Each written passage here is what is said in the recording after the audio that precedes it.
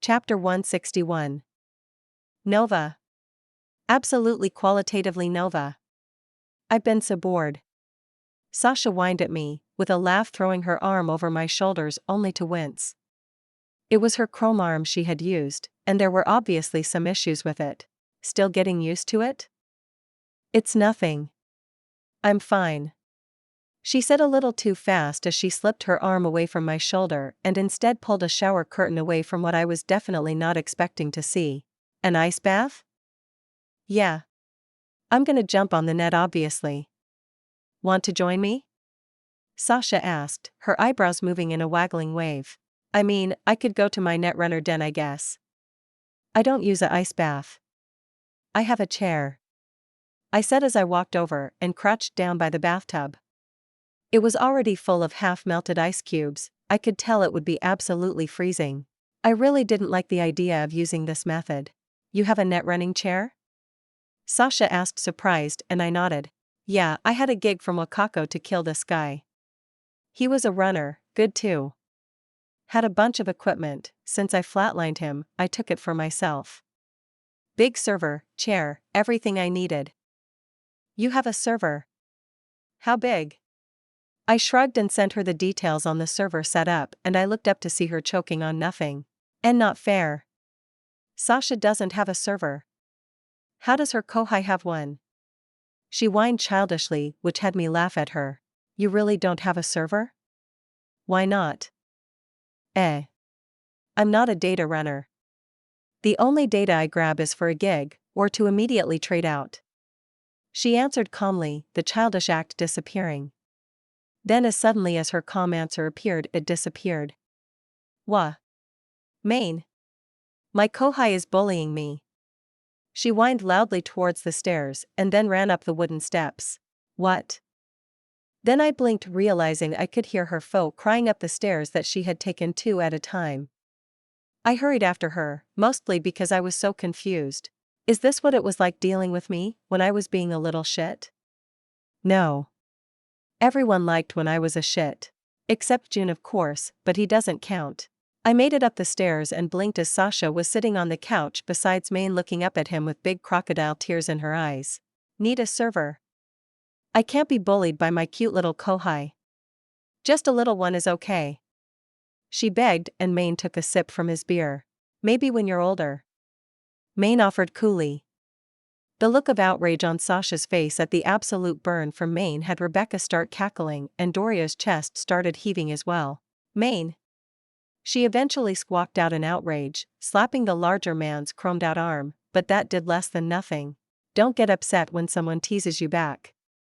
He retorted, and she huffed, crossing her arms, but her chrome one didn't move as easily, and she sort of flubbed the whole thing. Looking down at her arm, a change went over her face. I don't think Sasha was handling her loss that well.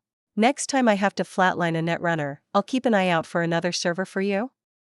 I offered, and my words startled everyone in the room, but Rebecca, who just looked thoughtful and then nodded.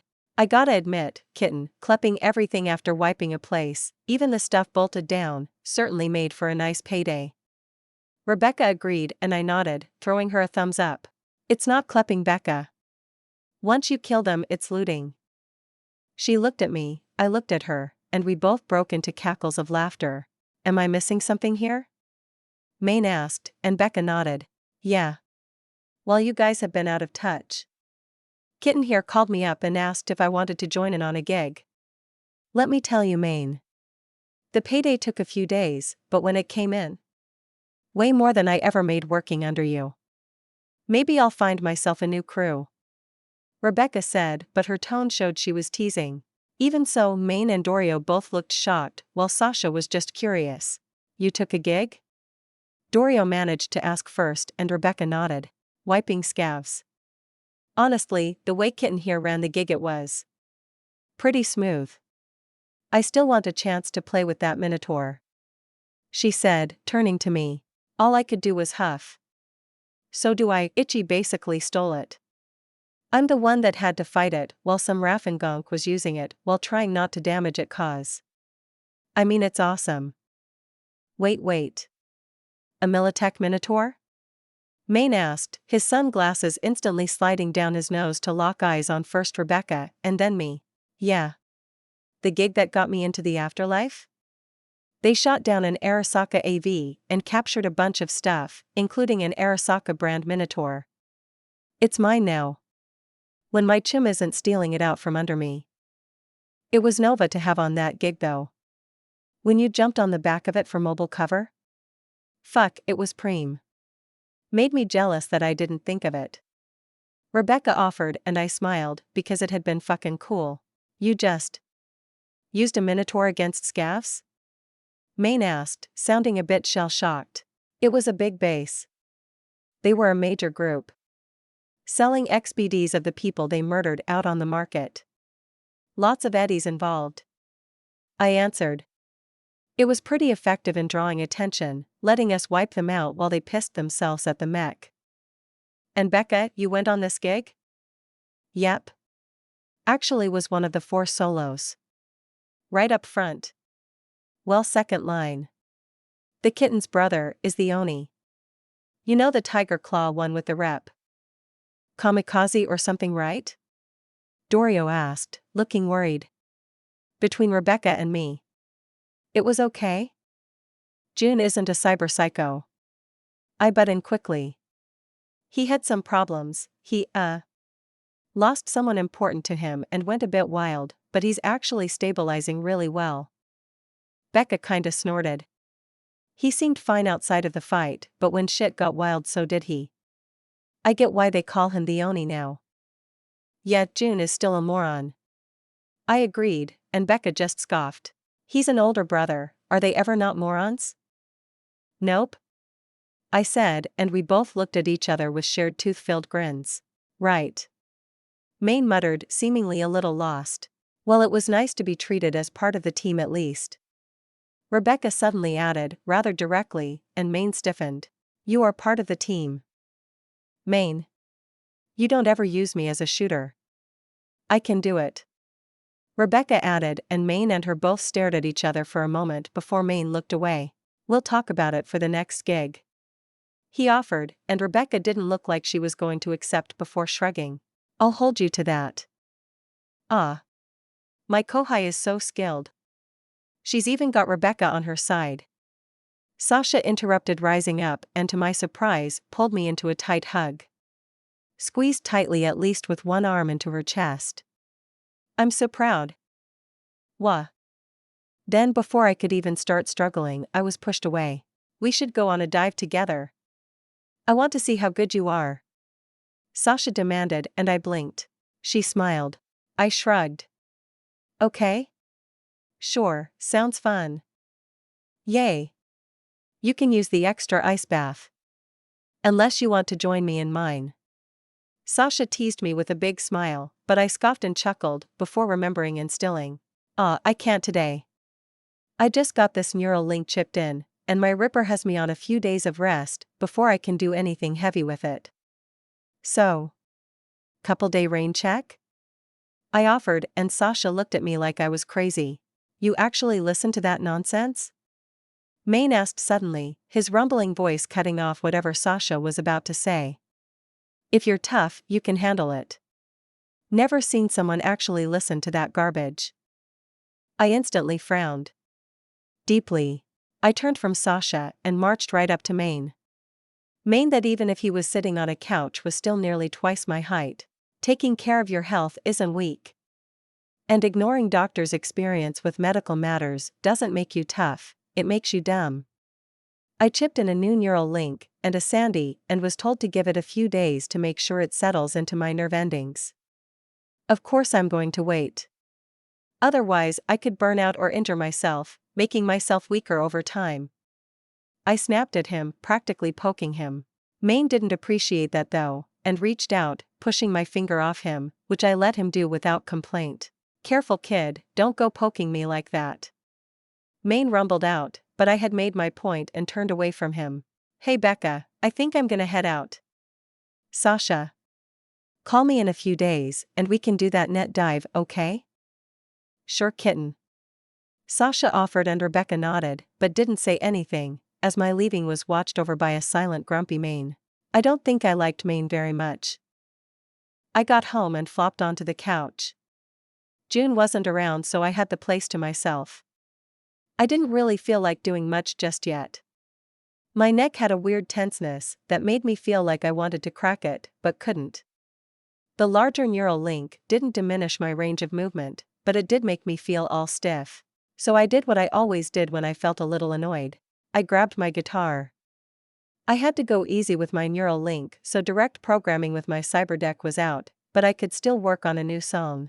I lay there on my back, tapping on my guitar as I ran through all the songs I knew. Which one did I want to play right now?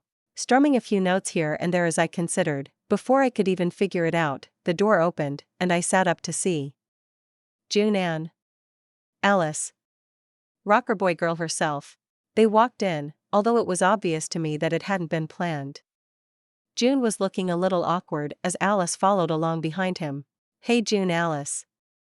Hey kid. You like music, tell your brother he should take my advice. I'm inviting him to a recording session. He gets to hear professionals at work. Alice called out to me, and June sent me a look. Ah, that's right. June's taste in music was trash. He probably hated Alice's sound. June. I'm disappointed in you. I called out, as I rose up, smirk already stretching across my face. You love music. June's pleading look turned into a promise to murder me after this, but that was fine. See? You love music. Alice agreed, uncaring about the truth. Come with. You'll get to meet some famous rocker boys and enjoy some music. As my plus one, of course. She offered, and June continued to prove he was the densest person in any room he entered. I wouldn't want to intrude. If you are doing music stuff, I'm not good with that sort of thing. But if you want someone that will be good with the music, you should take Motoko. She's amazing with that stuff. He offered, and I could literally see the look of frustration on her face as he continued to not notice she was into him. Oh no, I couldn't. June, Alice is your chum. I replied, doing at least a little to keep Alice from just dying on the spot at my brother's inability to notice interest in him. I see. He said, and Alice's face brightened up in delight as he seemed like he was finally understanding. He didn't, of course. I would have told her that, but June did it himself before I got a chance. Why don't we all go then? Motoko likes music, it'll be a good chance for her to meet some other musicians. Maybe get someone to jam out with you? He said, looking at me. June, brother of mine with the mental density of a black hole. I don't want to jam out with people, and the way you said it was super cringe. Alice had a similar look on her face, the full body cringe was there. But June's charisma was strong. Before the disgust could kill her ardor, he turned to Alice and smiled. Damn, June, throwing deadly smiles like that around, you were going to melt hearts. Along with something else. Not that June was attractive or anything. He was ugly, and fat, and he ate XXL burritos. How about it? Wouldn't that be more fun? He asked, smiling at Alice, and she broke. Sure? Sounds fine, I mean. Yeah. I can, get her a pass in too. I didn't even say I wanted to go. I offered, but June just threw another look at me. You've been practicing your music stuff so much, but you never do anything with it. This is a chance to meet other musicians, and maybe you'll like the idea of joining a band. June offered, and I realized what was going through his mind. June, you gonk, even if I join a band, which I'm totally not. I'd still do merc work. Maybe, he said with a shrug. I rolled my eyes and rose up.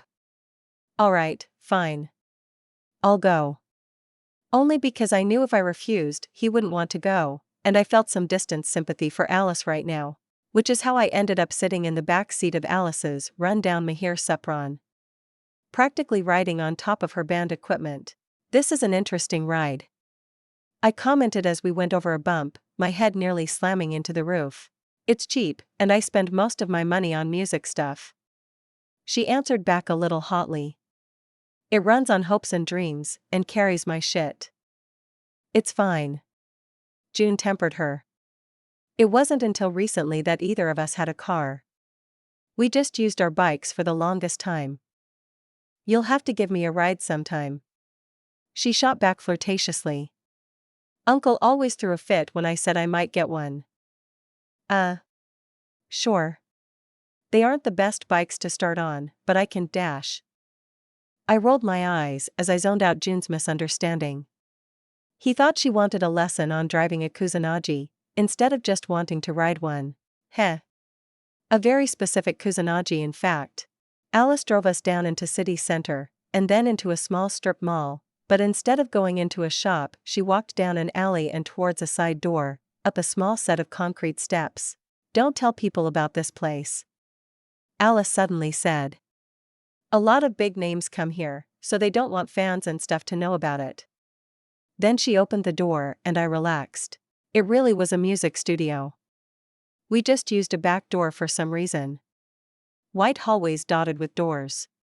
Small pieces of the door were glass, letting me see inside to small studio rooms full of sound equipment. I could just make out the small performance rooms as well. No sound escaped them though, as everything seemed to be soundproofed. We walked pretty deep into the building, passing by door after door, that inside I could just see through the small window on each door were often occupied. I guess music was big business in Night City. No one I recognized was inside though, but then I could only really see the editing room and not the performance box. Then Alice waved at a man that I did sorta recognize. I'm pretty sure he was one of Alice's bandmates. I vaguely remembered him from the gig I watched. Hey, sorry I'm late, she called, and the man looked over at June and I with a quirked eyebrow. Don't even. This is June, the Oni, she said proudly at June's nickname, which even June looked a little embarrassed at being called out like that. Right. The guy shot back. Who's the kid? The kid is actually pretty good. June's sister. And I realized that Alice probably forgot my name. I'm Motoko. Don't mind me. I'm mostly here because my brother thinks I need to get into music to escape my life of crime. The man blinked and then laughed a bit at my joke. Funny. Too many late-night joy rides in clubbed cars? Nah. I have my own car. Mostly it's the shootouts, I answered truthfully and then looked at the door. So what's going on exactly? The guy looked a little off, but shrugged it away after a moment. A friend of ours got a big gig, making a song for an Icola advert. He wanted us as his band. So we get to set up here, he explained with a curious look to Alice. You brought them without explaining? It sorta went that way. She shrugged, completely unashamed at the situation. She wanted to hang out with June after all. The way she entwined her arm with June's said a lot. So did June's very confused look towards his arm, wondering what was going on. Well, alright. Come on, Tessa is already in the booth, he offered and opened the door. Inside was a small studio, a few chairs and a ton of equipment. And beyond that, the small room that was soundproofed, where a man was seemingly already working. I didn't recognize him. Or anyone else in the room. But that was fine. It was kinda just interesting to see a real studio like this. Ah, there you are. A heavy-set man in an ill-fitting suit and enough gold chains on his neck to hang himself with pointed a set of pudgy fingers at Alice. Kept us waiting. I'm on time. You just wanted me here early. Violent Hemorrhage is here to perform. Well, get to it. No, hold on. This is a good line, he ordered and turned back to the equipment. A headset half off put back on, as he hit a few buttons. There was a man, the sort of guy that looked like a titular rocker boy, fancy clothes, and styled hair, and probably a grand or more on accessories, and even more on fancy chrome. His styled hair buzzed with electricity as he sang. But I couldn't hear him, so I just shrugged. Alice pulled June inside, and we were put into a corner, as Alice was prepping to enter the booth, but at least she gave us a pair of headsets so we could listen. I put it on, and instantly frowned. Electro Hair was doing the same shit that Alice did. It was all the chrome's work. His voice was shit. Sure, it sounded okay, but if you knew what you were listening for, you could hear him missing notes, or just slurring the song a bit too much. Bad auto-tune. That's what it reminded me of. The fatty producer didn't seem to mind, and I could tell June didn't seem to notice, bobbing his head a bit to the song. Then they cut, and Alice and her bandmate entered, quickly grabbing some instruments already set up, and this time, they played together with the singer. Checking harmony and timing. From what I was hearing, the producer guy and another guy on the equipment muttered to each other. Honestly, it was kinda interesting, I guess. Similar to what I do, but I don't need some weird guy to do it for me. I sighed. That was just because of the system. So I shouldn't badmouth people just trying to do their thing. I shook off the sense of arrogance and instead listened. What would I do to improve the song? I'm actually not sure. Rocker Boy gives me a lot of information to work with, but I've never tried to edit a song that had bad singing before, so instead I focused on what the producer? I'm not sure what his actual job was, but I watched him work. It was interesting, and made me want to play with it too. But I kept out. No way he would want some teenager messing with his equipment while he was putting together a song. I wouldn't want someone interfering in my work. So I stayed back. June and I listened for a good 30 minutes as they ran through the song multiple times before they took a break.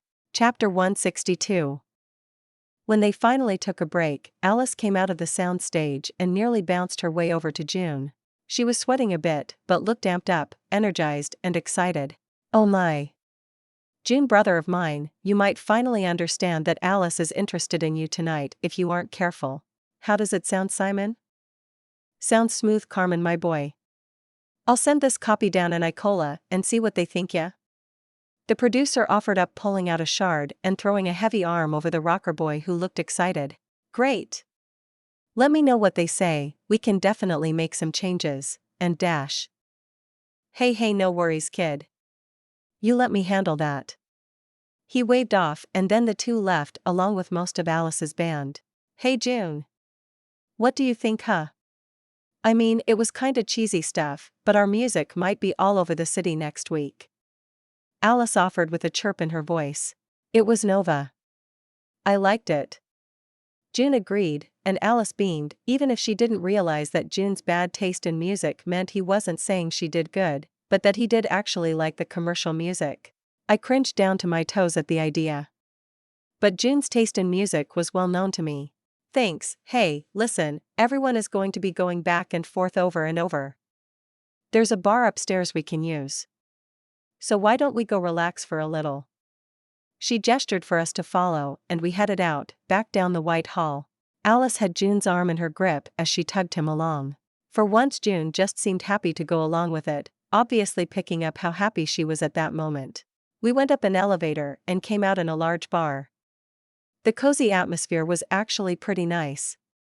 Much more classy than some of the places I had been dragged into. High-end too. With the entire wall having open windows, and a stage up in a corner, although it was empty for now. But the bar wasn't. Lots of rocker boys hung around, some drinking, some chatting, some drugging. I ignored them all, instead splitting off from June and hitting the bar, sliding into a stool. Something for you? Just a soda is fine. I answered, and I got a funny look from the bartender, a very pretty woman that was a bit obsessed with silver chrome, but I got my drink and that was good enough for me. I noticed Alice looking at me from a booth with June and the rest of her crew and threw her a wink. There. That's all I will do to help you with June, don't say I never did anything for you. She nodded in turn and then focused on June, smiling. Not a regular, are you? The bartender asked, and I noticed I was the only one still at the bar itself. Nope. Following my gonk of a brother and the rocker boy girl that's into him, not that he noticed. Bit dense.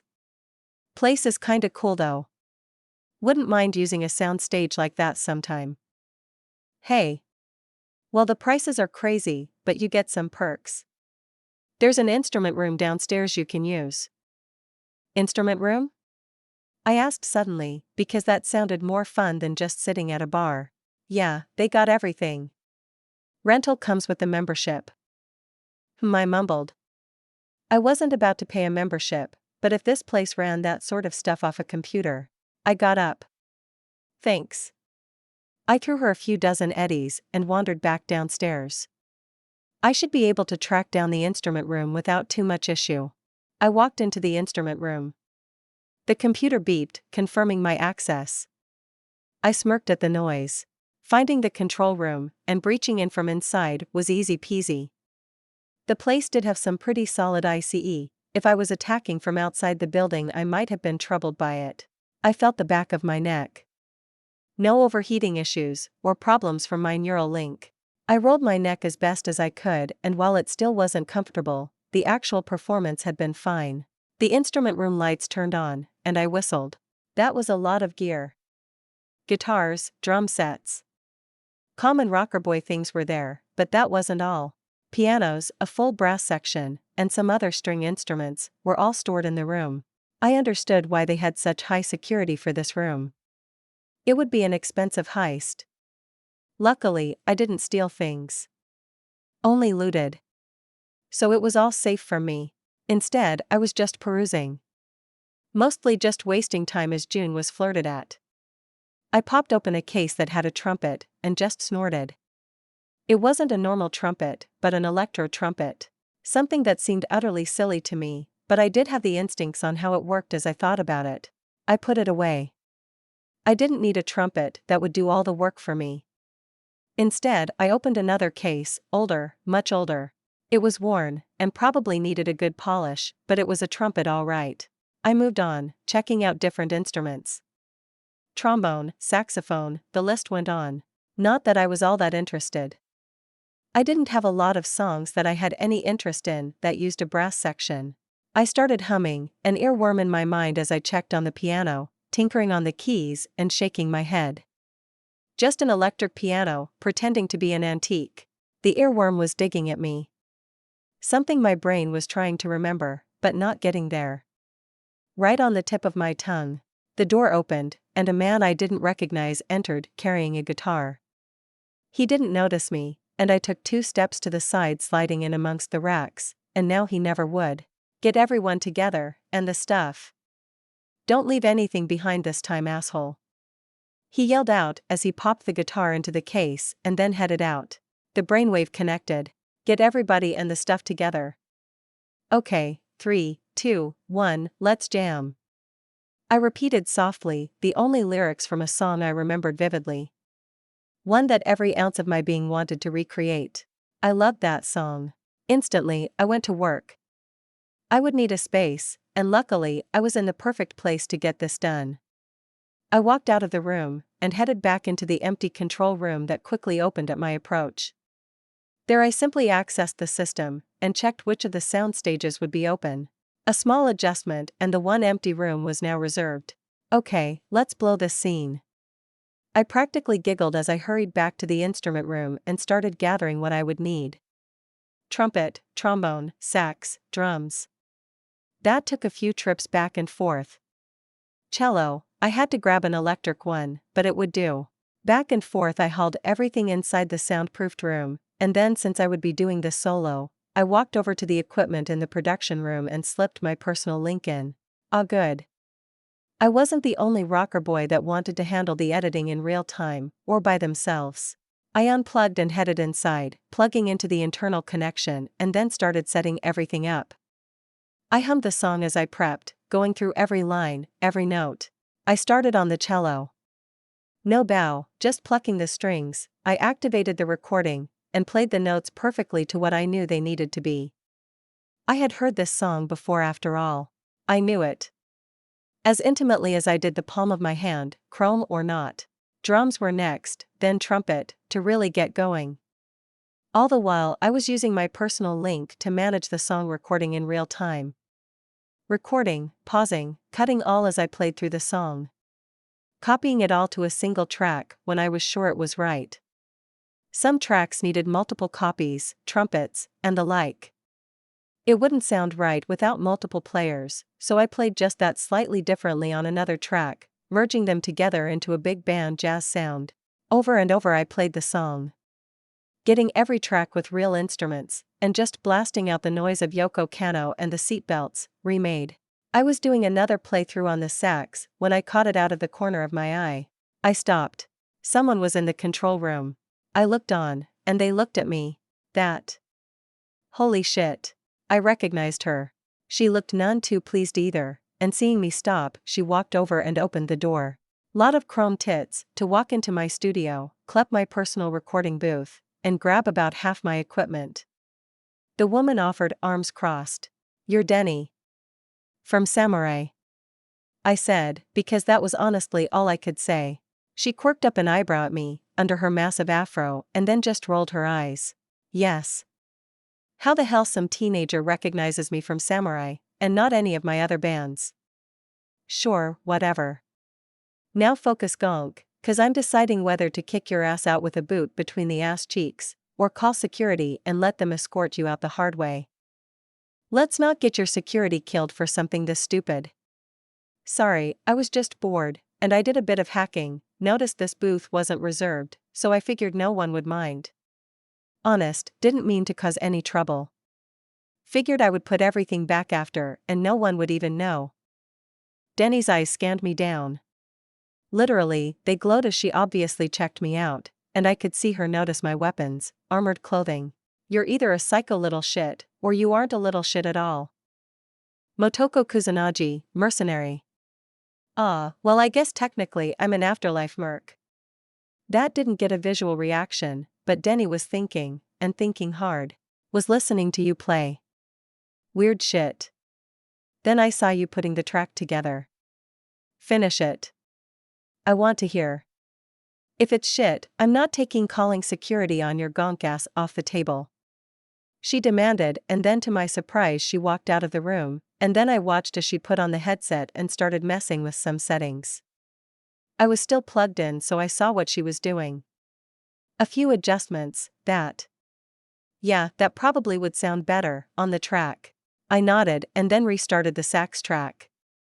Adding it into the piece. Okay, 3, 2, 1, let's jam. I spoke into the mic, making my voice as husky as I could. I checked the vocals and nodded. Sounded good.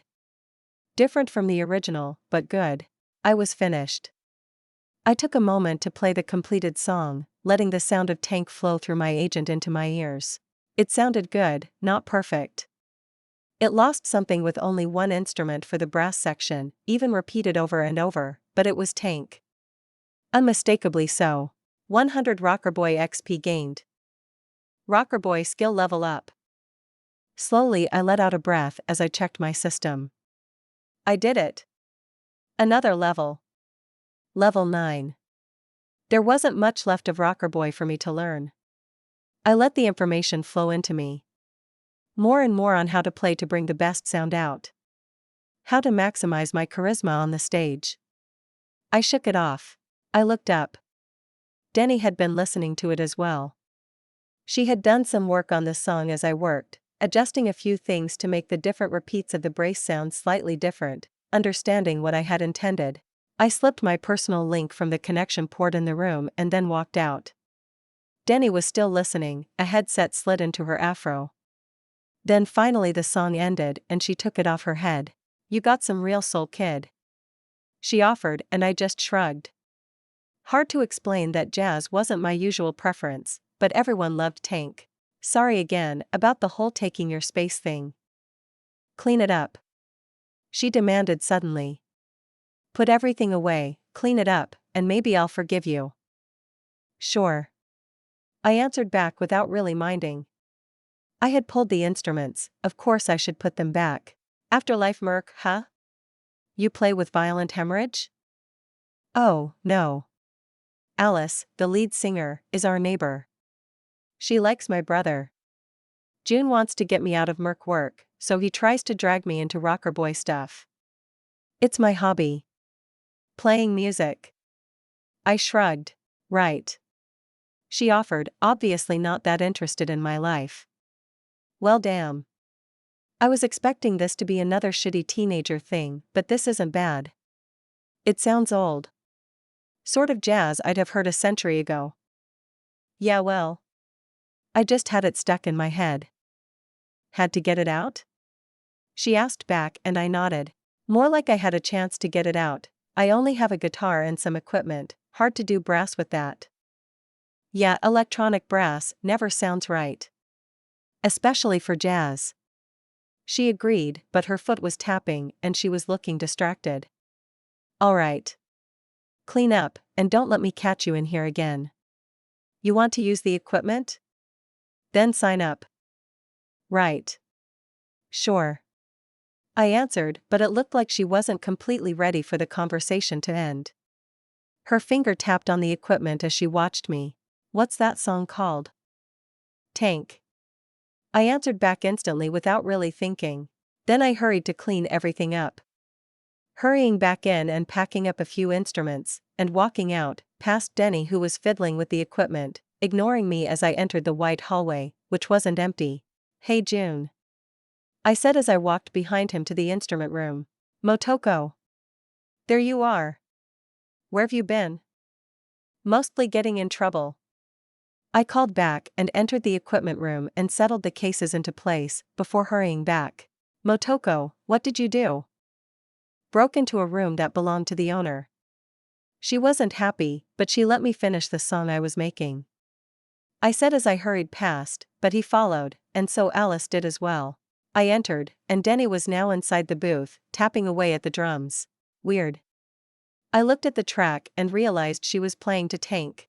I jerked and hurried inside, not really caring about the soundproofing. Inside Denny was in the groove, slamming the drum beats, while my rendition of Tank played through the speakers above. What is that? Alice asked, having come up behind June to see what was going on, but I just ignored her. Denny was jamming out. Fuck it. I walked over to the sax that was still out, and threw it on, and plugged into the system, pausing the sax track so that when it came up, I just played it myself. Denny wasn't playing the exact track, instead jamming out, and I did the same, entwining the sounds with her drums. We jammed out, ignoring anything else for a few minutes until the song ended. Not bad, kid. Denny agreed and then looked over June and Alice with a frown. June only had eyes for me, smiling proudly, but Alice was looking at Denny in awe. Denny, she uttered in shock at seeing the woman step away from her drum set. Random gonks that all wandered into my private space. Geez, what kind of night is this where every street kid has the chromed out balls to just move about as they please? The woman scoffed out looking at me. How much? I asked as I was breaking down the sax, pulling out the mouthpiece, and the reed. For the song Kid. How much? I stilled, because that was a random and very uncomfortable question. What? Wait, that song? Is that something you wrote, Motoko? June interrupted, definitely not knowing who he was in the same room as. June didn't like samurai to start with. Yeah, I snuck in here and started it, but this is Denny's private booth. Which makes sense in hindsight, being the only room without a reservation. Really smart there, Motoko. Yeah, explain after. How much for the rights to the song? I like it. Not really modern, but because it isn't, I think that's why I want it. I opened my mouth to give some blaze answer. How was I supposed to know how much a song could be worth? But then in my head, an image of Hiromi popped up. Black chrome gleaming as she frowned at me. Don't make any decisions about money, Motoko. You are terrible with money. Let me do it instead. Right. Mind Hiromi was probably right. I'll have to ask my manager? I questioned, not at all convincingly. You have a manager? Denny asked, emphasizing her disbelief. I have a manager. Probably. I answered back, only muttering the last part. She snorted and flicked me a number. Have your manager call my firm. Mention the song name, and they won't just hang up on you. Now really. Clean up and get out of my booth. Denny demanded, and everyone except June jumped. He just looked like Christmas came early. Right, let's go. Don't want to ruin your vibe or anything. Alice spoke, trying to sound casual, but it was obvious she was a bit starstruck. Come on, June, we don't want to bother Denny. She demanded, but could barely tear her eyes away from the woman to grab June's arm to pull at him. June didn't budge an inch, instead looking at me. We did the sibling communication thing. I just threw him a small smile. I'll finish cleaning up. I offered, and Denny nodded as if that was obvious. June nodded and let Alice pull him out, and I got to work, packing up the instruments and moving them back. Denny didn't stick around, instead leaving back out the door. 10 minutes later, everything was put away. I wandered over to find June. The moment I opened the recording room, Alice was on me. What the hell was that? You know Denny? We just met tonight. I answered, and frowned as she was tugging on my jacket. What the fuck? Denny talked to you. Wanted to buy your song? What song? Tank. What the fuck? She exhaled and shook herself. I want to hear that song again.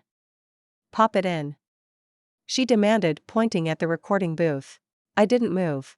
I kinda, sorta, maybe a little liked Alice. She was doing the musician thing, and while she was bitchy, she had the charisma. It came off more amusing than anything. But I didn't just play music on command, and certainly not when ordered. Motoko? June interrupted as the moment between Alice and I stretched, and she realized I wasn't going to do what she wanted. June? Can we hear your new song? I only heard a bit there. I scoffed at June's obvious attempt to settle things, but I also couldn't just deny June like that. I pulled a shard out of my neck and stuck it into the recording booth system, and set it to play. The speakers in the booth came alive instantly with the sound of horns, and then a thrumming cello. Alice jerked at the instant noise, and then settled in to listen. Looking to me at the vocals, but then just listening, foot tapping at the beat. That's certainly different. She said finally as the song ended, but June just threw an arm over my shoulder in a side hug. Awesome job, Motoko. It's nothing. I mumbled, a little embarrassed that everyone had heard it. I hadn't wanted anyone to hear it. I shook it off. I'm going to head home, June. I guess it is getting late. Let's go home. He agreed, and I could see Alice twitch at his words, but he then did something that surprised me.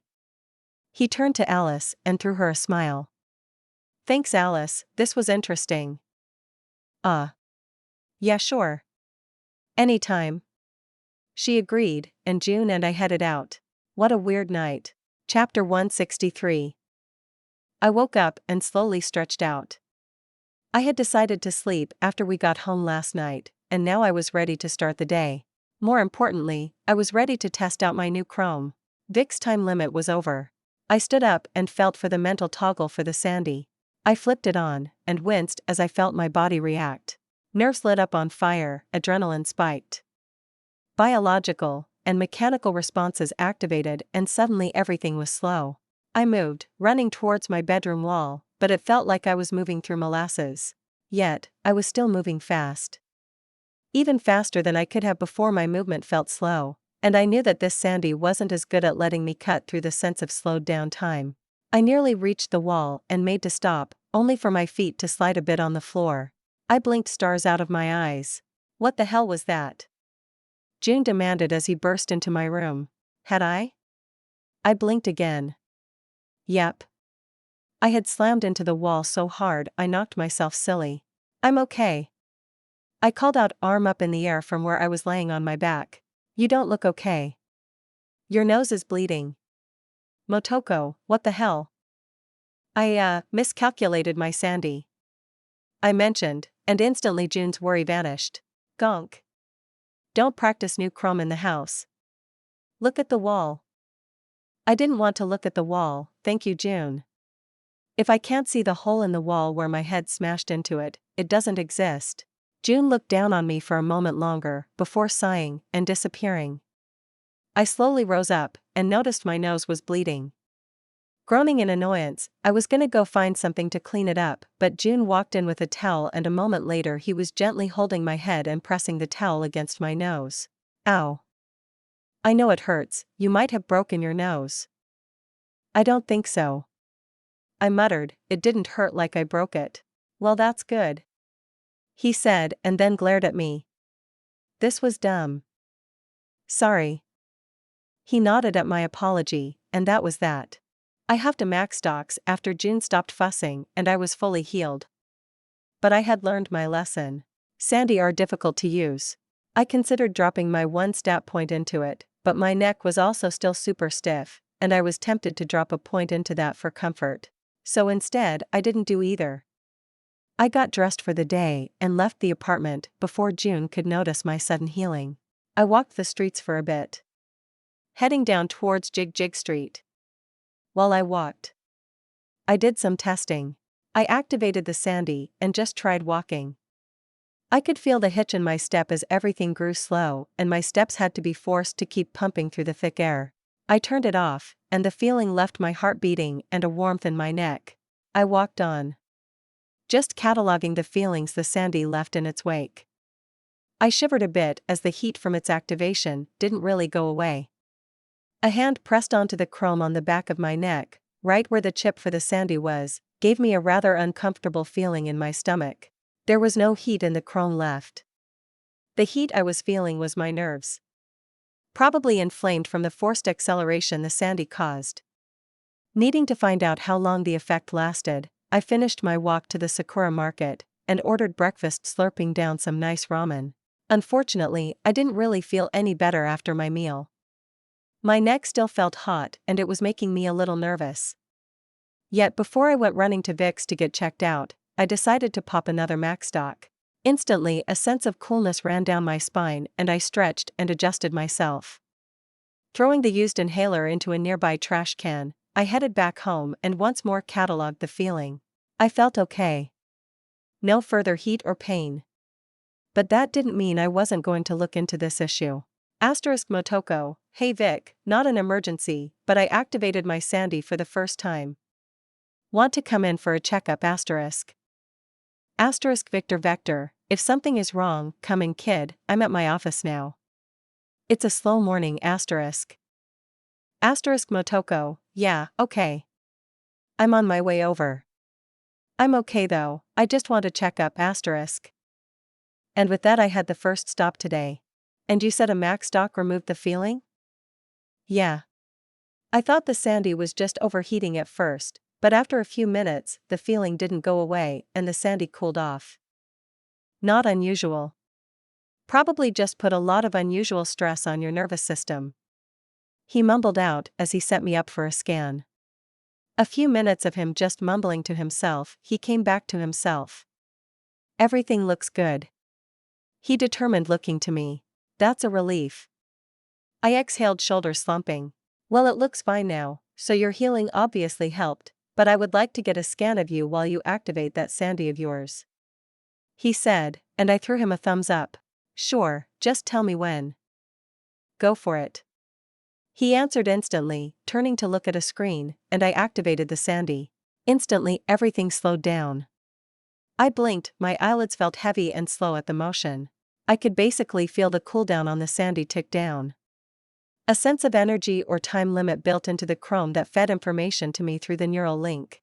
Then it deactivated and I gasped as I realized my heart was beating fast from the adrenaline surge. Alright, do you feel the heat again? Vic asked, and I focused on my neck and nodded. A little? Maybe? I think I didn't really notice it until I used it twice. Alright, let's do that then. Go ahead whenever it's ready, kid. I nodded, feeling the Sandy's cooldown finish its long cooldown cycle, and then I activated it again. The experience was truly unique. Each time I activated the Sandy, I noticed something new. How air felt a little heavier, making it harder to breathe. But it was actually just my sense of touch and my sense of time conflicting. The Sandy turned off, and I was more ready for the feeling of the adrenaline surge ending as I calmed myself and just let my adrenaline fade away. I would bet you are feeling that now. Vic muttered as I shivered, my neck hot. Yeah. Well, good news and bad news. Good news, this is pretty normal. It's nerve strain, pretty common with reflex boosters. As long as you give yourself time to recover, you'll be fine. Bad news? It's not likely to go away. It's just how your body responds to the chrome. When I used a Macstock, I was fine after. Does that mean I can keep doing that? I asked. Normally I wouldn't want to abuse my body's limitations, but only being able to use a Sandy twice sounded pretty useless. Honestly? I don't know, kid. I wouldn't recommend it. Better to not risk it, but your healing is so unique, and filled with unknowns to start with. Be careful. I will.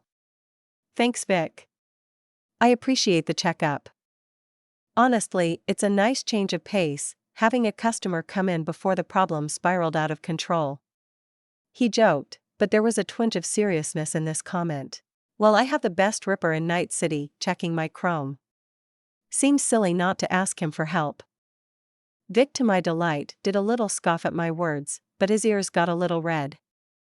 I thought about teasing him, but no. I didn't want to embarrass him. Thanking him once again, I headed out. I had a lunch date after all. What? Oh my god, Motoko. Eee. Hiromi rambled and squealed in happiness while we sat across from Arasaka Tower in the city center park. I had asked Hiromi if we could meet during her lunch.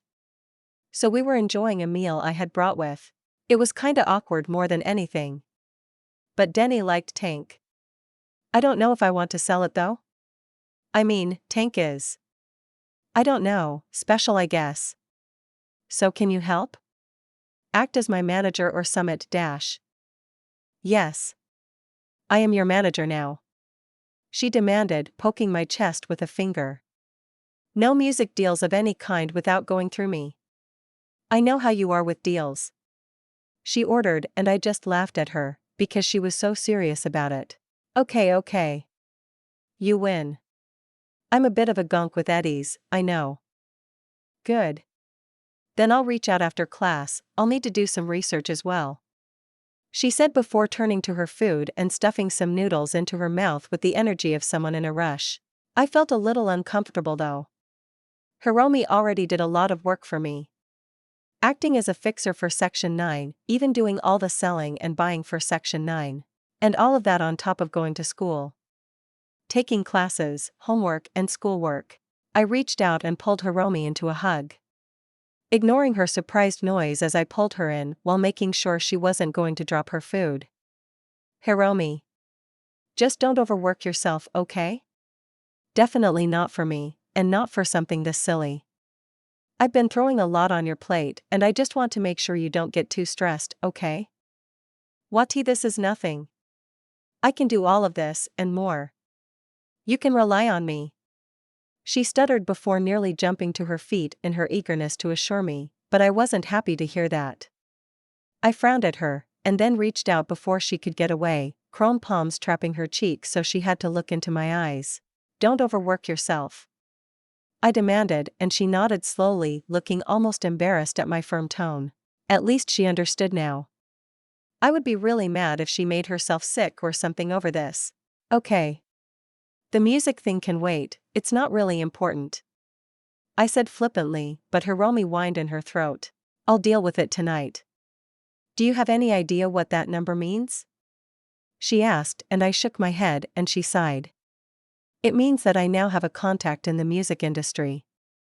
When I call, the manager will try to trip me up, I'll haggle, and we'll end up with lots of eddies, and a new name. A contact I can reach out to speak to for any information in the music industry. Contacts are better than eddies, Motoko. Well, just don't work on it too hard. I said, not really understanding how a business deal would turn into contacts in the future. But that was Hiromi's thing, so I would take her word on it. I mean, it's a lot of work for nothing. Nothing? And then Hiromi surprised me by instantly pushing into my personal space. Her face reddened, but she did it anyways, poking me in the cheek with her face really close. I'm taking 20% off the top, she said almost sinisterly, and then settled back onto the bench with a cackle. Hiromi around eddies was scary. With the music issue passed off to Hiromi, and my chrome settled and functional, I made a call. Kitten. What's my little kohai calling about? Sasha said cheerfully, although it did sound a little forced. Well, you asked me to net run with you last time. Just got my final checkup from my ripper, if you still want some company? Ease. It's so boring. The only thing I'm allowed to do is net dive or watch TV. Okay. You come over and use the bath? I'd much rather just head to my place, and we can meet on the net. My chair is way more comfortable. Pft. That's right, you are so prissy about it. It's kinda cute. Very Momo point. Okay, fine, you can have your senpai stuck with crappy ice baths while you get your fancy equipment, it won't matter. I'll show you what a real netrunner is like, chew, asterisk. Did she just kiss noise at me? Right? Asterisk hee. Okay, where should we meet? Should I give you my lobby code? Did I clean it up?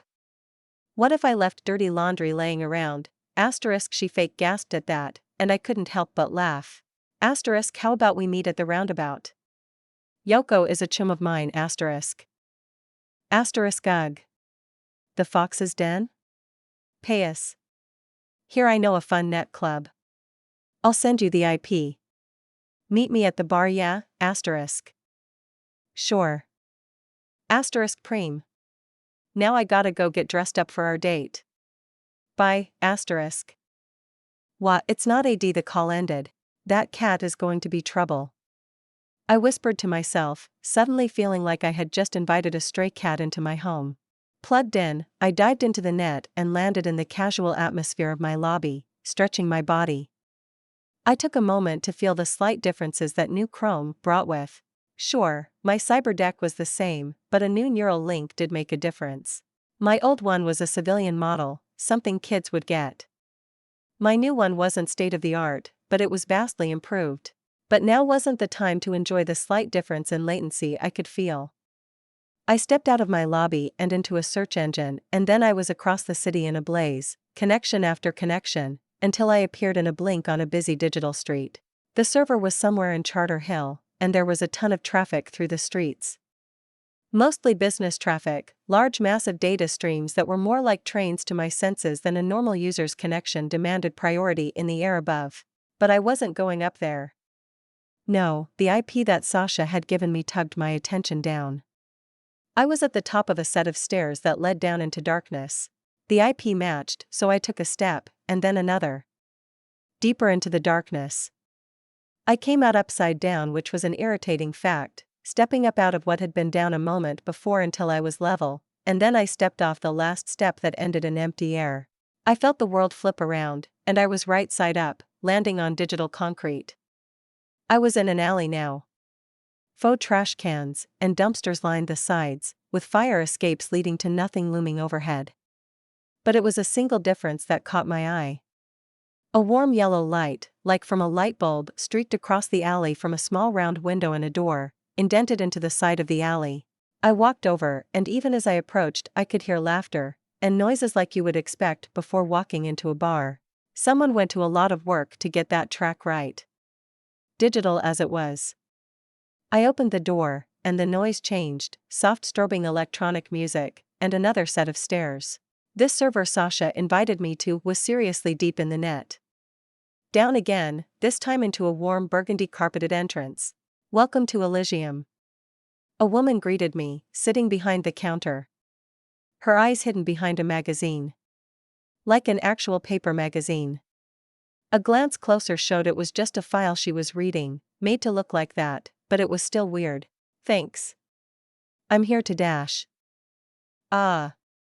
She interrupted. That's none of my biz. Go on in. No trouble, or I introduce you to Elysium's darkest black ICE.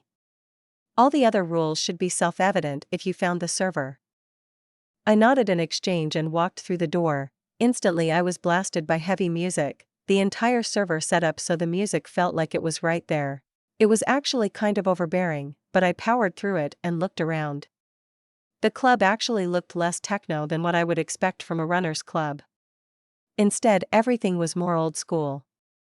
Hardwood and warm colors. The lights actually looked like light bulbs, giving the place a warm glow. But it was obviously fake. The facade peeled and cracked in the dark corners. As data shone through, the server was old. That was what I came to realize as I looked around. Unlike Yoko's club, this was the sort of place that had been around for a long time. But I shook that off and headed for the bar. I frowned when I realized there was no Sasha. Had I beat her here? I shrugged it off and took a chair. A bartender behind the counter wasn't actually a person, just a demon watching over everything. It would definitely aggro the moment someone caused trouble. I hadn't managed to sit down for more than a few moments before a back door of the bar opened and out came a giggly Sasha. Yay! She cheered, happily bouncing around. Her appearance and cheer caused a few of the netrunners sitting in booths around the bar to groan and feign outrage at her. Kohai! She cheered, noticing me and bouncing over. Instantly, I realized the difference between Sasha in real life and Sasha on the net. She was happy here. Or at least faking it way better. Dash. Nenine. She demanded, a finger hovering over my lips, not that her finger would have reached me anyways. I'm mysterious Nikonayan, 3 on the net. She demanded with a wink. Shut up, Sasha, you gonk. A man called out from across the room and Sasha instantly zipped away to glare at the man. Don't do that, you rusty pipe. She hissed very much like a cat, but he just laughed at her. Okay Nico.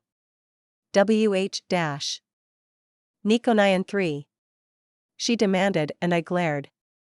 The fact she had added a fucking emote into her speech and my brain actually processed it as such was toxic. No, I said, and she huffed a sigh, before looking pleased as punch and reaching out to fake poke at me. Fine kitten, we dash. Ghost. On the net I'm ghost. I poked back right on her nose. Cringe. You and like 50 others. Whiskers is better. She denied and I huffed at her. It's what I called myself before, and it's what I'm using. Ghost is cool, I said, ignoring the look of disgust she was giving me. But if I have to, it's Ghost in the Shell. I answered. Adding a bit more onto it so I wasn't just all the other ghosts on the net. Less cringe, but not very cute. Very 4 out of 10. Not very Novapreme of you. I visibly cringed in response, what else could I do? She had said that like some old out-of-touch lady trying to be cool. He. She giggled at my obvious disgust. Why are you like this? 'Cause it's fun, duh. She chirped, before looking more serious. Okay so. Elysium isn't just a hangout, it's a gambling den. We are here to make Sasha some eddies. And you? Don't worry, Senpai won't cheat you. I don't gamble. PSH, don't worry, it's not gambling when we will definitely win. Said every gambling addict ever.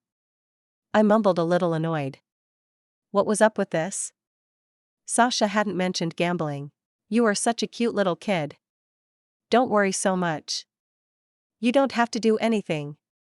I just need a second body so I can go into doubles. Single battles aren't making me as much anymore, but you are fresh. Odds should be preem. I just looked at her for a minute before feeling like I wanted to rub my nose. Sasha, what is even going on? What double battles? Oh, you are so new. Like a shiny fresh demon just created and naive to the ways of the netrunner. Elysium is the #1 netrunner combat zone in NC. Chapter 164. We go in, beat up some low-rank rezzers, and make some fun eddies. It's a good way to get your name out too. Sasha offered, practically bouncing despite being in cyberspace. What kind of battles? I don't like the sound of combat zone, and Sasha, really I need some deets before I do something like this. She looked at me for a moment before sighing. Okay, come with me. She demanded, and Fo grabbed my wrist to tug me along. I eventually relented and rose to follow. She led me back through the door she had entered and into a. It reminded me of a locker room. Okay Motoko, here is the deal. We are 2v2. There will be a couple of amateurs on the other side. We beat them. No killing, but you do your hacks to disable them. They will get tugged out by the system if something goes bad. It's all safe as can be. Hasn't been a death in the combat zone in years. And that was practically a suicide. Follow me so far? Sort of. Why, though? Why would a netrunner show off their hacks like that? Isn't that dumb? You don't really bring in the best of the best stuff that you want to keep secret, and kitty scripts aren't going to be new to anyone. But yeah, if you got something special you come and show it off, and you might get someone, or multiple someone's interested, then you trade for better hacks, or data, or equipment. I never heard about this place before. Which is weird. She suddenly exclaimed, arms waving. Even kiddie scripters hear about it. The fact you don't know is super weird. So here we are. You back me up. I can handle this myself if I have to, but I have to bring a +1 for the double battles. So just sit back and let Senpai Nico 9-3 show you how it's done. I'm not sure I want to jump right in, Sasha. I'd kinda rather watch to get an idea of what's going on first. Besides, my hacks aren't dash. Oh, it's too late for that. She interrupted, and then suddenly I felt it. I was pulled from the server I had been on before, and instantly moved to another section. I couldn't even fight it, as it felt more like the entire server section I was in dropped deeper into the net, which was a truly uncomfortable feeling. This server wasn't normal. The restrictions and setup was odd. Truly odd. I could feel foreign code slam down. Rules of the server architecture that. It was a game. I was in a game. I twitched, wanting to rip the entire thing apart and get out of here, but I mean, it was a little intrusive with how I had just dropped in, and I didn't know the rules, but I quickly pinged the system and confirmed that the rules would keep anything from going too wrong. Suddenly, the far wall of the locker room burst apart into data, revealing what looked like a recreation of a garbage dump beyond. Sasha. I said flatly, not at all amused. Did you just walk me into the arena while explaining what this place even is? Yep. Put down a bet on your behalf as well. She said with a wink. Don't kill her, Motoko. Don't kill her. I whispered to myself. I just saved her. Killing her would be a mistake. Woo. Sasha cried out as she charged ahead, and then threw out a hack. The data coalesced from her hand in a stream of white-hot plasma that ripped a hole straight across the arena towards the other side. The blast distorted the data in the way, smashing through every piece of terrain the arena had created. A moment later, she snapped her fingers. Ah. That sometimes works. Killing them before they leave their starting zone. Great. I'm teamed up with a spawn camper. I muttered in realization. Sasha was a toxic gamer. Fuck. I hurried to escape the spawn point, not sure what the fuck was gonna happen in retaliation, and I did so just in time. Missile? It looked like a missile, or lots of them anyways, shot over the terrain and then came down in a mass towards our entrance. Slamming into the little locker room and exploding constantly, a barrage of damage that I was able to see beyond the display, and realize it was tearing apart data that was struck. A virus, and a nasty one. Looking around, I realized that Sasha was completely missing. Bitch. I muttered and then breached into the server around me. Its defenses were strong.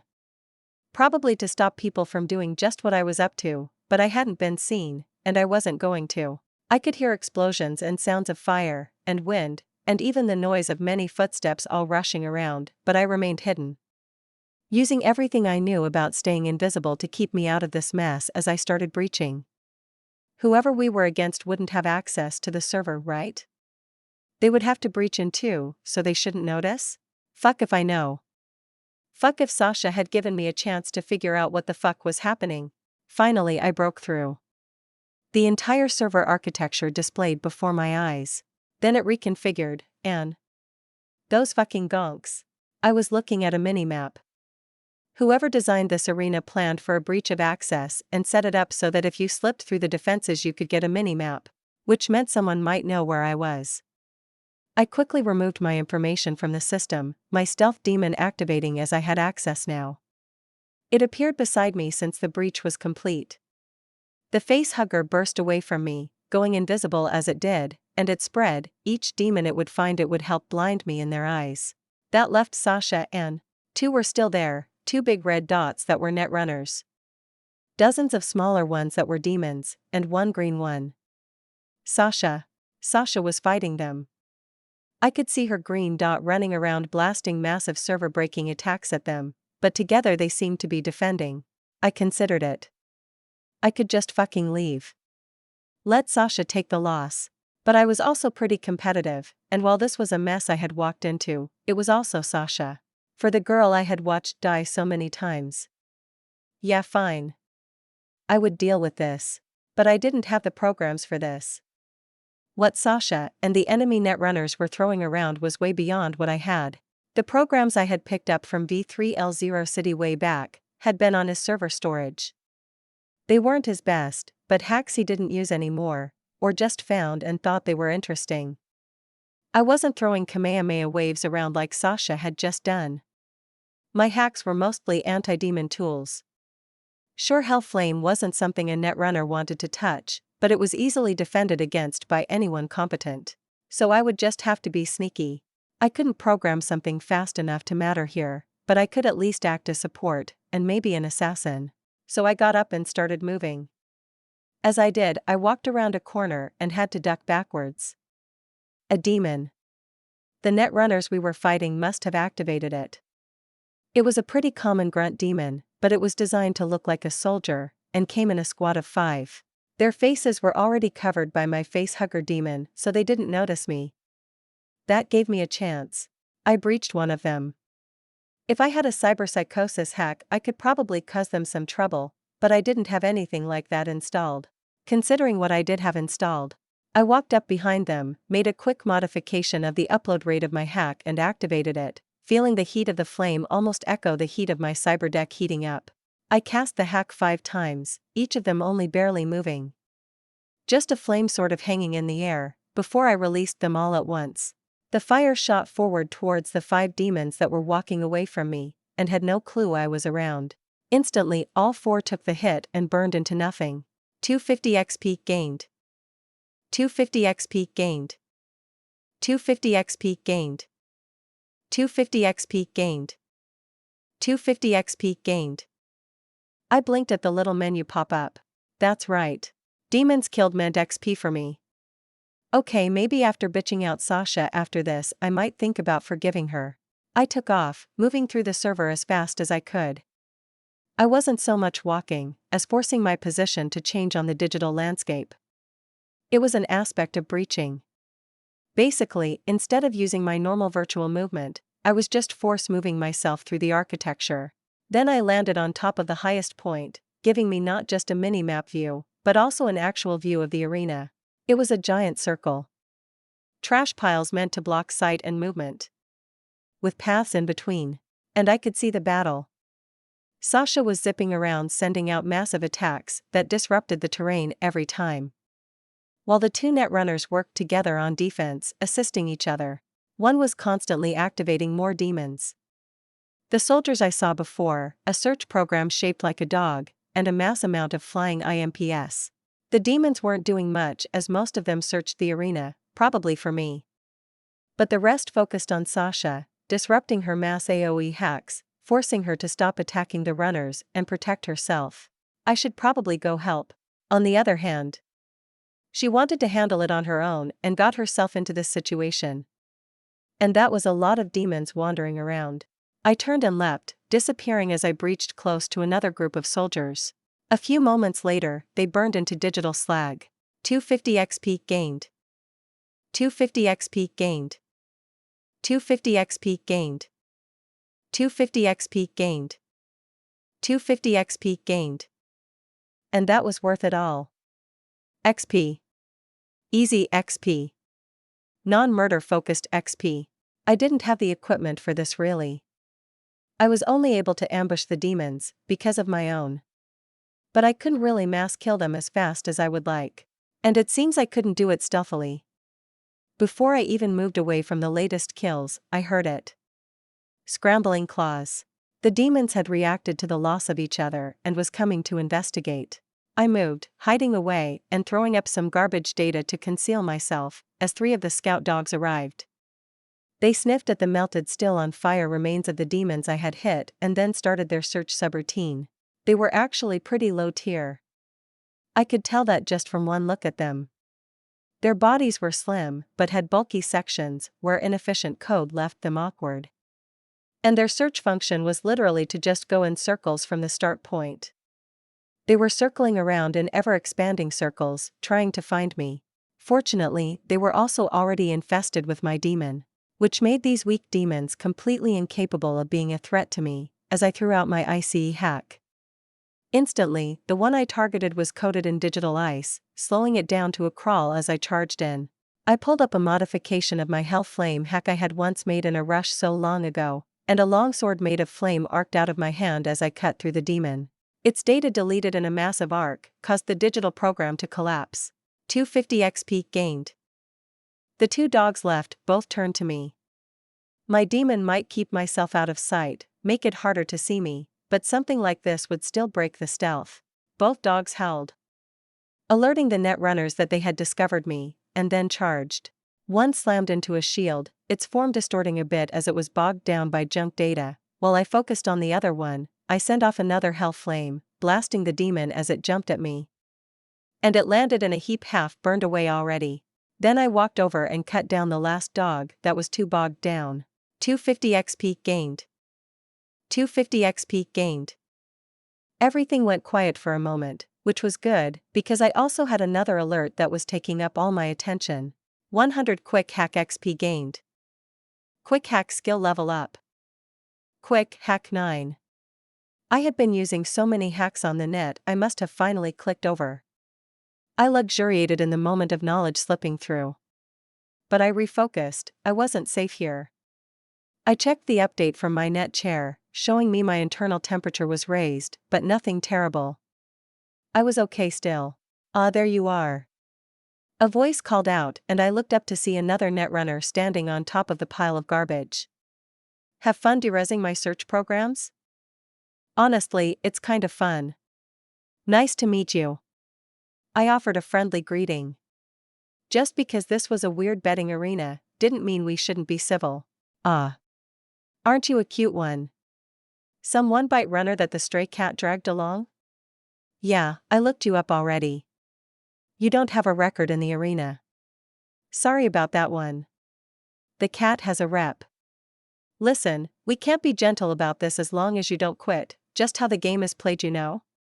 Nothing personal. Then I heard it. A heavy stomping. I looked towards where the dogs had come running and cursed. These guys are just rezzers. I mocked. It'll be easy, just let me handle it. I continued as I stared at the burning demon that was a digital hazard, melting the trash around it, as it deleted and warped data in a space around it. A Balrog. I had only faced one of these before, and it had sent me scurrying away. This one wasn't set into a dying server. The netrunner looked proud as his demon finished loading, and then it locked onto me. Oh fuck this. I muttered and took off, using every bit of my breaching skill to move as far from that thing as I could. It followed, roaring a challenge as it stomped after me. It was slow. Much slower than I was, so I quickly decided on a battle plan. Just stay the fuck away from it. It lost direct sight of me quickly enough, and instead of trying to hide, I knew what I had to do. Sasha might have pulled me into this nonsense, but if I ignored it, then good chance, she would have to face it as well.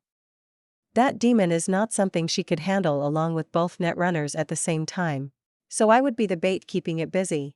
And while I did that, I would go murder a bunch of demons. I had a mini-map after all.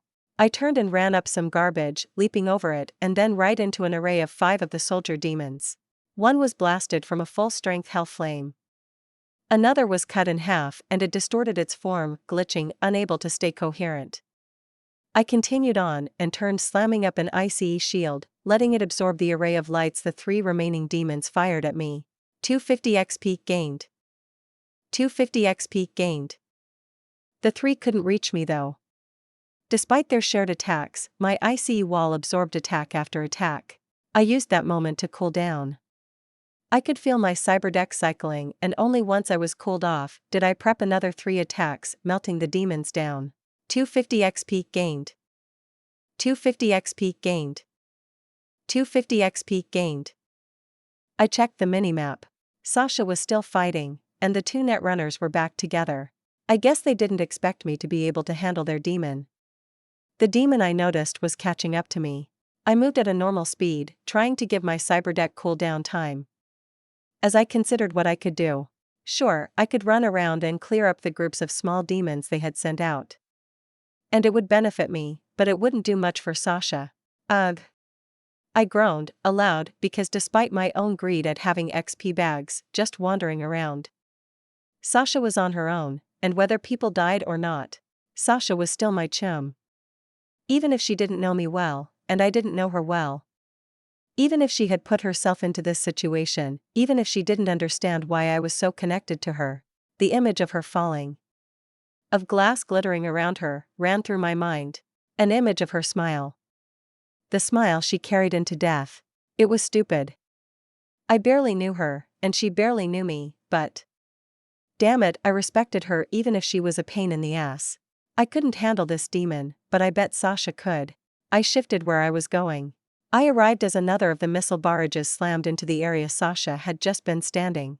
When the smoke cleared almost instantly after Sasha was fine, a barrier of light stood before her. Immovable. That the best you got? She screamed out in challenge, but the two netrunners didn't react, just stayed together. Both men worked in sync to prep more attacks, to prep more demons, to distract her and me with. Probably more a distraction for me than anything. The moment after, a group of demons spawned in, the soldiers instantly pointed and started pelting shots at Sasha. I could see her frustration. Which is why I teleported in right next to her. Instantly my defenses activated, ice wall absorbed the shots, and started spawning in barriers as well. Wah. Kitten. It's Ghost. I'm on defense.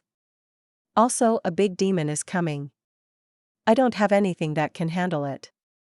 I warned, but Sasha just laughed. You leave a fence to me then.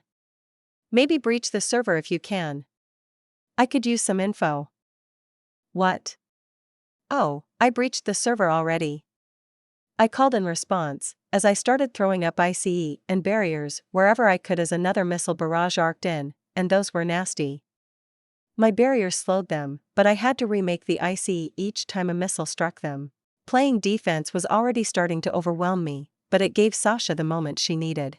I nearly flinched as she lobbed what looked like a star straight towards the runners. And the attacks instantly stopped as they desperately switched to defense. It smashed into them, and a howling noise of distorted data reached my ears. Pretty terrifying, considering just where we were. Hee hee. See kitten. Look at how amazing Senpai is. Sasha crowed out in delight at her attack, but I just huffed at her. They blocked it. Do something else. Chapter 165. I was wincing internally as I was getting alerts from my netrunner chair about my temp. My cyber deck wasn't made for shit like this. It specialized in quick hacks, for breaking and entering. Not video games. Fucking Sasha. My GPU was 10 years out of date, and you threw me into a next-gen max graphic game. I almost burst into laughter at the thought, but the Balrog coming through the trash pile to our left, literally blasting through junk data, burning a hole through everything in its way was rather distracting. Sasha. Balrog. Ball what? Oh. Yeah. She said, turning from where she was. Cooling off. This fucking. She really didn't do anything but the biggest, most RAM-intensive hacks she could. I was going to kill her. I'll drown her in her probably boiling ice bath. Relax, kitten. She said, throwing me a smile despite the fact I was already preparing defenses for an attack I could see coming in. She went to work, even as I blocked another barrage of missiles, and a newly growing squad of demon grunts. She activated her hack, that big energy attack prepped appeared, even as the Balrog charged at me. I put my faith in her and focused on keeping her safe, and just as the demon started melting my ICE walls, the attack went out. The destructive data wave hit the demon, and instantly ripped a hole through it, literally ripped apart, as its data was systematically merged into itself. To my eyes, it looked like its insides had been blended, and that disrupted the demon enough it fell, instantly shattering into broken data. See? Nothing to worry Sasha mid-sentence stopped. We both looked down, where through her chest there was now a large hole as wide as my fist. I looked over at the netrunners. And one was pointing a finger at her, where the beam of energy had come from. They had some sort of sniping hack? I couldn't help but wonder how that worked. How had it cut through my defenses? I could think of a few ways to do something similar. I guess it was definitely possible, definitely something I could make myself. Sasha fell beside me and instantly burst into light. Nico out, a voice boomed out over the arena. She wasn't dead. She wasn't. She wasn't dead. I hadn't done what I could to save her, to have her die in this stupid game. She wasn't dead, she said it herself. It was safe. I could see that she hadn't been sent out of the net, just pulled from the arena. That was definitely part of the system that meant she was alive. Right. Fuckers. I roared aloud. I wasn't an ace net runner. I was good. Probably better than 90% of the runners out there, but I was limited in that I focused more on real-life use from a cyber deck. My hacks weren't ones I made myself in here. My deck wasn't suited for it, these two absolutely should beat me. But none of that entered my mind as I roared out every ounce of rage, and simultaneously activated my Sandevistan. They had killed Sasha, I'd fucking end them. Sasha. Ow. She whined as she appeared in the waiting room. The hack that struck her was an altered overheat. So she was definitely going to be feeling that once she disconnected. From her system check, she was bleeding from her eyes again. Dang it. Maine always freaked when she did that, and Doria would tease her about getting so emotional about the net she would cry blood again. She wanted to punch something. Preferably with her left arm, her original left arm. With what was left of her actual flesh and blood and not the fucked up feeling of this chrome one, that she woke up some nights feeling as if it was crawling up her shoulder. Consuming more of her. Like she had always thought her mother's chrome had consumed her. But it hadn't been chrome, it was the medicine. She knew that now. She shook herself. She didn't have a cyberware phobia. She had a cyber deck. She installed scratchers. Her arms had mods for extra strength. It was just. Her mother had cyber arms after the military. She blinked, forcing herself to look back at the arena. With a flick of her wrist, she changed the view to look at poor Kitten all alone without her senpai. Shit, she had really fucked this one up. She had just wanted some excitement. Being stuck inside all day, and Kitten was such a little noob. It was cute. To find someone at the start of their net journey after already being a badass? It was hilarious. Teasing material. Of course Sasha only had Rogue's estimation, and little Becca's story to know how good Motoko really was. The kid was a bit of an enigma. Also, her crush was so cute. She hadn't gotten all stuttery again after that first time, but so cute. She watched as Motoko reacted to her loss. Sorry, Kohai. You can do it though. Just fight on. You'll lose, but as long as you look cute doing it, it's okay. Then Motoko screamed. Sasha's smile dropped. Sasha may be alone in her box, but there were easily hundreds of people watching this match. And Sasha knew that people would not be happy with her after this. Motoko. Did Motoko think she was actually dead? She had explained it right. That people don't die in this? Shit. She had thought it would be cute to drag Motoko in while she was arguing against gambling, but now? Motoko didn't know what was going on. No wonder she had disappeared for so long in the match. Fuck.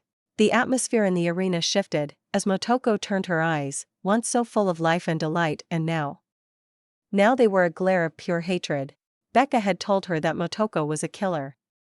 Motoko being welcome to the afterlife should have confirmed that. But it was only now, as Sasha looked into Motoko's eyes. Through the screen. Where Motoko couldn't see her back, she was sure. Motoko was a killer, just like she was. Then Sasha gasped, as Motoko blurred. Speedwear. The kid had activated Speedwear online. Not unusual, but it left a noticeable effect. Her body distorted, as the server was forced to try and keep up with micro-movement of the sent data. Then Motoko moved.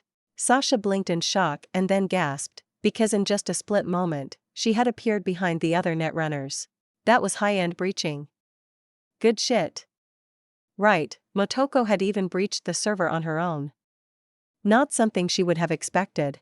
A common strategy was to send out demons as a distraction, and breach into the system to get the minimap first, so you could hide your position from the opposing side. But that wasn't an easy task for anyone without a lot of experience. Sasha herself didn't bother with it, as it took too long. Better to just blast the enemies into bites and win. But Motoko had done it solo, without ever seeing the server before. Which now that Sasha was able to think was impressive. The girl didn't stop, her body glitching. She turned and Sasha flinched. Hell flame on. 2.132. She had recognized the program. It wasn't bad, a bit out of date, but its ability to eat into data servers was well liked by runners that had to do anything against AI. Sasha had never done a Blackwell dive, but she knew how it worked. Often, throwing up something that could cause server damage would distract the AI for a time, letting the runner escape. But she also knew the hack was pretty RAM intensive. Around Motoko, in an instant multiple orbs appeared, right after a server jump. The rezzers reacted, shields were brought up, but it hardly mattered. A moment later, Motoko buzzed around them. Multiple breach jumps in a row?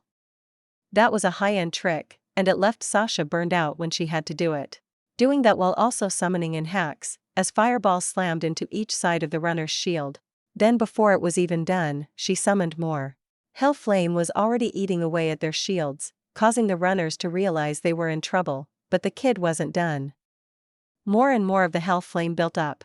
Finally, they realized she had them properly pinned and did the smart thing.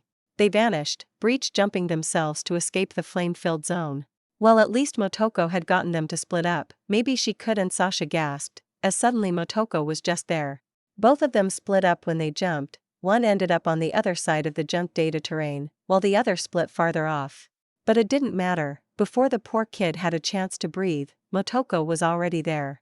A modified hell flame, configured into a blade slamming through his defenseless form. His body distorted. D3 Viant out. Fuck. That was fast. Then Motoko was gone again. Breach jumping over and over until she ran straight towards the second runner. Sasha was starting to feel more than a little worried. Motoko didn't have a deck capable of this sort of output. That meant she was overloading. The heat output would be intense. Fuck. Even as she watched, she sent a message to Becca. The second runner had used his moments to prepare, obviously spooked that his chum was taken out so quickly after the breach jump. Then, Motoko was there. Skidding to a halt, digital detritus kicked up at her feet as she appeared, already hell flame orbs spawned and ready. He defended. Sasha recognized the shield hack. Some Militech piece of tech, it was alright. Solid defense, but it locked itself in place, no movement in it. It made sense why the rezzer used it. Between him and his chum, they had a solid combo. Which is why they were giving her so much grief before. Unfortunately, Motoko had already found a method of cracking it. For explosions of fire arced up over it nearly instantly as Motoko breach jumped to each side of the shield, and then even as it burned down she ready to fiff. That won't work twice. The rezzer yelled, and activated that missile strike attack. It shot off. Sasha felt herself stepping closer to the screen. At long range, those missiles were just dumbfire data bursts, but with the rezzer right there they locked on. Yet Motoko didn't seem to care. Even as the missiles fired off, she stepped back, and despite the digital constructs aiming for her, she simply breach jumped through them. Blurring through the barrage of missiles as if dodging raindrops. Fuck. Fuck, that was. Okay. So maybe Motoko might be a noob, but she certainly wasn't a rezzer. That took skill, and Sasha knew for a fact she couldn't copy that. She also knew that Motoko shouldn't be able to keep it up either. Breach jumps took a lot of hardware to pull off. Script kiddies couldn't hope to do it, and most high-enders could only do it a few times. Motoko was burning herself out. Fuck. Fuck. Rebecca, you better have got her message. And then it was over. The barrage ended, and the hell flames continued burning down. The rezzer tried to run for it, and before he could take a step after a breach jump that took a long few seconds for him to even activate, she was there cutting him down. Mod 3D out. Ghost wins. And then Sasha was moved. Both Motoko and her were back in the locker room. Motoko. Hey. Kid. Fuck. She charged over, but Motoko took one look at her, and stopped Sasha flat. She swallowed because And then Motoko logged out. The burst of digital static indicating a pretty nasty forced disconnect. Motoko would have a nasty headache. If she was even still alive. Sasha jumped out herself, ignoring the fact she had eddies to collect for a victory. The only person who was supposed to be risking themselves was her.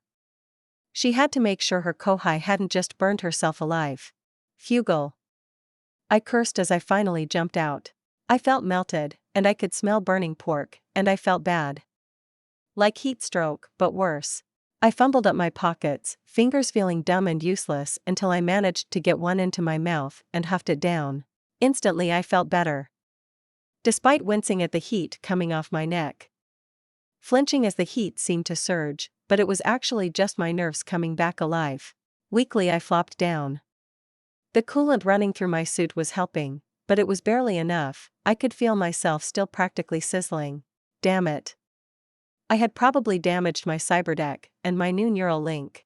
Fuck, Vic was going to kill me. With that realization, I stood up disengaging and hurrying across the room, wincing with every step as I turned on the faucet to the sink and instantly just jumping up onto the counter and dunking my head under it. The near sizzling of the water touching my chrome was really not a good sign. Double fuck. That was stupid Motoko, you gonk. You knew she wasn't dead. You knew she was fine.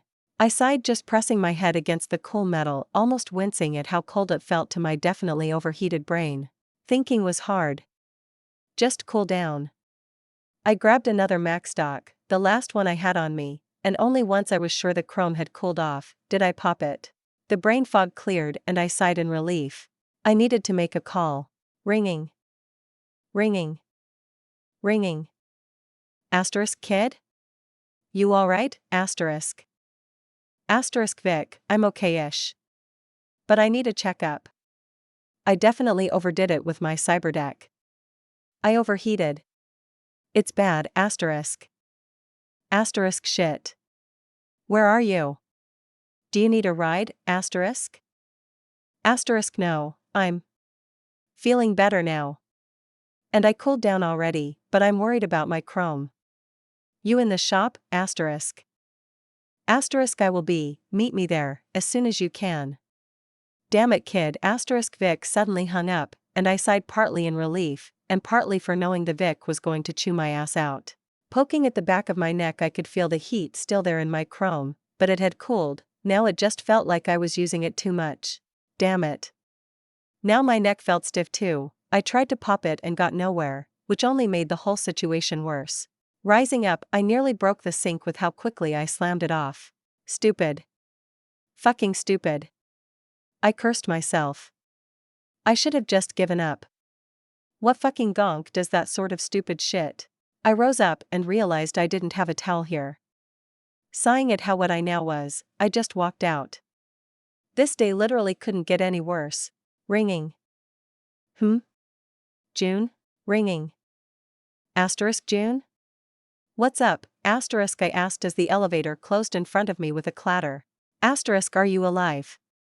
Motoko, asterisk June's voice came through making me flinch. Luckily my own agent kept the noise down to a reasonable level, so instead of blasting out my ears, it just startled me.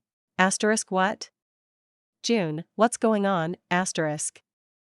Asterisk you're okay. Asterisk. Asteriskes. Ish asterisk. Motoko. What is going on? Who told you I was hurt? Asterisk I got a call from your chum, the little one Rebecca. She told me you were net running and to check on you right now, asterisk. Asterisk Sasha is such a fucking tattletale. Yeah, I overheated. I just spent a few minutes under a faucet cooling off, and I'm heading to dash asterisk. Asterisk go to your ripper. Now, asterisk. Asterisk that's where I'm going. I already called Vic and I'm on my way, asterisk I assured him as I stepped out of the elevator, ignoring the looks of some of the SLS kids hanging around, and walked out. I didn't want to walk to my car. So I just called it. Asterisk fucking hell. Motoko. If you are going to do netrunner stuff, make sure you tell me. Or call one of your chums. Someone that can cool you off or pull you out, asterisk June ranted at me. and I nodded to myself, that was a good idea.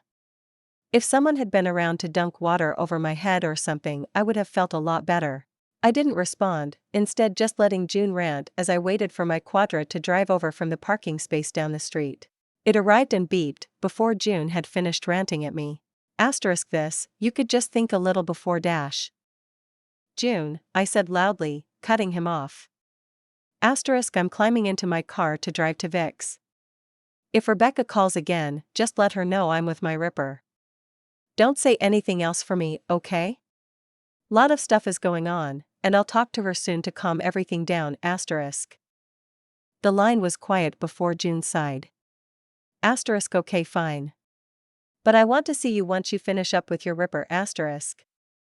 Okay, I'll head home after, I promised, and we ended the call with some I love yous, and then the quadra throttled up. Chapter 166. Well kid, I can tell you right now, I'm surprised you're still alive. Vic explained almost a little harshly, and I winced as he had me on my stomach as he examined my neural link and cyberdeck. Yeah, I overdid it. Definitely pushed too hard. Is my cyberdeck okay? Honestly? No. He answered back. I'm seeing heat damage on the outer connections, some of the internals aren't going to be doing well. This is either an expensive repair job, or I buy a new one. Damn, I muttered as I plopped my forehead into the cushion. I had lost my cool at seeing Sasha die, and then. Why had I lost my cool so badly? The question nagged at me, even as Vic slowly extracted the cyberdeck, and I winced as I could still smell cooked meat coming out with it. I might have healed, but the smell would remain. Alright kid. Well. I'm not seeing any permanent damage in there. He muttered as he inspected my port with his eyes and his scanner. But I'm not comfortable with the amount of detritus I pulled out with that deck. Yeah. I was probably cooking pretty bad.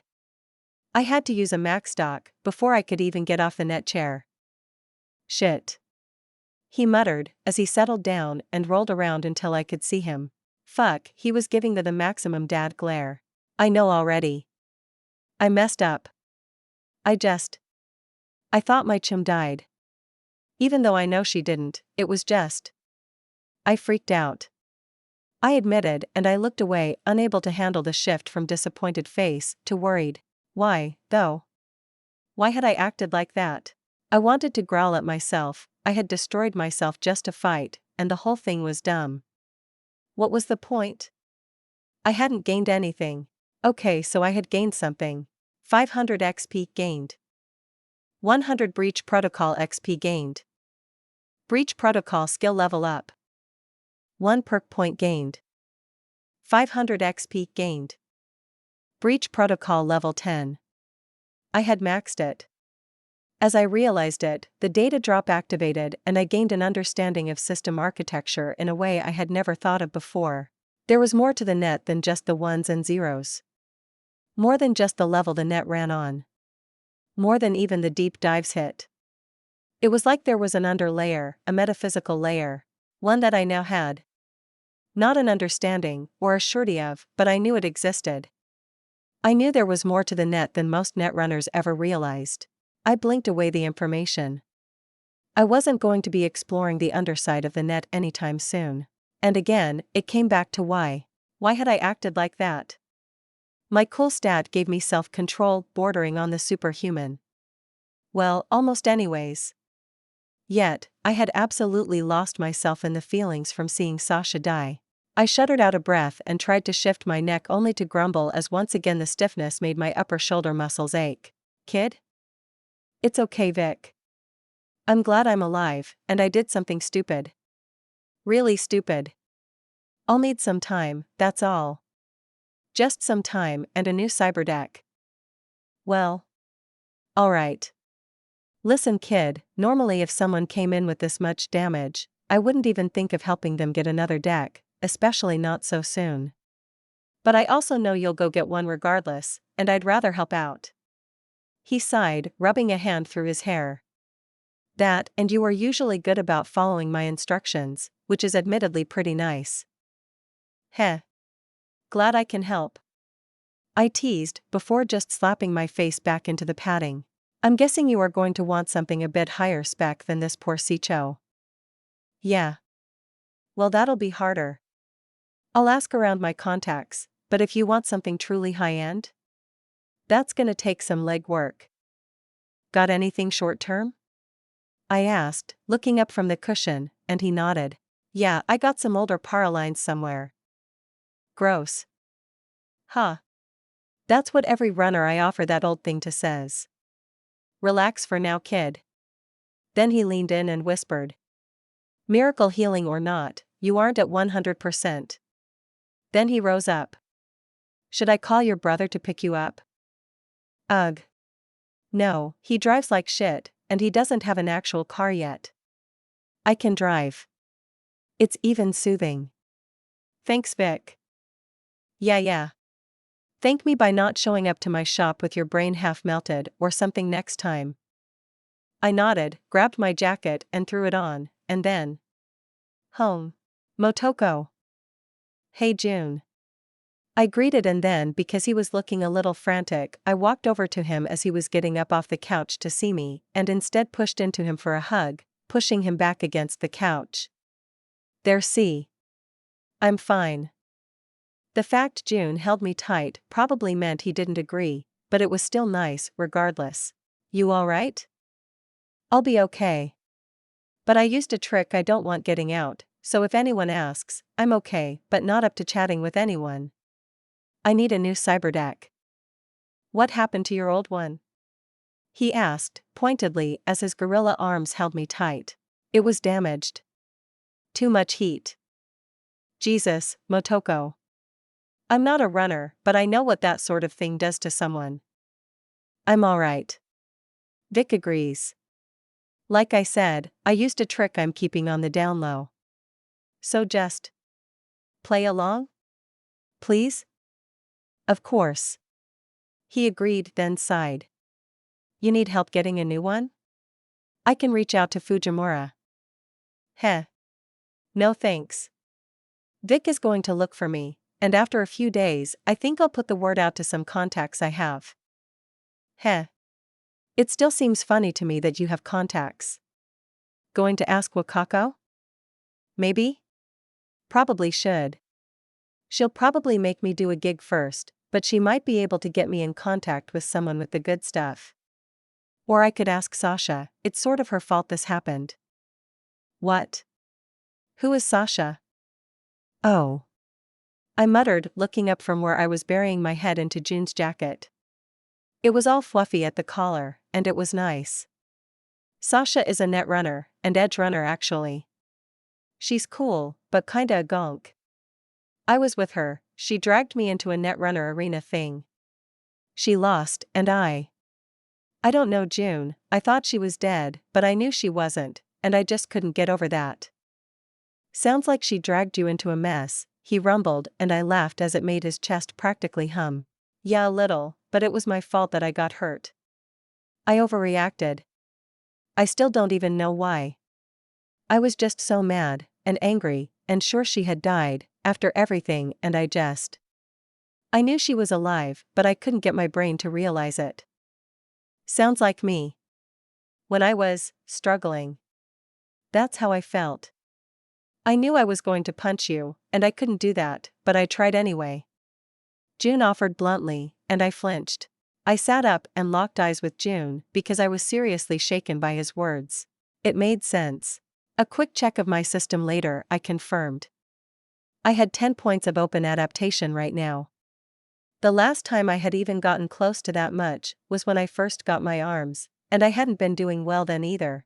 The ache in my neck brought myself back to focus. Had I had a cyberpsychosis fit?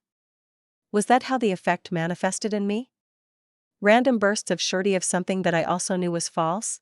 I had acted like Sasha actually died, even while knowing she hadn't, and yet I had been sure I had just watched her die. Fuck. I muttered, more than a little tilted. I'm gonna go crash, June. Thanks for the hug. Alright. Rest well. I'll make sure none of your chums bother you? Yeah, for a few days I'll need to rest. I agreed, mostly because I didn't want anyone asking me questions like how I'm okay after melting my old cyberdeck. Fuck. 8 hours later, I was awake, but not sure what to do. I lay there in my bed, listening to the quiet noise of the Tachikoma's clacking walk as it moved around my room. But I didn't want to get up. I had a lot of adaptation points I needed to fill, and only one stat point. I closed my eyes and sighed. I felt okay right now. The sleep always left me feeling refreshed, and the aches and irritation that built up over time had disappeared thanks to my nap. My neck didn't ache yet, but I knew as soon as I got up and started moving around it would start again. My shoulders would tighten up around the titanium bones, and overall I would just start feeling irritated and bad. So I needed stat points, and I needed them stat. Heh. I sighed and finally rose up. I couldn't just lay in bed all day. Well, I could, being able to sleep at will was pretty handy, but I didn't want to. Instead, I walked over to my laptop and settled in. Without my cyberdeck, I was limited in some things, but I could still work over some code. I checked over the Tachikoma code and nodded. It was cleaner. The Tachikoma's development was going really well, and I guess since I was stuck inside for a bit, I could get some work done on it. Some focused development would be good for it. Let's clean up your learning subroutines, and maybe expand them a bit. I muttered as I settled in to start typing. There were some lines in the learning code that I could clean up easily, and I really should. The Tachikoma had figured out how to pick things up and move them around, and it had done it mostly on its own. The actual kernel that was its learning process was really starting to come together naturally. Soon the Tachikoma would be able to learn things on its own without my input. With just a little more help anyways. Motoko? You up? June asked, knocking quietly on my door, and I pulled back from the laptop that I had been in-depth working through. Yeah, June. Come on in. What's up? I asked, and he opened the door, looking me over and seemingly being satisfied. You sleep okay? Perfectly. What's up? Heading out. Got some work. You'll be okay?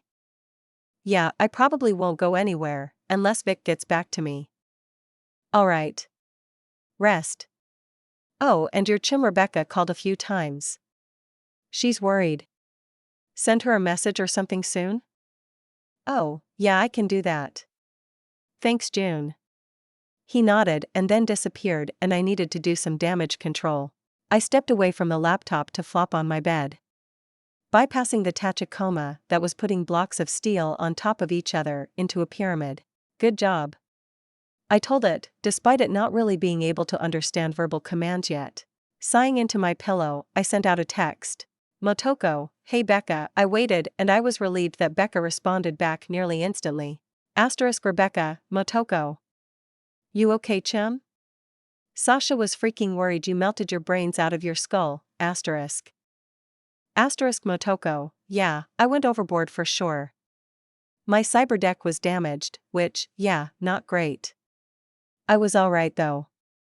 Had someone watching, and then made sure I didn't fry myself. I lied with that, but it was the easiest explanation on why I didn't melt my own brain.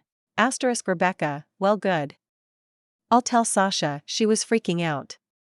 Like really freaking out. Wouldn't go into what happened, just that you had probably killed yourself. Scared the shit out of me. Motoko, Sasha had me go to a Netrunner combat zone.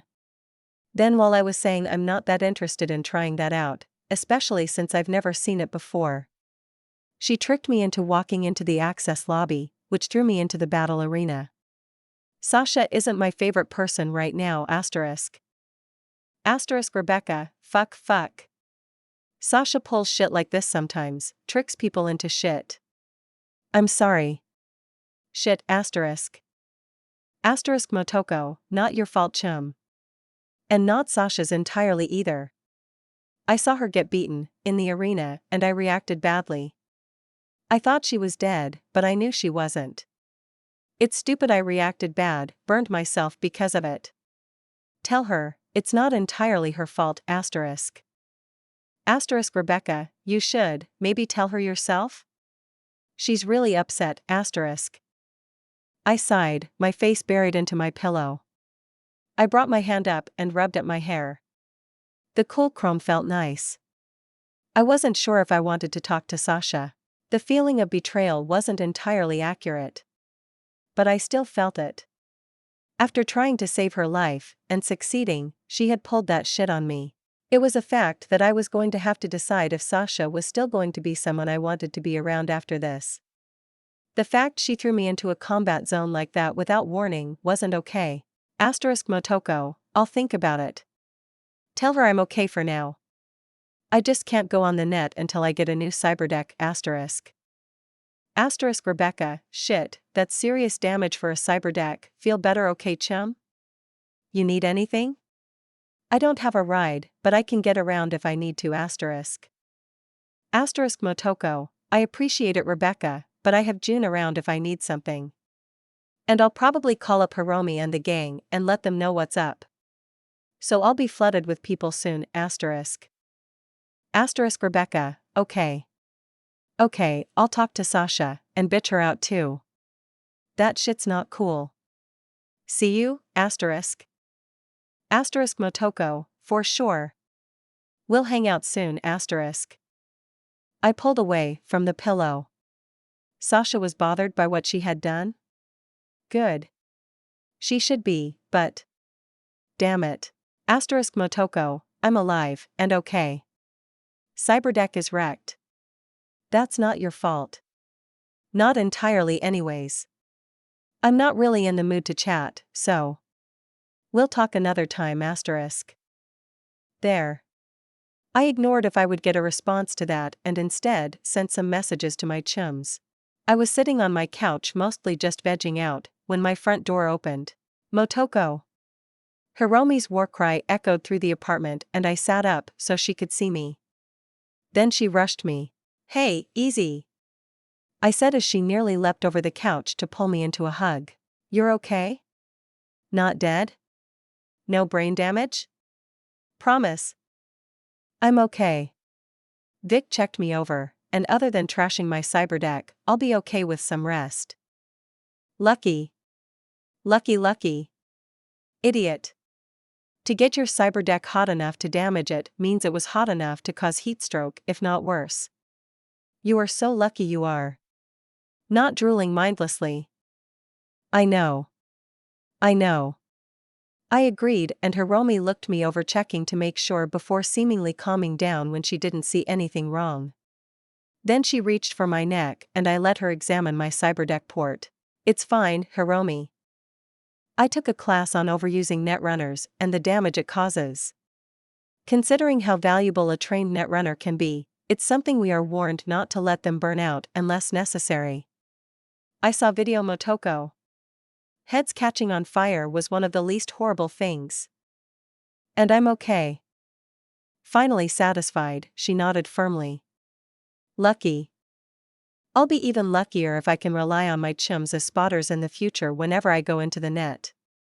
I'll probably set up an emergency coolant in the future. Emergency coolant? She asked with a look. Yep. A bucket of ice water you can dunk my head into if I start overheating. Gonk. Hiromi replied, but she was acting. I could see the way her shoulders shook a bit to hold back her laughter. It's a good idea, you know. It's dumb. I'll put out word for some improved cooling systems, maybe a net running cap? Ugh. Those are so ugly though. I'll look dumb with one of those on. Wha? You gonk. Armor isn't a suggestion, it's mandatory. Isn't that what you told us? She said, suddenly leaping at me, her fingers reaching for my throat. Yelping a bit, I managed to fend her off as she leapt on top of me. Hiromi. Wear your stupid netrunner armor, you gonk. She demanded, trying to overpower me, but Hiromi wasn't in the best shape, so I easily held her hands off. Okay. You win. I'll wear the dumb netrunner cap. Good. Those are meant to run coolant to your head, you numbskull. I nodded, and then since Hiromi was distracted, it was time. A chance. I cried out, surprising Hiromi as I maneuvered my foot up into her stomach and gently flipped her right off me. She flopped onto the couch with a quiet oof, and then I kicked up.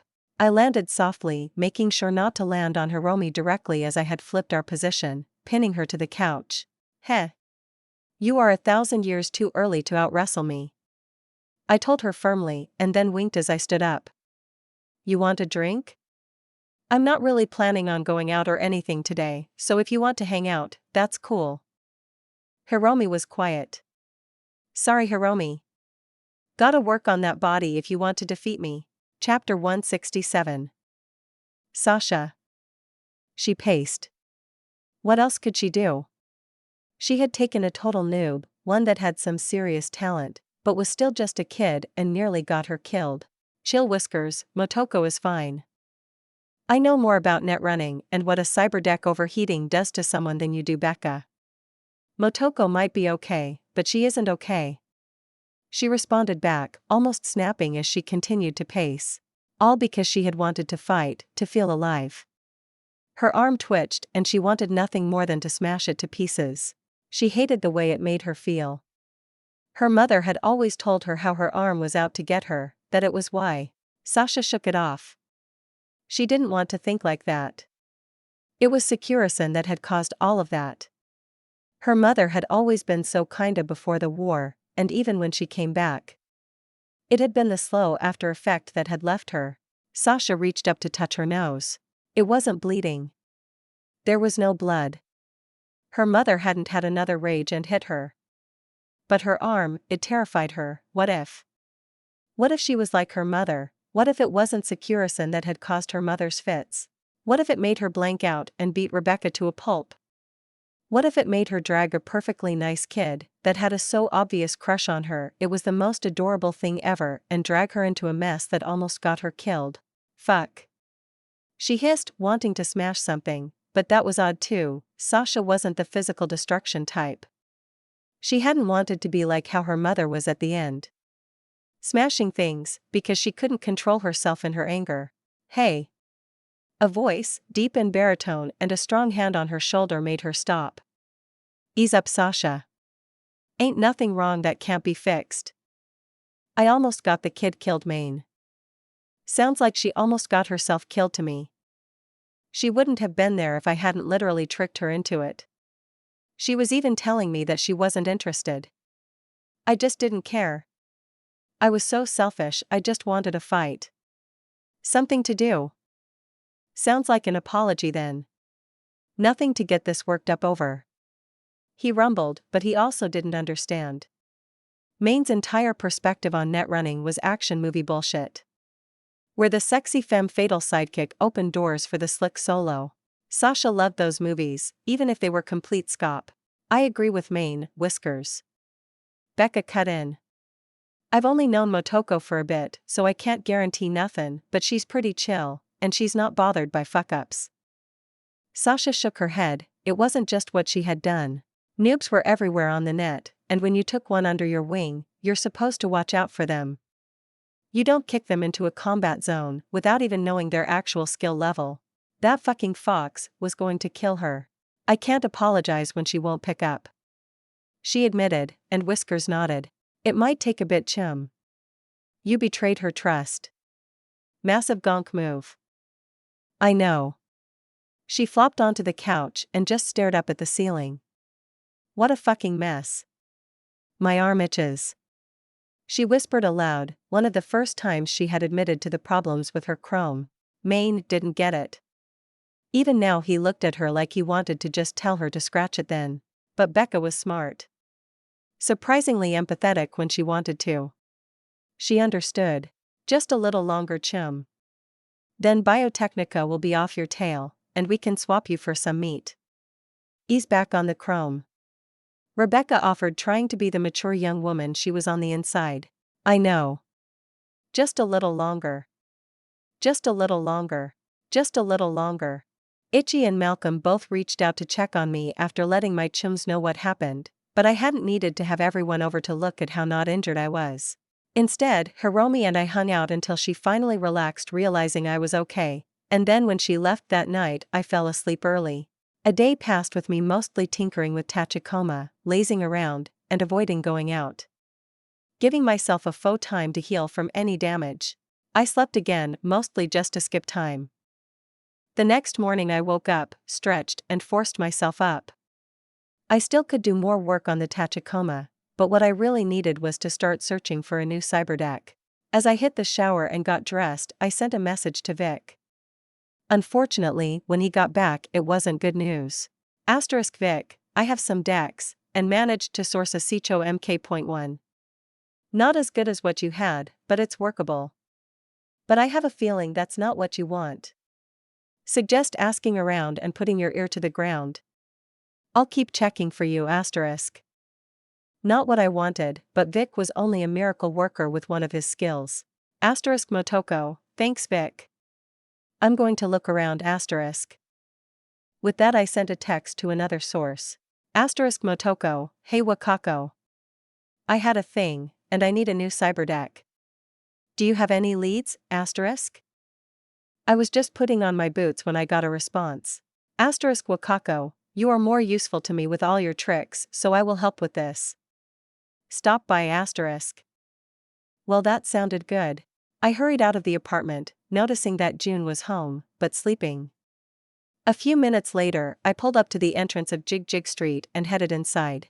The crowds were as dense as always. But my eyes kept being drawn over to the vending machines on the sides of the street. I couldn't hack them. It was something I had grown so incredibly used to. It felt weird not having access to the net. Cameras around me were still noticed with my Karoshi, but I couldn't turn them off with a thought anymore. I couldn't blind anyone I faced or simply shocked them all unconscious. I wanted to get a cyberdeck ASAP.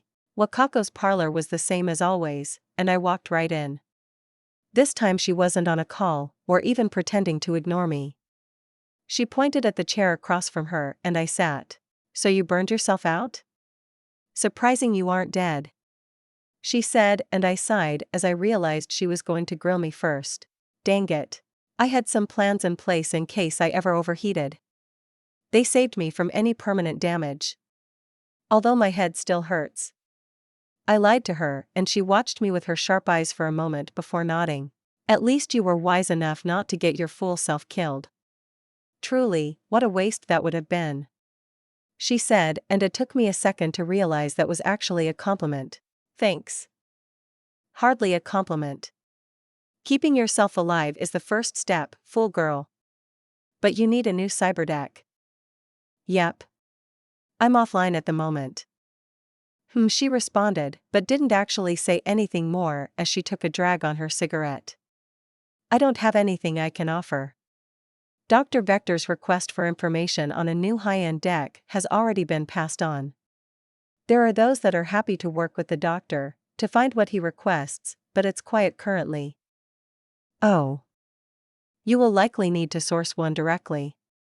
She said, puffing away, and I frowned. I don't really like to take people's chrome. I said honestly, and Wakako just scoffed. You are the oddest killer I have ever met. She nearly snapped, but still she seemed to calm herself. Be careful, fool girl. Without your usual equipment, death is around any corner. I've seen many netrunners die due to being in between equipment. I looked at her. She looked at me, and basically waved me off with her cigarette. Wait. You should leave, girl. Wakako said noticeably as I came to a realization. You called me down here after I told you about me needing a deck, but you don't even have one. You just wanted to check on me. I said, finger pointing. Wakako took a breath and glared. I simply wished to make sure my agent didn't melt her fool brain out of her ears. When I was informed about what happened, I had started writing you off, believing you would need help going to the bathroom for the rest of your life. She said, and I blinked. It's not that bad. I demurred. I was a doctor in my youth, girl.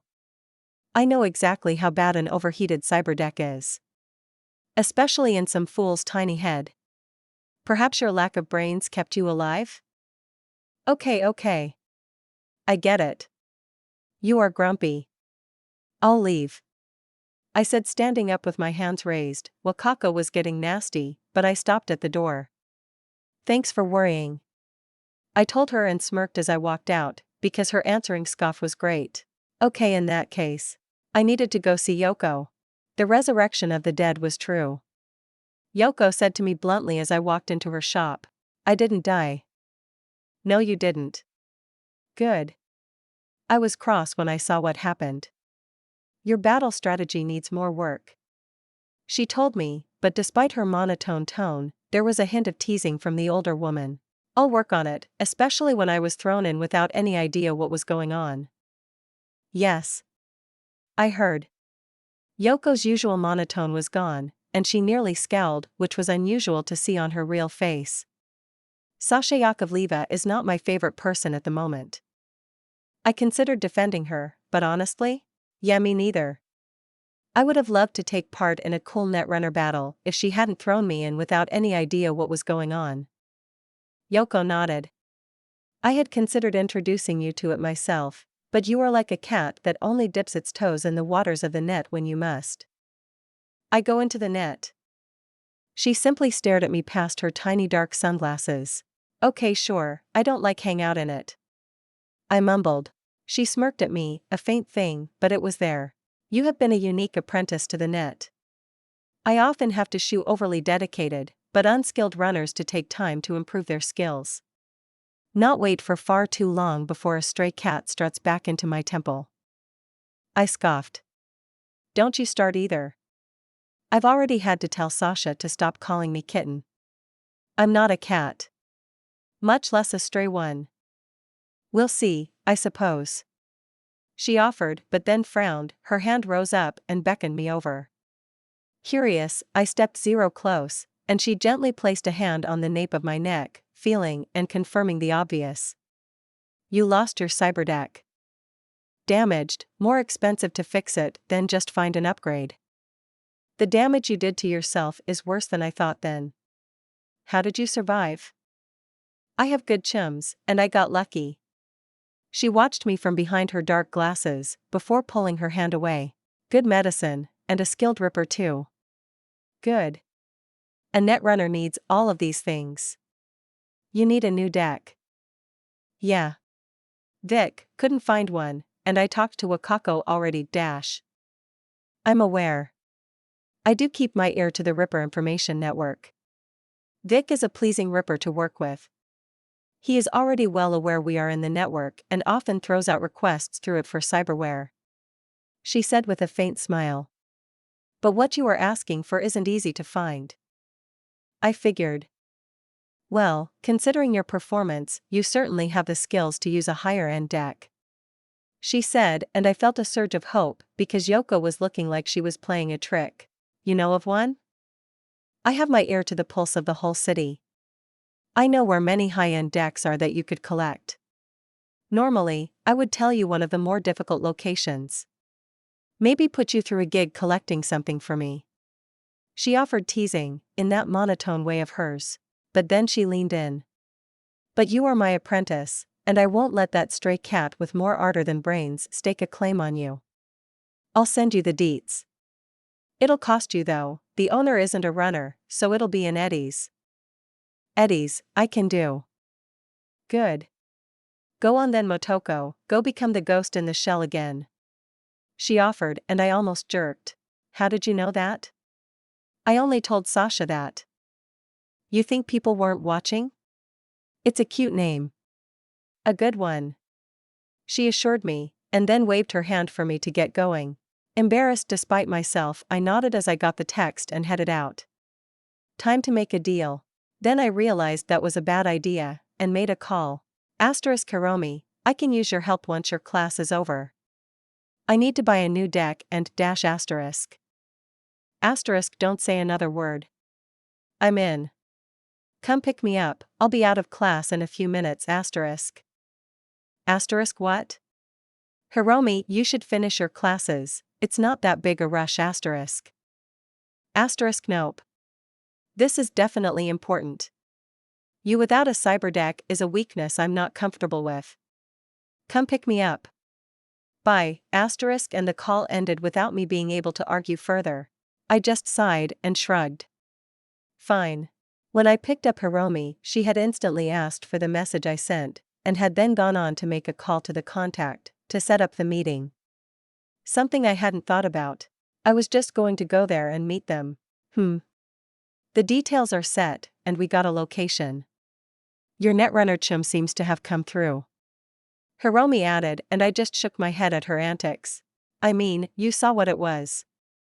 The details had come with what I was going to collect, and I had been very surprised. Yoko hadn't just found me a cyber deck, she had found a top-of-the-line deck that fit my speciality. Don't remind me.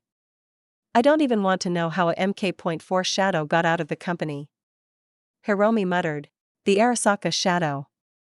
It was one of the specialty cyberdecks made by Arasaka, and it was basically custom-made for corporate espionage. Stealth and data gathering, a lightning-fast response time, and enough RAM to carry a plethora of programs and daemons. All usually locked up tight in an Arasaka agent's skull. Honestly, I was halfway suspecting we were about to meet someone that had either flatlined an Arasaka corpo, or had shown up at the right time after one got flatlined. Either way, it was a benefit to me, and if Yoko gave me the information, it wasn't likely going to end up as a trap. Not that I wouldn't prepare anyways. Especially with where we had to go. Dogtown. I almost called Hiromi back, telling her I wasn't picking her up when I had read through the details Yoko had sent me. Instead, I forced myself to relax. I had been there, Dogtown was safe enough. My instant reaction had been an overreaction. Just like the overreaction at Sasha's death. So I was going to prepare, I would be safe, but I would follow common sense that everyone told me, that Dogtown was fine. You have your gun right? Of course. It's right here. I keep it in the armory during classes. Don't go anywhere without a weapon, Motoko. Hiromi said, showing her bag that had her Yukimura holstered inside. Good. Make sure you put that on. Just in case. I said, trying not to get twitchy with the idea of taking Hiromi to Dogtown with only a pistol and no armor. You think we should call the boys in?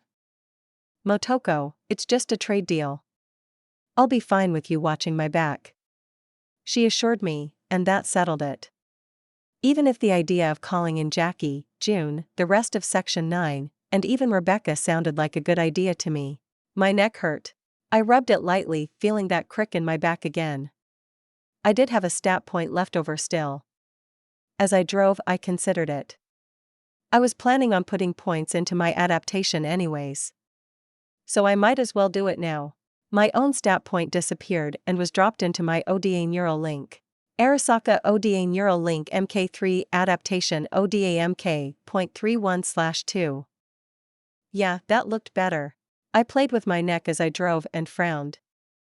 The crick in my neck was still there, but as I worked it, it seemed to untense, and I almost sighed in relief.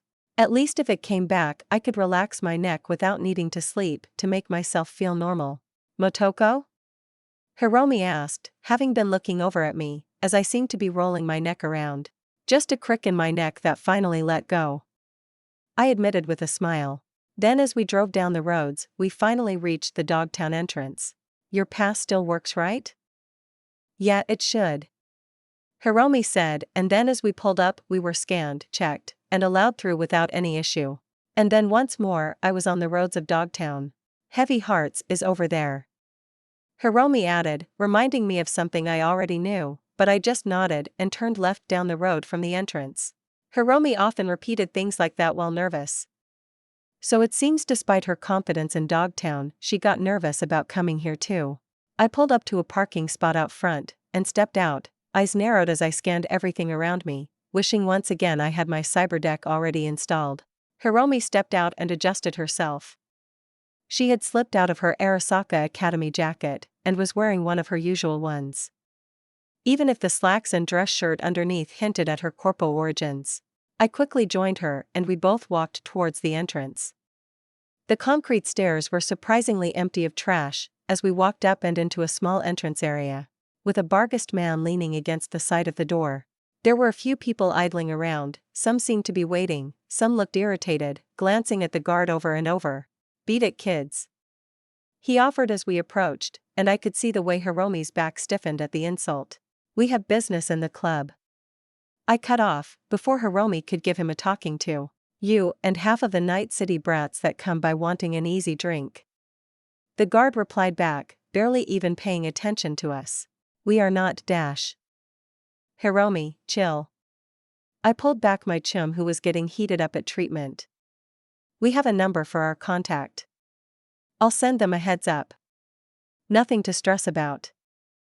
Hiromi continued to glare, but thought better of saying anything and nodded, straightening up her clothes as I led her off to the side. I sent off a text, letting them know there was an issue entering the club. Then we settled in to wait. Chapter 168. Hiromi didn't say anything, but her constant pacing was evidence of her irritation. It's not that big a deal, I whispered to her quietly, avoiding the glare of the door guard. I know. It's just frustrating to be treated like a child. We have more rep than half of the people in that club, I'd bet. It's the problem with still being a teenager. We'll grow. Besides, it also means people underestimate us. I added, with a smile. I really wish I had my cyber deck right now.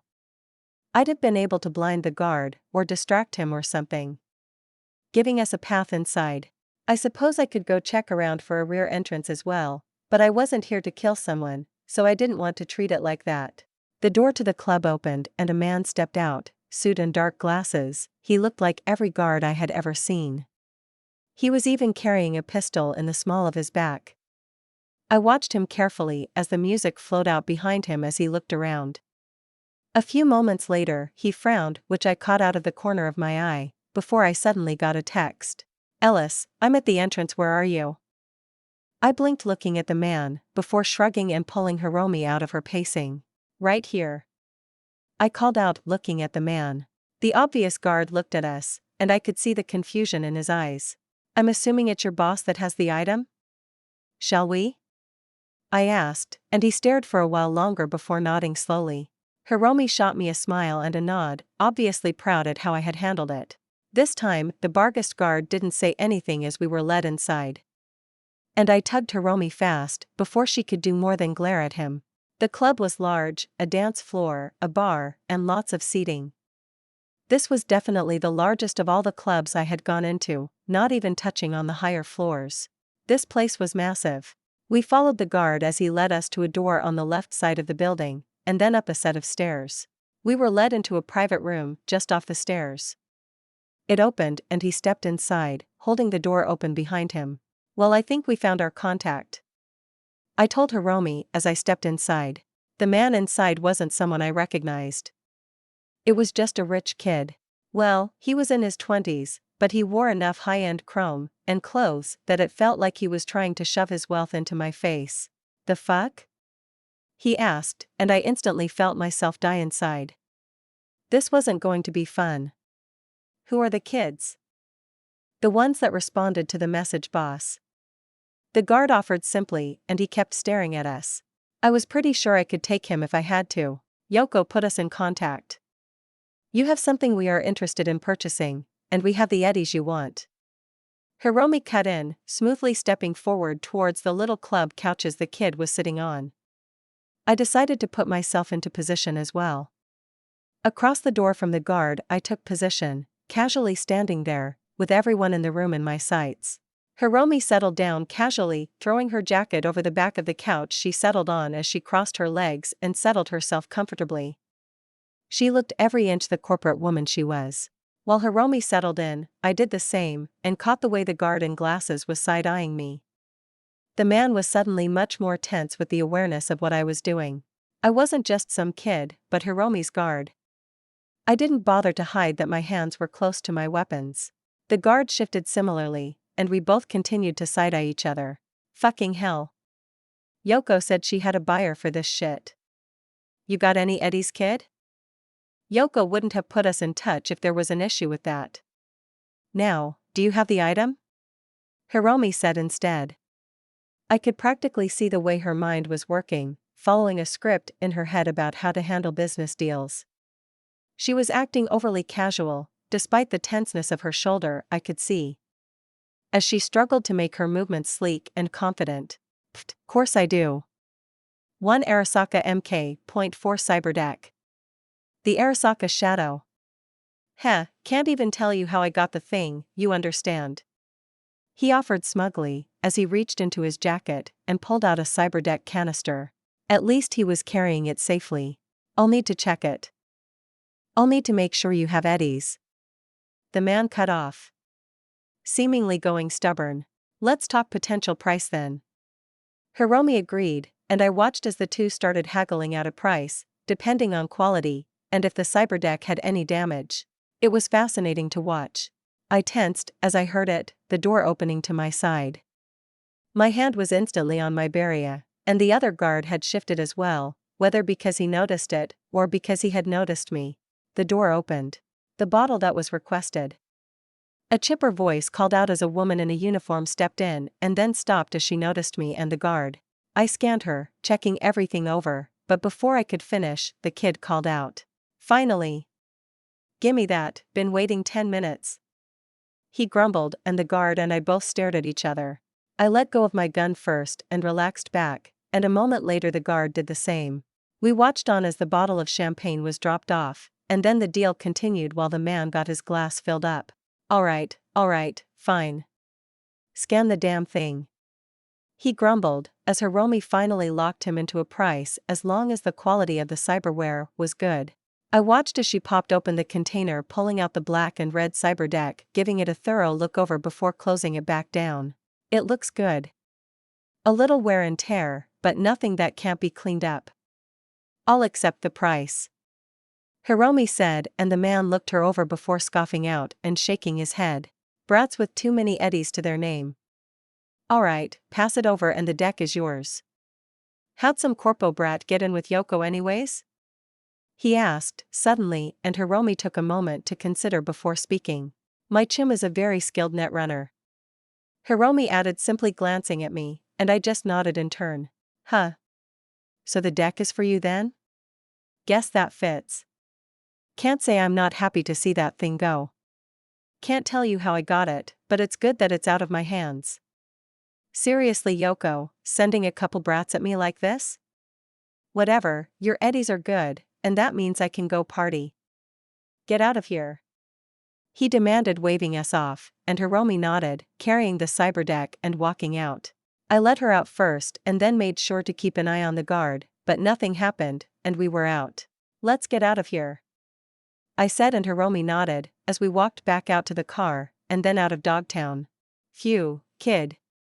This is a good find, Vic offered an hour later as I drove straight to his clinic. Hiromi had been super proud the whole way. Nose up in the air and constantly remarking about how good the deal was. I just nodded, paid the number she had told me to, and got my deck.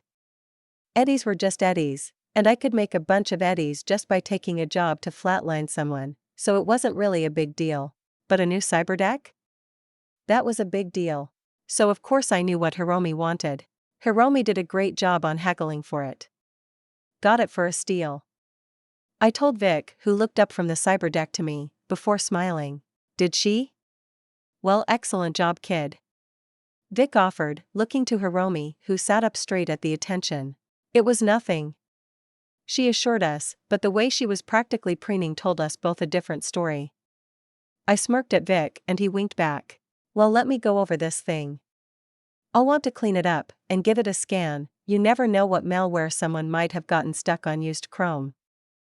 The Arasaka Shadow MK.4 cyberdeck system has top-of-the-line antivirus programming. You won't find anything on it, Hiromi said confidently. Well, this one's probably been cracked, so you never know what the guy who used it last was up to. Oh. I didn't consider that, she said, sounding a little embarrassed, but I sent her a smile even so. It's fine. Vic's a pro, that's why I go to him. I looked to the older man and smiled, and he actually looked pleased with my confidence in him. Well, I'll do alright, but I'm not the best in the city. He demurred, but I ignored him, because that was a lie. Vic being humble. There was no one better, and anyone who tried to convince me otherwise was lying. Still, this is a high-end deck, kid. Hell of a find. You better be careful, something like this is still fresh enough, whoever owned it before might still be registered to it. If you mean the previous Arasaka user? Then I wouldn't worry too much. I plan on sending in a notification saying I came across it while making a deal and pulled it off the free market, Hiromi said, and I looked to her, as Vic did the same thing. You sure that's a good idea, kid? I don't know if that's a good idea, Hiromi.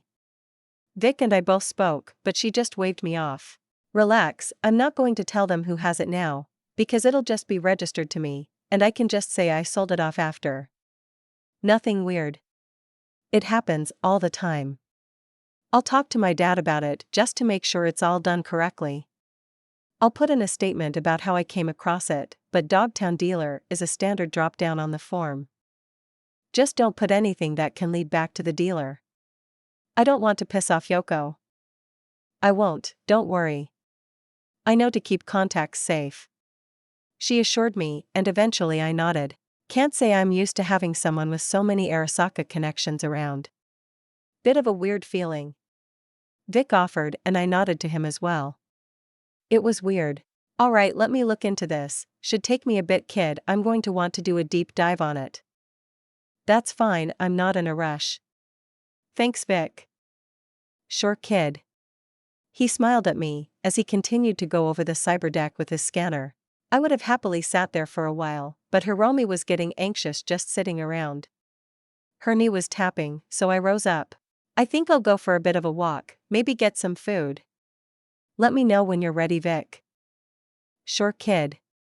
Say hi to Misty for me. He said with a smile, telling me he knew exactly what I was up to. Huh? Hiromi asked as I walked past her and waved for her to join me. Come on. I called out, and soon Hiromi led me up into Misty's shop. Oh, hello. It's Hiromi. I remembered. Misty greeted as she saw us step in from her back door. Nice to meet you again. Hiromi offered back a little stiffly. Misty. You hungry? Vic is going over my new deck with a fine-toothed comb, so I figured we could eat and hang out, if you aren't busy. Nope. Food sounds nice, it'll be a nice distraction. Misty said as she flipped closed the magazine she was looking at. Preem. I'll go grab some stuff. Oh, Misty. You should do Hiromi's fortune. Your tarot is awesome. I'll be back, okay? I said, not leaving Hiromi any choice as I hurried away. Misty was great at relieving tension and making everyone relax.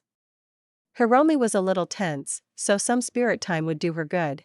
When I got back, bags of food in my hands, I stopped. Hiromi and Misty both looked at me and started giggling. What? I asked, looking around behind me, not seeing anything, then looking over my body. I didn't have anything weird on me. My clothes weren't ripped. I looked up and both of them just refused to say anything, just shaking their head. Mean. I grumbled, but wandered over. Misty's tarot cards were out but put away, and I almost asked, but decided Hiromi would share if she felt the need. I'm glad you brought Hiromi, Motoko. It was nice to have someone to chat with. Misty offered as her only explanation for the giggling. Hiromi doesn't look as tense either. Although she is a little red? Did you have some weird medical thing? Not that what you do is weird, Misty. Misty just giggled and Hiromi groaned. Not sure what that was all about. Either way, we settled in to eat, and I slurped up my tasty noodles, as we all started chatting. Misty sharing tidbits about straying clients coming in.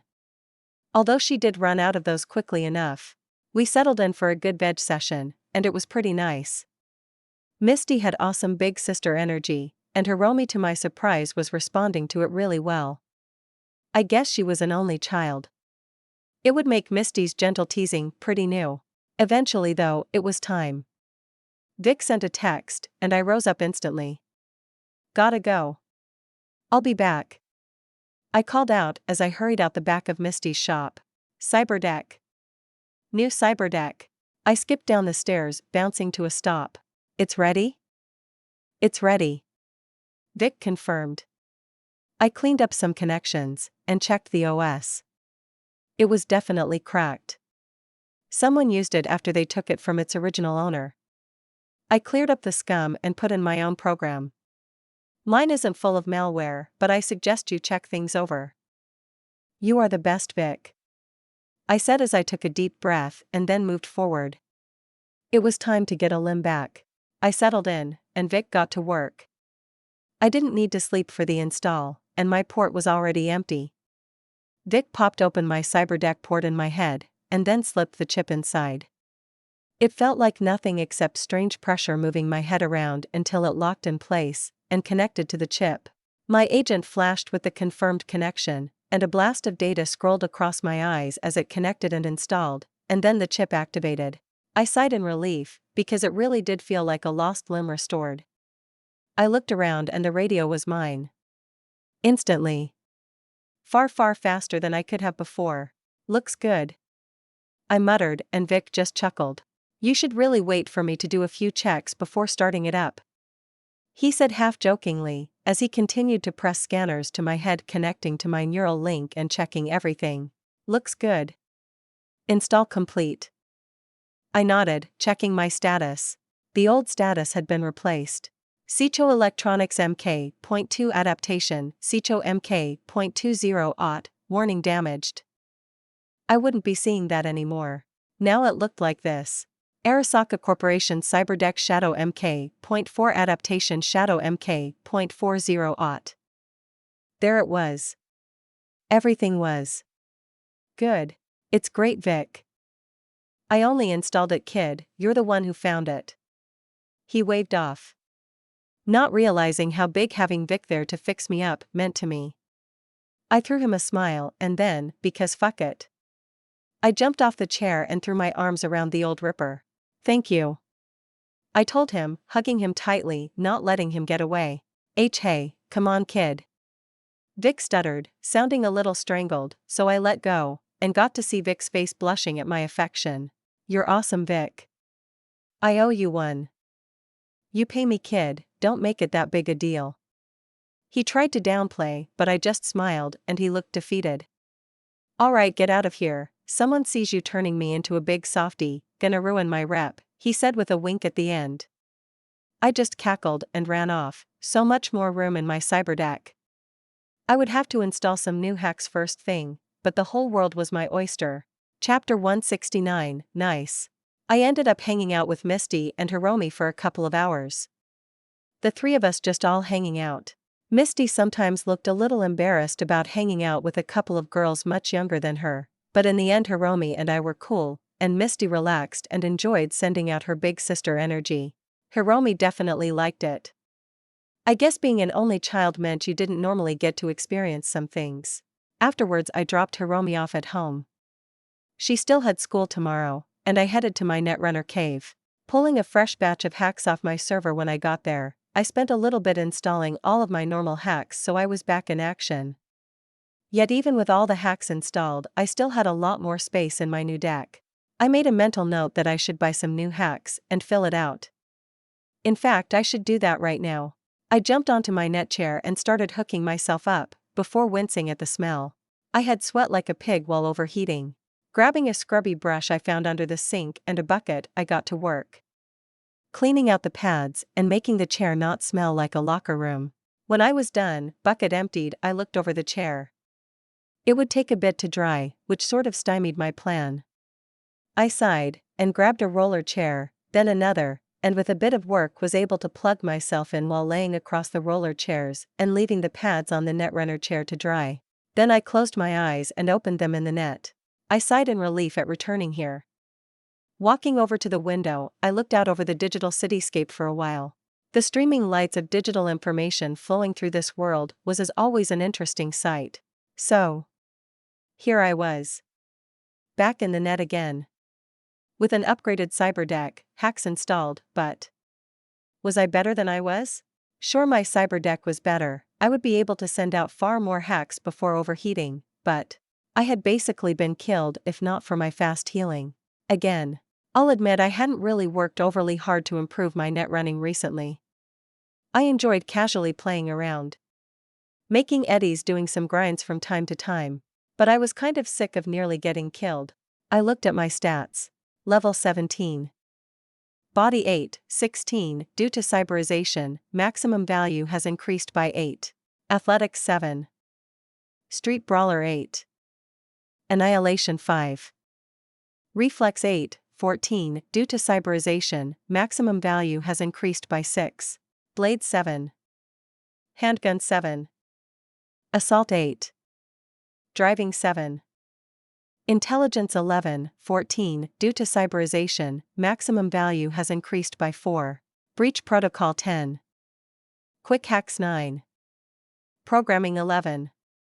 Cool 9. Ninjutsu 9.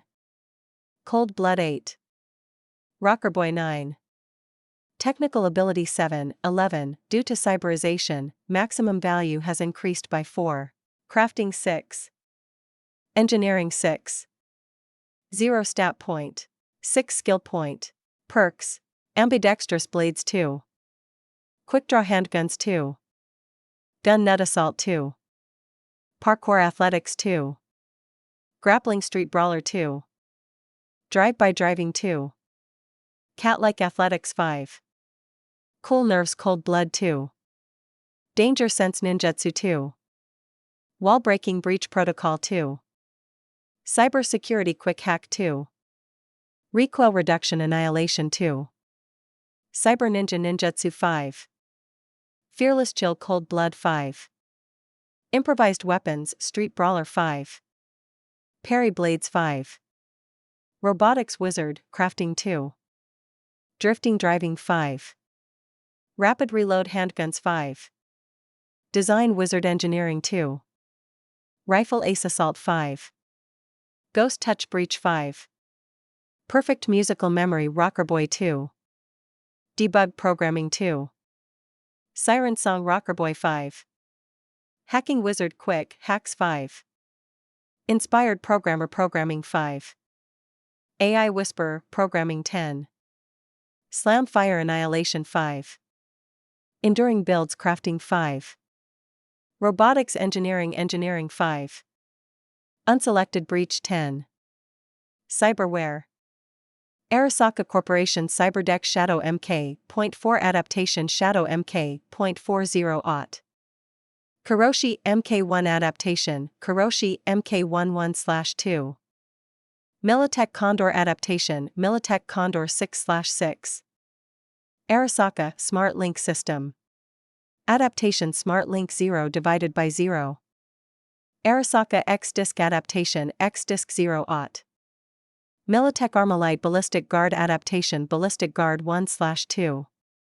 Serrano Airgroove Ankles Adaptation Serrano Air 1/1. More titanium bones, shoulders, back, and ribs. Plus legs, pelvis, and ribs. Adaptation Titanium Bones 0/2. Biotechnica Muscle and Bone Lace Adaptation Muscle and Bone Lace 0/0. Arasaka ODA Neural Link MK3 Adaptation ODA MK.31/2. Dynalar Sandevistan MK.2 Adaptation Dynalar Sandevistan 0/4. I needed another 9 adaptation to cover my chrome. I had no idea if it was going over 10 open adaptation had caused the issue, or if it was just my own issues coming to light. At least my neck didn't bother me anymore. I shook it off and focused on what was important. Obviously the first thing I needed to deal with was my perk. Breach 10. That was gonna be a big upgrade. Not least, because Breach was so integral to net running. In the end, there was only one that still stuck out to me, at least only one that I could unlock without prerequisites.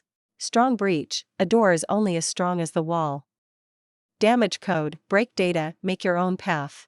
It would allow me to break into nearly any system, only it would definitely alert anyone on the system something was wrong. Like taking a cannon to the front door. I picked it anyway. I shivered as the knowledge flooded me. I had a new understanding about server architecture, how fragile it really was. How easy it would be with a virus to delete just one bit of code and have all the defenses tumble down. Every system had a weakness. Every system was just code iterative on top of older code, and older. That would be useful for the future. With that done, I focused on everything else. 11 was my highest stat. Before I had nearly got killed in the net, that hadn't bothered me. Now it did, but I also knew I still had stats that needed to catch up. I was close to bringing a lot of my stats and skills to 10. I had been playing around a lot recently. The fact was that playing around let me stay happy. Let me live a life that I wasn't ashamed of, so I wasn't upset at the fact But in order to continue to be able to play around, I needed strength. I stepped back from the digital landscape. Spend some time improving. I whispered a promise to myself. Then I stepped out and jumped to the Kabuki roundabout. The digital server welcomed me, and I walked up into the Dewdrop Inn. Rolling my eyes at the music that played loudly in my ears, I tweaked my connection, shutting it up to almost nothing, and moved on. Where was Yoko? I wondered, looking. I didn't see her, but I hadn't exactly been hiding my connection request. A few moments later, I saw her, stepping out from a door that led to nowhere. Or to her private space if she wanted. Our eyes met and I nodded to her, and she jerked her head to follow. Back through the shrine door. I hurried to catch up and stepped through, transferred to that same shrine space I had seen before. Your deck seems to be serving you well. She offered and I nodded. Thank you. It was nothing. I got something as the middleman, and paid a debt to you. She waved off, her tails around her twitching as she shifted. It wasn't nothing to me. It's nice.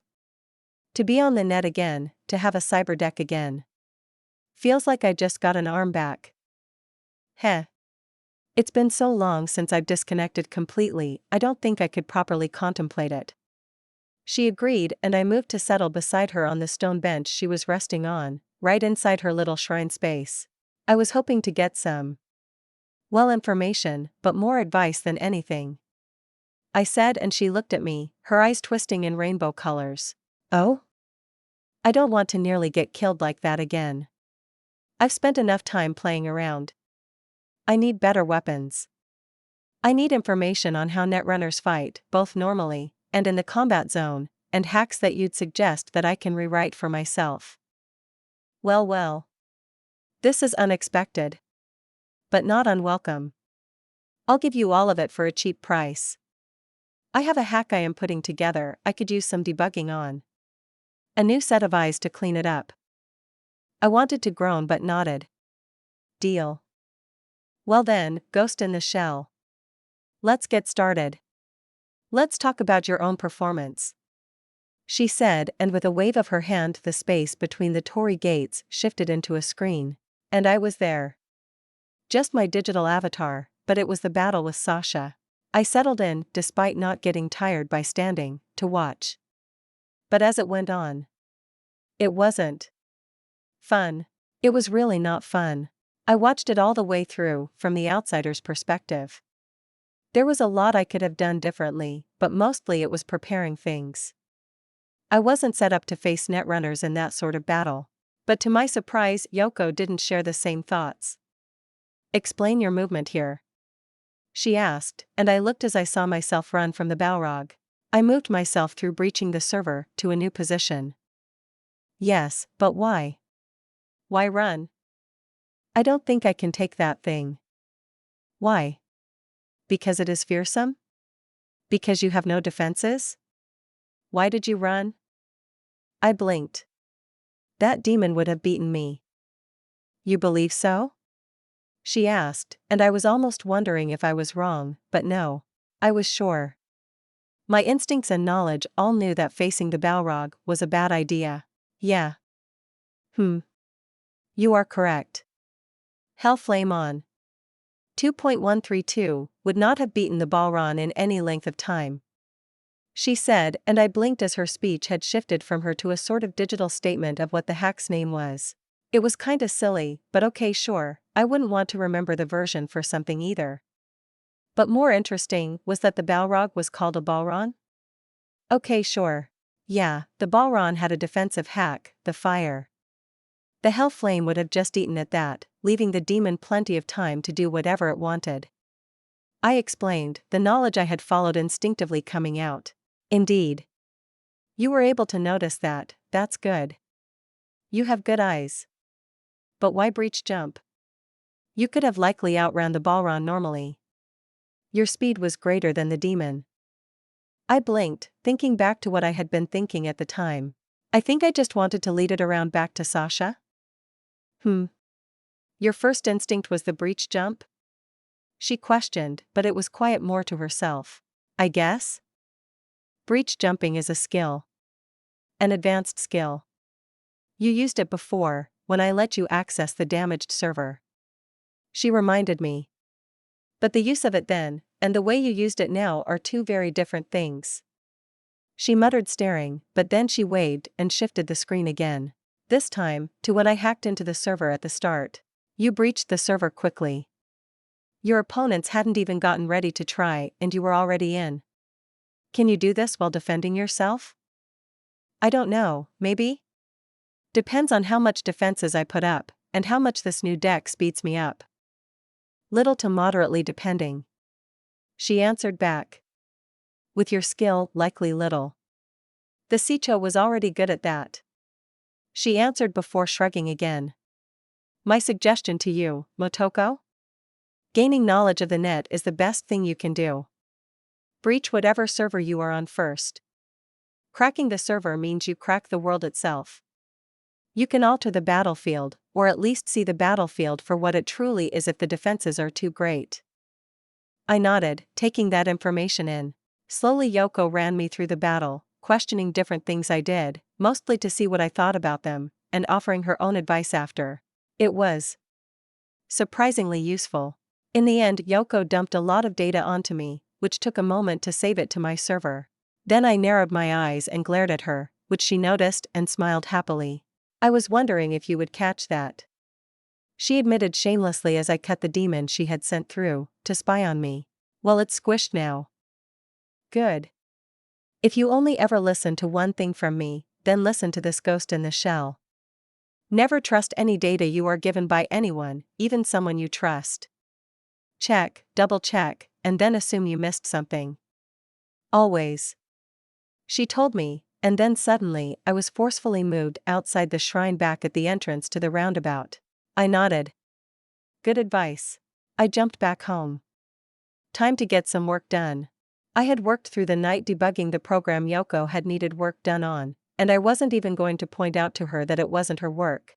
Whoever originally programmed it and then handed it to Yoko for a checkover was in for a treat, because I had done a great job fixing all the problems it had. The program was a virus meant to shut down power supply to an entire building for about 5 minutes, including the backup power. I wished them luck at whatever gig they were planning. It wasn't my business. That took up a while, but now that it was the next day I was working on the programs that Yoko had given me. She had sent me a few low-level SCOP hacks. Stuff new runners would use, and I was going through one of them, an offensive hack that was designed to force a logout onto whoever it infested. Basically against demons, it would delete them, as it caused their connection to whatever server they were on to be cancelled, kicking them off, which would lead to them just being deleted as data. Netrunners would be harder to deal with, but it was basically the most basics of netrunner battle hacks.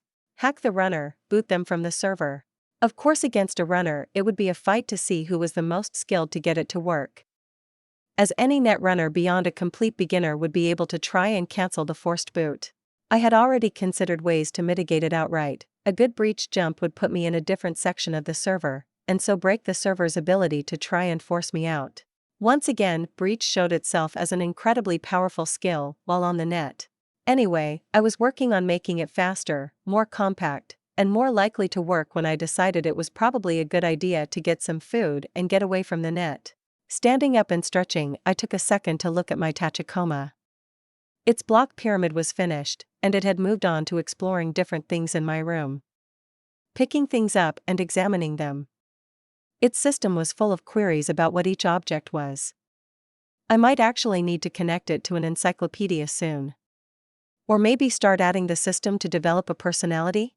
The idea of a Tachikoma talking to me asking questions was pretty fucking cute. I headed out, throwing on my jacket and taking the elevator down to the garage. My neck was feeling better, but I still felt more tense than I liked. The need for more adaptation points was on my mind as I slipped onto my bike and roared out of the garage. I was thinking back to the Netrunner combat zone. But I felt awkward about it.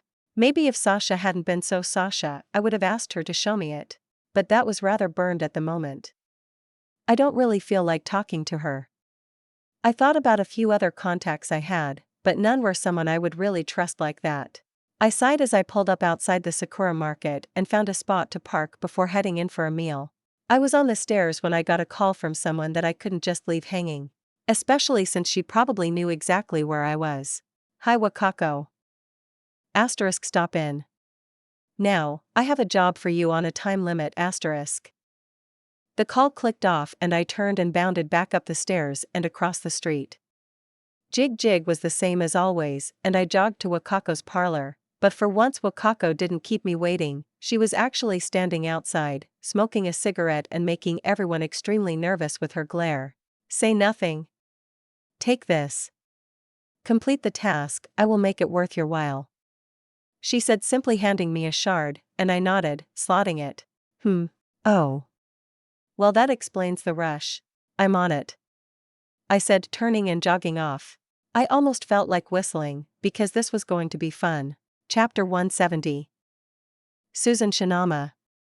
She was a contact for Wakako. The type that would slip into gangs and send her information. Quite literally a spy. And right now, she was in deep shit. Someone had caught her, or at least she had sent a message saying someone had blown her cover, and then she had gone radio silent. That meant Wakako needed her recovered, and the best part? I didn't even need to go do net running crap to find her. Wakako had her location. I had almost gone straight there, the urge to potentially get some XP incredibly tempting, but I had taken a breath, and actually remembered what June would say if he found out I ran off by myself without even gearing up. So I drove home, raced up to the apartment, got armored up, and then switched to the Quadra as I drove to where Susan had gone missing. It was a nightclub. It felt almost cliché, but she had picked up a gig at a nightclub run by the Valentinos. El Haifa. It wasn't like the usual Tino bars. The quiet sort of dive bar, like the Coyote. No, this was more of a strip club or a BD bar. The entrance was a set of stairs set into the ground floor of a building that was crowded by other businesses, a strip mall. The information Wakako gave me was pretty complete, but it wasn't like I was going to walk into the entrance in broad daylight. I pulled up to a parking space, and was doubly glad that my Quadra had armored everything, so I was able to see out, but no one could see in. With Wakako's information, I was already in the perfect spot. Right across from me, just over a bunch of plants and junk in the middle of the strip mall's main path, was the entrance. Disappearing down into the darkness, but the reason I had parked here? My eyes locked onto a camera just above the entrance, and after a careful moment to breach as quietly as I could, I was in. The camera didn't pan. Just locked in place above the entrance to the club, but of course it shared the system with all the other cameras in the network. I made to swap over, but mentally stilled. The server I was in? I wasn't alone. Very slowly, I did everything I could to diminish my presence on the network. The quality of the camera image dropped in quality, sending me far less data so I wouldn't show as large as a blip. Then I switched to the next camera, and waited. I couldn't swap rapidly through the network without creating additional drain. So I was staring at the next camera, the bottom of the stairs, an entranceway into the club. A few people walking in. Stopping to pay, and then going in. I waited for a while, just letting the load of the camera be normalized, before finally switching. Next camera was in the club proper. There wasn't the massive dance floor I would see in most TC clubs. Instead, it was smaller booths, some set up like BD booths, with a fully closing door. It reminded me of the Heavy Hearts. Private rooms to spend private time in. The club was a strange shape. A sort of curved hallway that led in a big circle. In the middle, there was an elevator. Which was interesting. I wonder where that led. But as I swapped cameras, I noticed another room that was sort of like the VIP section. Ah, I found someone on my info sheet. Julio Hernandez. The man that was in charge of the club. If nothing else, he would know where Susan is. But then I stilled as I switched to the next camera and I found my current difficulty. There was a security room that had a netrunner jacked in. I watched him for a few minutes. I couldn't poke any further into his current actions without alerting him, but at least I knew where he was. First floor, through a security door. Now how was I going to get to him? This club had two entrances. The main club entrance with the stairs, and the elevator, which I wasn't sure where it connected to. I tapped a finger on my knee as I pulled out of the camera system as quietly as I had entered it. How did I want to handle this? Susan was inside somewhere, and I couldn't find her without getting rid of that netrunner somehow. I was staring at the entrance to the club when I saw it. One of the workers there walked up the stairs, pink heels clicking. Pink plastic miniskirt, her top nearly see-through. She looked exhausted as she headed out and towards the parking lot. Well, that's certainly an option, I muttered, considering it. On one hand, infiltration. On the other, stripper clothes. Who was I kidding? Doing a stealth infiltration was always hilarious. I hurriedly pulled my gear off. Time to stealth run this bitch. Stupid lady stilts, I mumbled as I walked back onto the strip mall. Melody would wake up eventually with a bit of a shock, being almost naked and all, but I had stuffed her into her own car, and left her with a grand in Eddie's as an apology. Wearing this stripper outfit was a bit awkward. The worst part was Melody had a much bigger chest than I did, so I had to stuff the damn top. It was super embarrassing, especially since my muscles made the rest of the outfit stretch. I really felt like I was going to tear my way out of it. This was a stupid plan, I decided as I reached the steps down. I took a second, adjusted my stance, to add a sexy sway, shifting into sexy Motoko voice so I wouldn't get called out stupidly, and sauntered down anyways. The stealth demon I had uploaded on breaching the camera system should help keep the netrunner from noticing me until it was too late. The steps led into the entrance lobby, and I walked right through it. The worker only looked up to notice me as I was already through the door on the way into the long halls that made up the club. I took a left and continued on my way. There weren't a lot of guards around or anything, this was a club after all. I walked past guests sending a flirty smile as I was called out to, by a guy way too drunk for me to want to deal with. Sorry darling, I called back, walking right past him, then around the corner. Security door spotted. Realizing I was going to have to figure out a way through, I walked past before smiling and stepping into one of the side rooms. This one was empty, and I stepped inside using the lack of line of sight to turn around and start slowly hacking through the security door across the hall. I was slowly hacking my way when someone walked into the room I was in. Someone already got this room. Wait, I don't know you, she asked, looking me up and down. I'm new, covering for Melody, I said with a warm drawl, thanks to my sexy Motoko voice on full blast. I just needed to get this woman to go away and keep hacking the door at the same time. Well, don't slack off. Come on, start cleaning up already, we need this room ready for the next customers, she said haughtily, and I smiled despite wanting to do anything but, as I turned and started gathering up the leftover garbage, mostly empty bottles, as the older woman threw her long pastel pink hair over a shoulder and started helping. I'm surprised they hired a new person, I mean, I guess it makes sense, we lost Susan, she sighed, shaking her head, and I twitched at that. Oh? Someone decided to find better work? I asked teasingly. Pfft. Please. No, Susan did something, not sure. They dragged her downstairs last night, she whispered, giving me a serious look. So make sure you don't fuck around. The boys treat us alright, we aren't joy toys after all, but they find you fucking around, they'll replace you too, she said, enunciating replace heavily. I nodded along seriously, playing into my role as I continued to help clean up, grabbing bottles and trash and even using some wipes hidden in the seating that Mariana showed me. Then it happened. I reached out, and she did the same for a bottle, and our hands bumped into each other. I didn't notice it right away, but as I pulled up the bottle I looked at her, and I knew. My arms, I had covered them in the plastic jacket thing, but my hands were still visible. A girl working at this sort of place would have synth skin, or chrome that looked pleasing. My condors were military issue, completely out of place. She looked at me. I looked at her. I considered what to do. She must have realized it as well. You aren't covering for Melody. No. Melody is sleeping in her car right now. She'll be fine, I answered simply, still holding the bottle. The door to the room was closed. I could knock her out, and these rooms were soundproof for a reason. She realized what danger she was in. She swallowed, and I could see her mind running through choices. Relax. I'm not here for you, I offered, but it didn't help. She made a break for it, trying to scream for help. I was on her a moment later, long before she reached the door.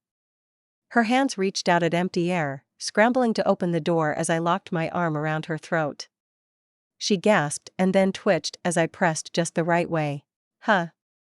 It's been a while since I did a lot of takedowns, but my condor actually made it a lot easier. I brought her to the ground as I considered what to do. I dropped a Optica reboot on her and then just stuffed her into the corner.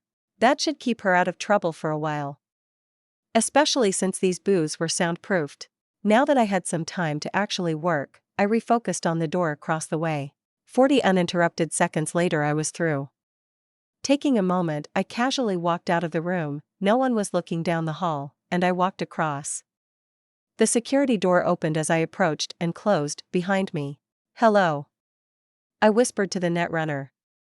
Poor guy had no idea what was about to happen to him. Luckily for him, I had learned something important a while back from Blazed. Netrunners tended to have a coat around each other. This guy didn't look like he was Valentino, probably just a rando. Hired on to watch their stuff in exchange for security to surf the net without worrying about his body. His poor defenseless body. I almost giggled as I walked over. I wasn't going to kill him, but he definitely wasn't going to appreciate what was about to happen. I found the system his net chair was hooked into, and with a few presses, began emergency booting him. Being forced out like that would be disorienting, as his mind was pulled right back into his body uncontrollably. Then just before he would have woken up, I reached over and yanked his connection. He spazzed out. If I had done that without forcing the boot, he would have had a stroke. But I was being nice. Then while he was absolutely defenseless, I sent a gentle and non-lethal short circuit. He spazzed out worse as electricity started frying him, jerked out moans escaping him randomly as he was rather completely rendered helpless. I was just about to get into the system to find Susan when I noticed it. An XP alert. I looked right towards the netrunner, seeing he was still alive, and frantically checked the alerts before seeing what it was, and relaxing. 250 XP gained. 250 XP gained. Level up achieved. 1 stat point gained. 1 skill point gained. 250 XP gained. That's right. I get XP for knockouts. I realized I had just gained enough for a level up. Suddenly feeling much better about everything. I walked over and patted the netrunner on the head. Just for that, I'll not trash your stuff. I told him not that he heard me, as he was still unconscious and jerking randomly as the short circuit caused another surge. I almost feel bad about the headache you're gonna have. I explained and then turned to get back to work. I accessed the system, and since I was in the security center, that meant it was all open to me. I added myself into the elevator security with a thought, and checked for additional security cameras. There were none. Whatever was downstairs was going to be entirely up to me to handle. Adding in a few adjustments to the security system for the future, I was ready to go. Walking out without a care, having direct access to the cameras, meant I could walk through the whole place without anyone seeing me. The elevators opened as I approached, and I slipped in. Flipping up the plastic skirt I had been wearing, I pulled out my Unity and a few mags from my thigh where they had been hidden. Adjusting everything to be easier to work with, I slipped the silencer onto the barrel while whistling a few notes and just waited for the doors to open to the subfloor too. They opened to a well-lit hallway and carpeted floors. Some sort of office space. I walked out slowing as I came to a set of windows looking into the hallway, old blinds failing to properly hide what was inside. First room was an office. A desk and computer with a guy glaring at the screen. I considered moving past him. I considered just opening the door and popping him, but honestly? I walked over, hiding my pistol into the small of my back, and knocked. What?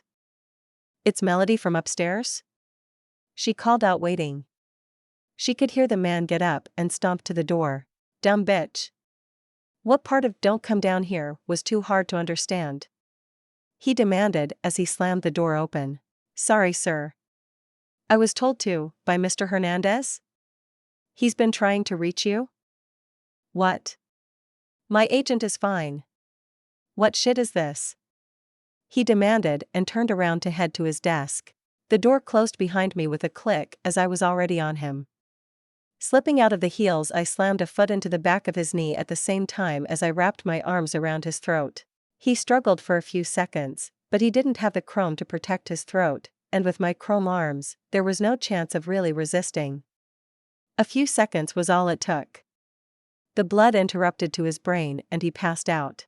I dropped him and dropped a reboot optics on him too. Mostly just 'cause it was funny. 250 XP gained. I smirked as I turned and started back out. The next office was empty, and I strolled past, then down the hall I came across my prize. A hidden party room. The VIP of VIP spaces. The place made me want to gag. It was gaudy and looked cheap, but it also had a stripper pole surrounded by couches, and handcuffed to the pole hanging limply was Susan. I grumbled, she had definitely been beaten. I glanced around, getting eyes on everyone inside. 8 guys?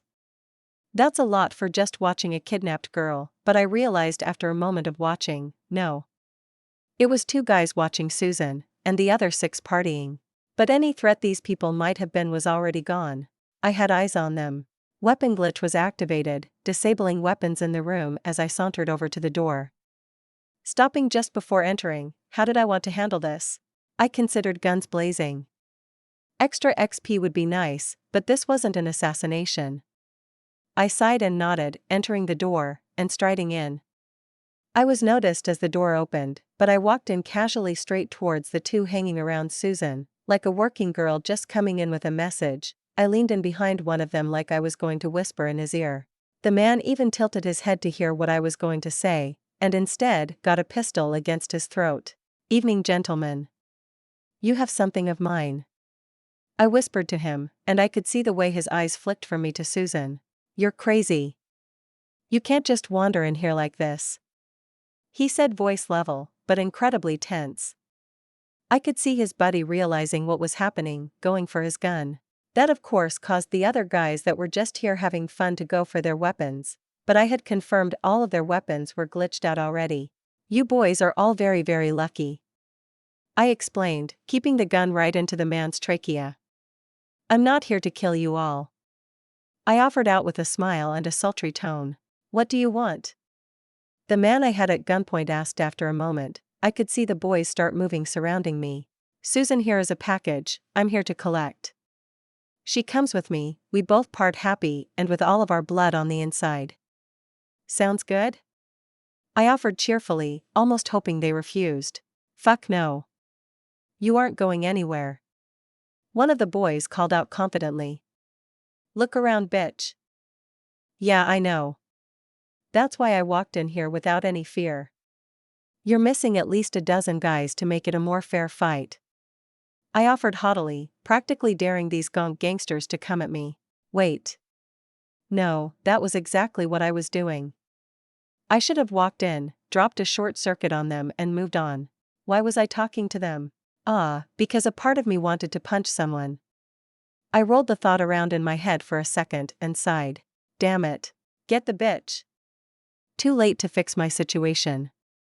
The boys' guns clicked empty, but the fact they were about to fire caused the 2 actual men in the room to flinch. The one in my arms wasn't going anywhere, but the other moved to leap out of the way when nothing happened, catching him by surprise. Well then. I squeezed his neck, feeling him slump practically instantly, and then I rose up. Mine was the only gun in the room that still worked. "Surrender," I offered, and that only made the boy who had been calling the shots angry. He threw his gun at me, which I jerked to the side to avoid, and he pulled out a knife. I really wished I was still wearing my gear now. It was the only thing I could think of as I moved in to counter the attack. I slipped my gun in between my tits so I could use both arms. His knife swept horizontally out, but I blocked his wrist with my forearm, avoiding the blade as I reached out. He was pretty strong. A big guy. Worked out, or had some BioWare to buff him up. But he was an amateur, and his wrist bent nice and easily backwards as I pressured him. His knife fell out of his hand with a cry of pain, and I snatched it out of the air before it hit the ground. Flipping around, I used his arm to slam him into the couch and brought the knife down with brutal force. Right through the collar of his jacket and into the couch. "Now boys.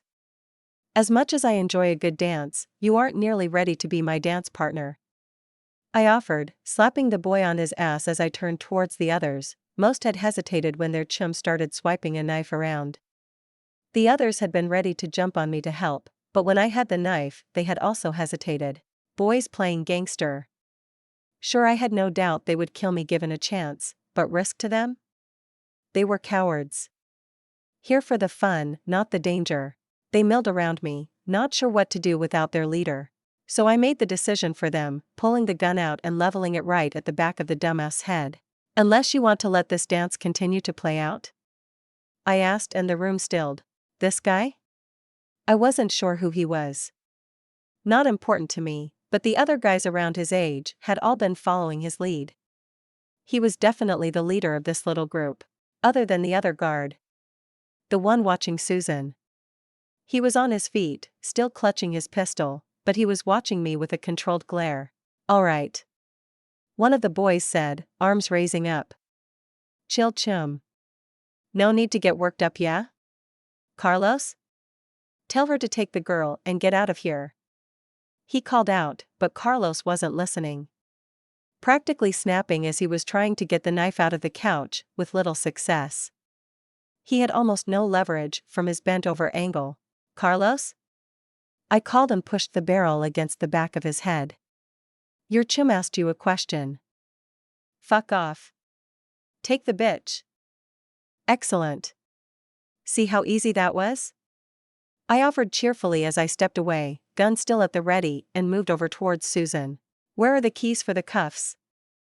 I asked, and the guard took a moment to pull them from a pocket and chuck them at me, catching them easily with one hand as the other pointed my gun. I threw him a wink and took a few seconds to pop Susan loose. She fell and I caught her. The girl was still unconscious, face beaten in. I wasn't surprised she wasn't awake. I hefted her up over my shoulder with a bit of work and looked around the room. Everyone was still standing looking pissed, but not sure what to do. Boys. I offered a farewell as I walked out the door, and then hurrying to the elevator. Thankfully, I had already infested the security, so the elevator was already open and waiting to send me up to the next floor. I could practically see the calls being sent out from the boys as they called the men upstairs to let them know what was going on. The elevator doors closed and I prepared. Checking the camera systems through the direct access I had to their security, seeing the people upstairs were already frantically moving towards the elevator. Then before the doors opened, I dropped optic reboot on the entire place. I watched through cameras as men previously hurrying towards the elevator stumbled and tripped over each other.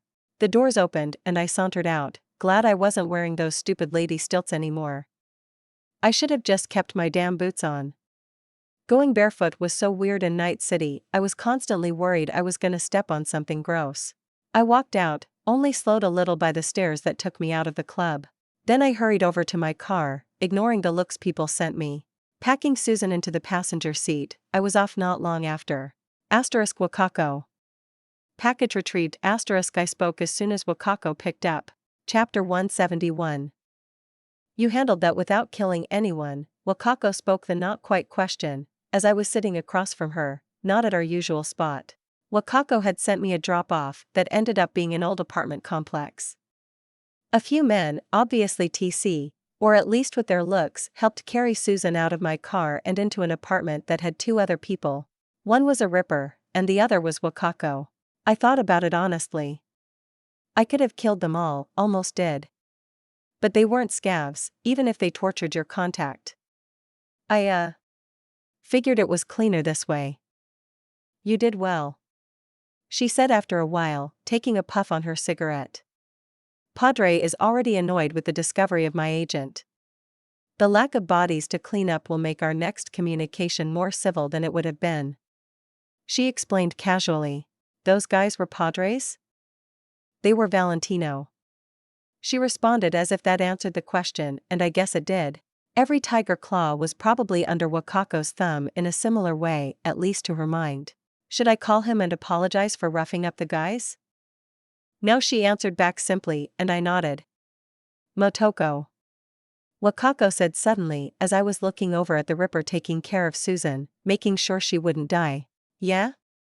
I don't enjoy offering surprise gigs like this, without warning and demanding it from you. It's unprofessional. You took it without complaint and did what I needed. She took another puff of her cigarette.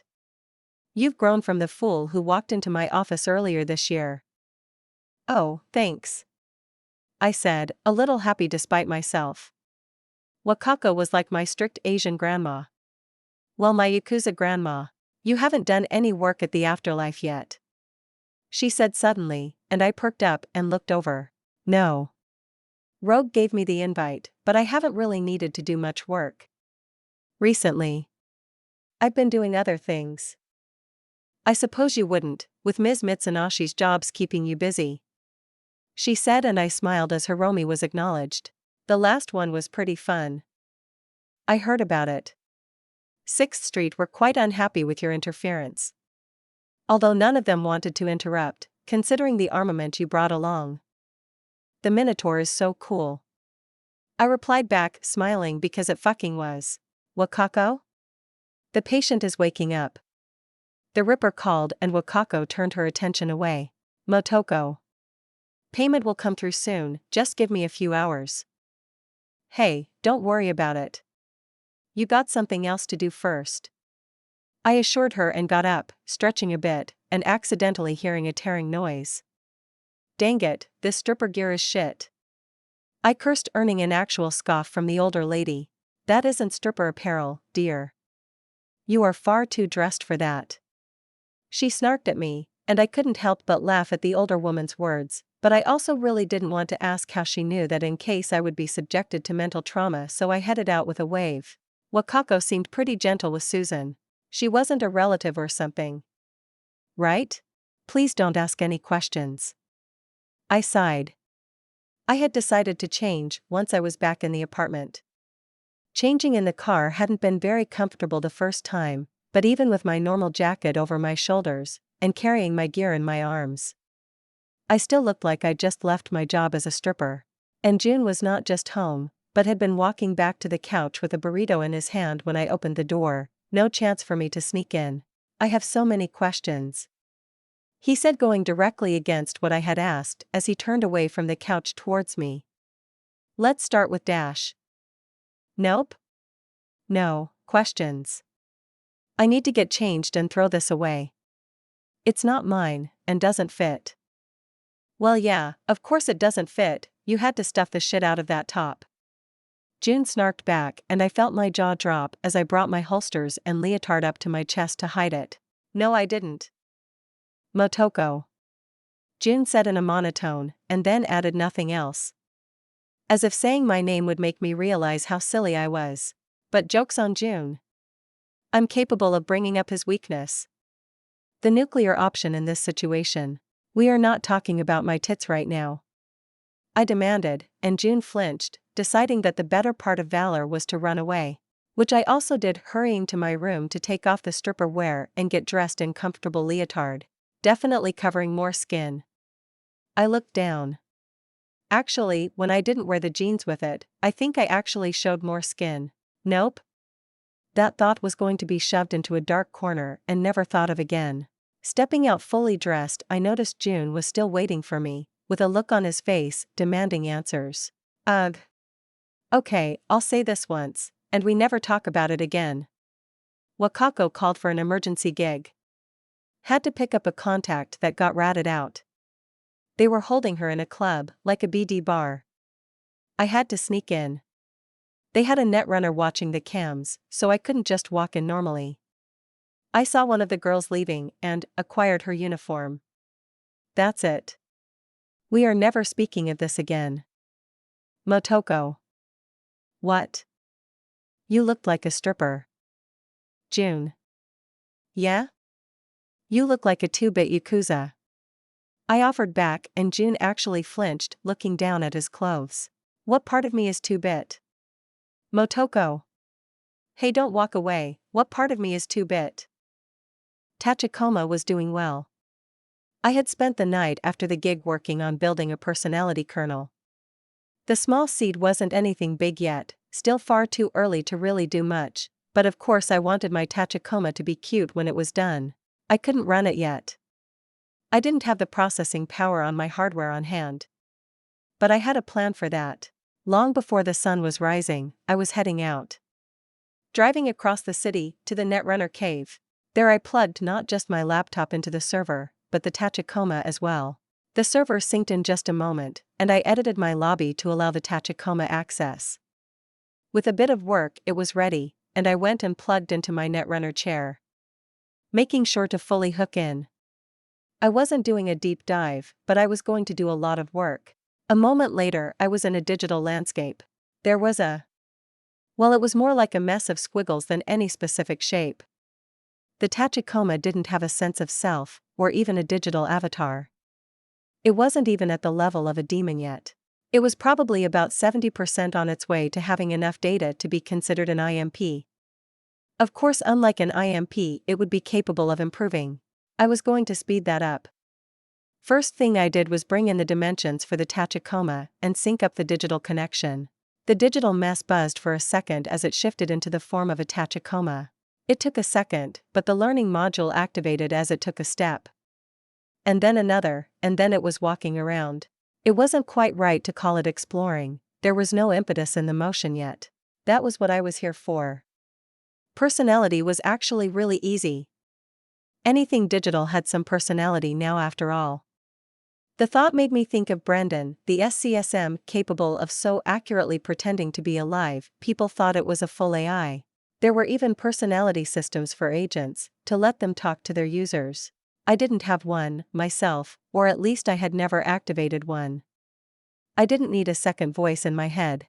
Anyway, with the Tachikoma settled, I pulled up a digital screen. There were plenty of personality matrices out there. I could go to any shop and buy one that would let my agent, or my clock, or whatever talk to me in some famous actor's voice. But that was crap. I wasn't making some dirt tier program. I was raising a Tachikoma. Settling into the lounge chairs, I started working.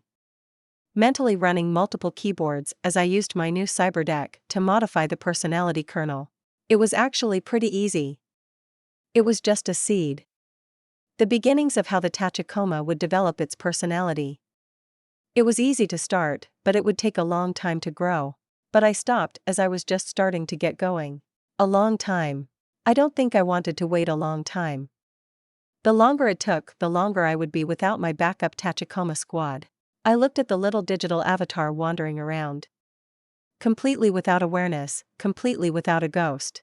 I knew how to make an AI grow faster. I just couldn't do it yet. Lack of equipment, lack of skill.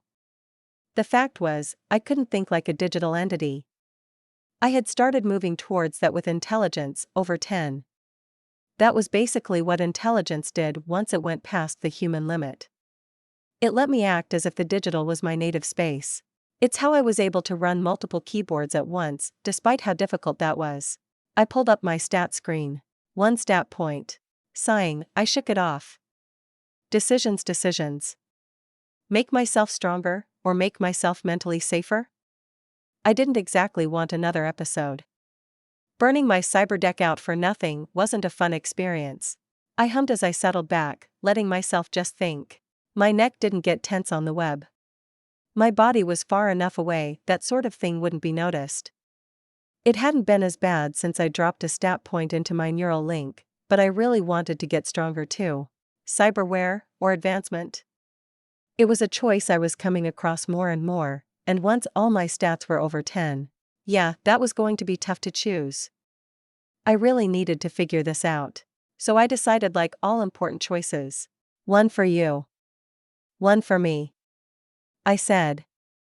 Unless something crazy was happening, I would spend my stat points like that. Last point had gone into adaptation, and I was feeling better with that.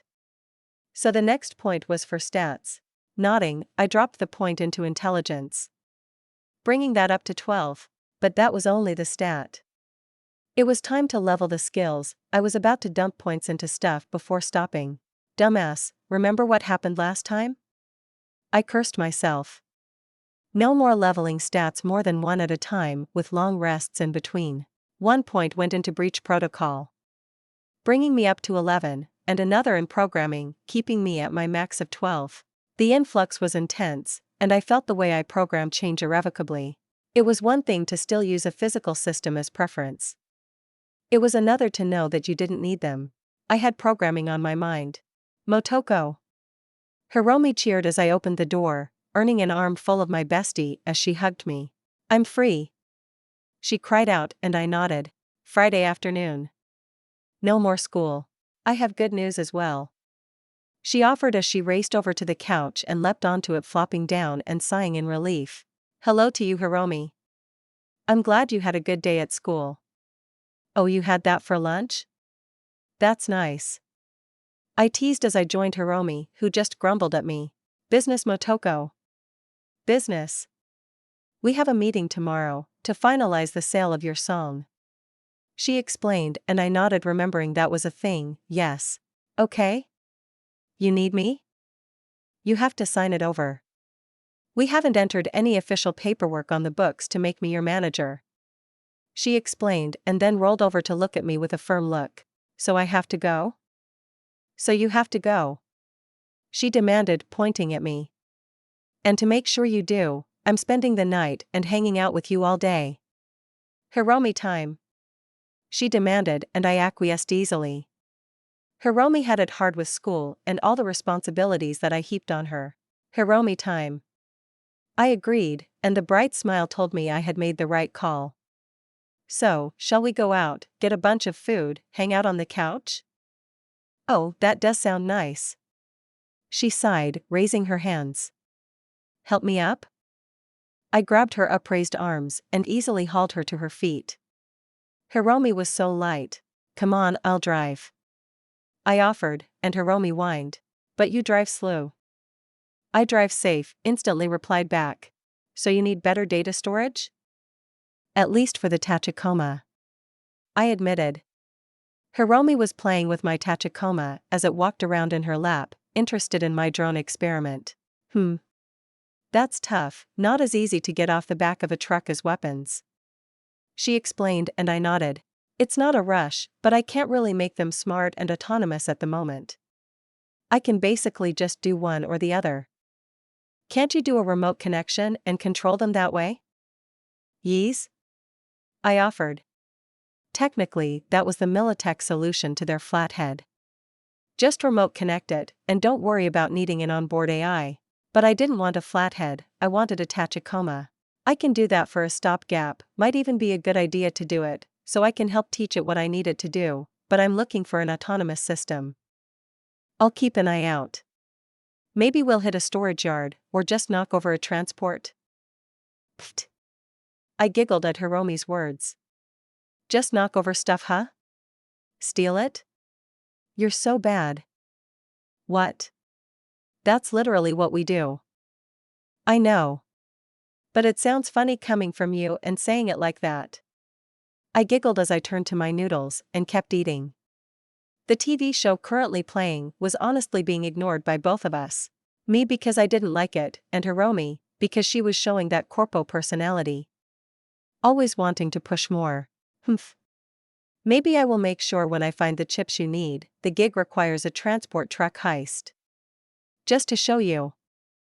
That would be cool. Ichi could be the driver in the behemoth, and Malcolm could use his Nomad car, the one with the rockets. I could do a cool jump from Ichi's truck onto the transport and take it over. Or just make them pull over so you don't get yourself killed. Hiromi shrieked at me, and I just laughed. This was nice, the stress from the week disappeared off my shoulders as Hiromi and I hung out making fun of bad TV and eating ourselves sick. Chapter 172. Hiromi the next day marched me down to city center, practically buzzing with excitement, as she guided me towards a specific building into its garage, using an access code she supplied to enter into the building's garage. Must be exciting to be doing like a real business deal, I offered to her, as we slipped into the elevator. I've done business deals before, she replied, semi-distracted, but I could see her cheeks flushing. Yeah, but that was on the street, this is like the real deal. Bet no one in your class has ever gotten even close to this sort of thing, I whispered teasingly at the end. Definitely not. Those losers and overinflated egotists, she chirped, pleased, and then focused up as the elevator ride ended. The doors opened onto a fancy upscale reception, carpeted and warmly lit. At the end of the hallway was a woman with tasteful cyberware, elegant and attractive, sitting behind a desk. The big company icon above her head was rather telling. I followed along after Hiromi, who had shifted her face into a mask of confident arrogance. Neither woman spoke up at first. Hiromi's eyes flashing, and the woman's did as well, before her cement-like smile broke. "You are right on time, Ms. Mitsunashi. Keiko will guide you to the conference room," she replied, and another woman dressed in the same way stepped out of a side door, throwing a fake smile and bowing. We both followed Hiromi, staying confident and cool, but I could see the tension in how she walked from knowing her. I was basically uninterested in the pageantry. I wouldn't even be here if not for Hiromi asking me to. I just didn't need the eddies, or the fame, but if I could help out Hiromi's dream by giving her access to the rich and powerful, I wasn't going to deny her. We were guided down the hall, Keiko smiling fakely, her voice chipper and happy as she talked up her company. Blah blah blah. It all went in one ear and out the other. I've heard enough corpo jargon in my life. I didn't need more. Finally, the door was held open for us, and we walked into a brightly lit conference room. An entire side of the wall were open windows showing the towers of City Central. But I was more interested in the other end of the table. The one man sitting. Expensive suit, and more expensive smile. But it was the two standing behind him that caught my eye. They looked like accountants.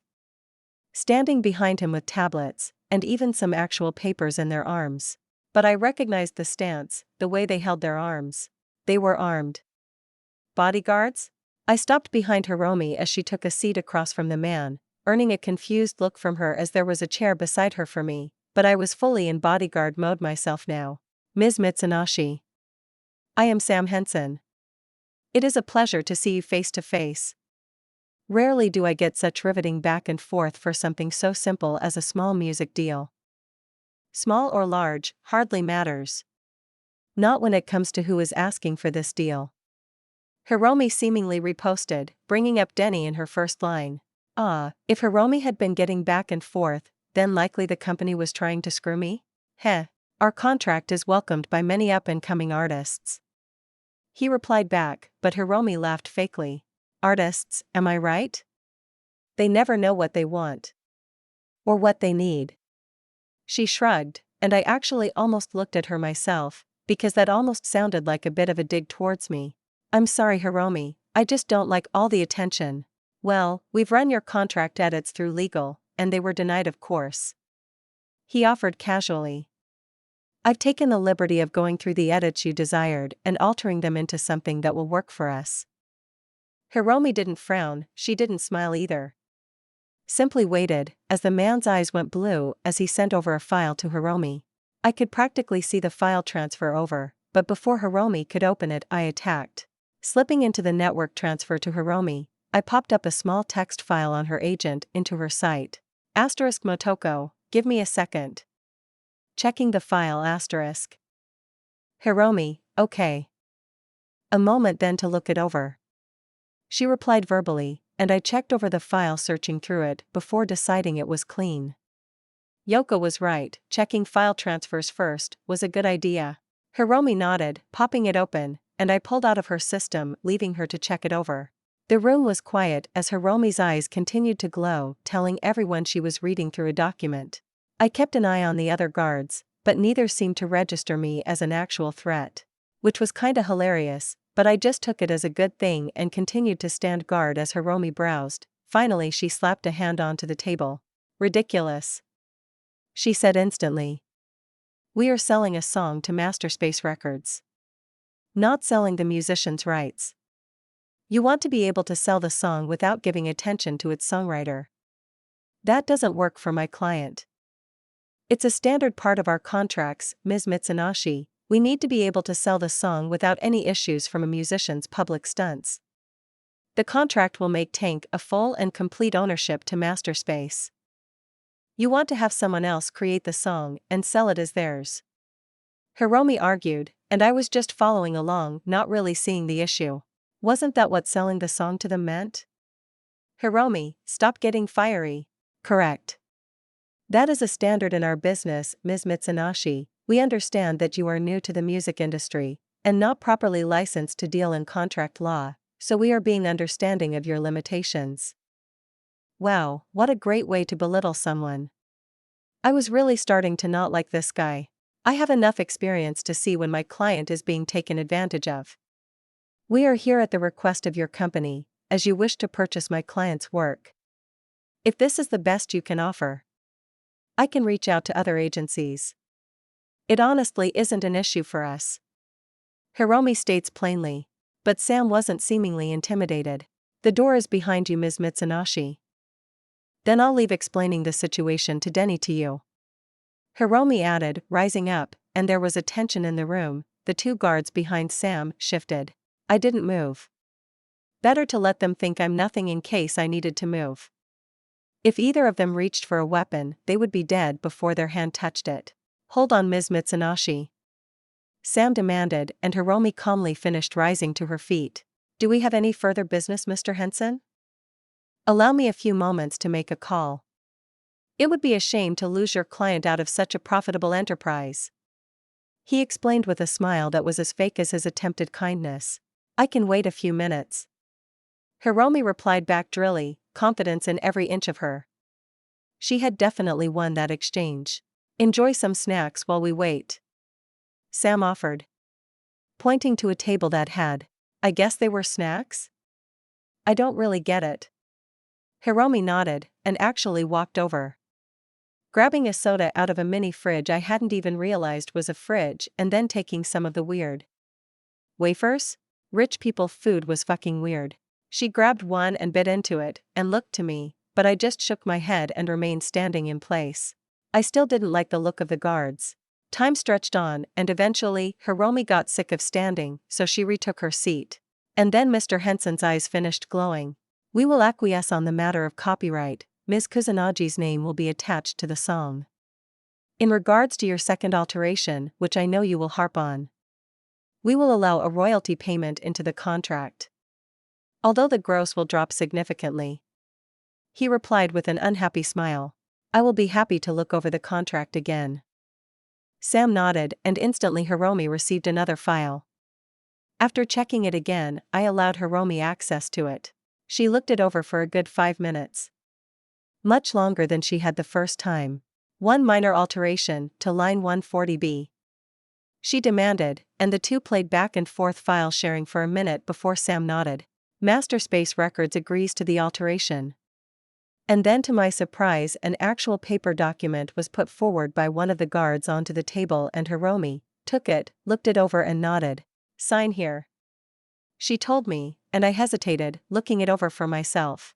It was basically a paper sign of you agree to the terms of the digital agreement. Seemed sort of extraneous to me, but I shrugged. Looking to Hiromi, she nodded, looking pleased. All right. I signed my name. Thank you, ladies, Sam said as he stood. The deposit will be made promptly, Ms. Mitsunashi. The royalty processing system will be open to you and your client. Masterspace Records welcomes you both to a fruitful partnership.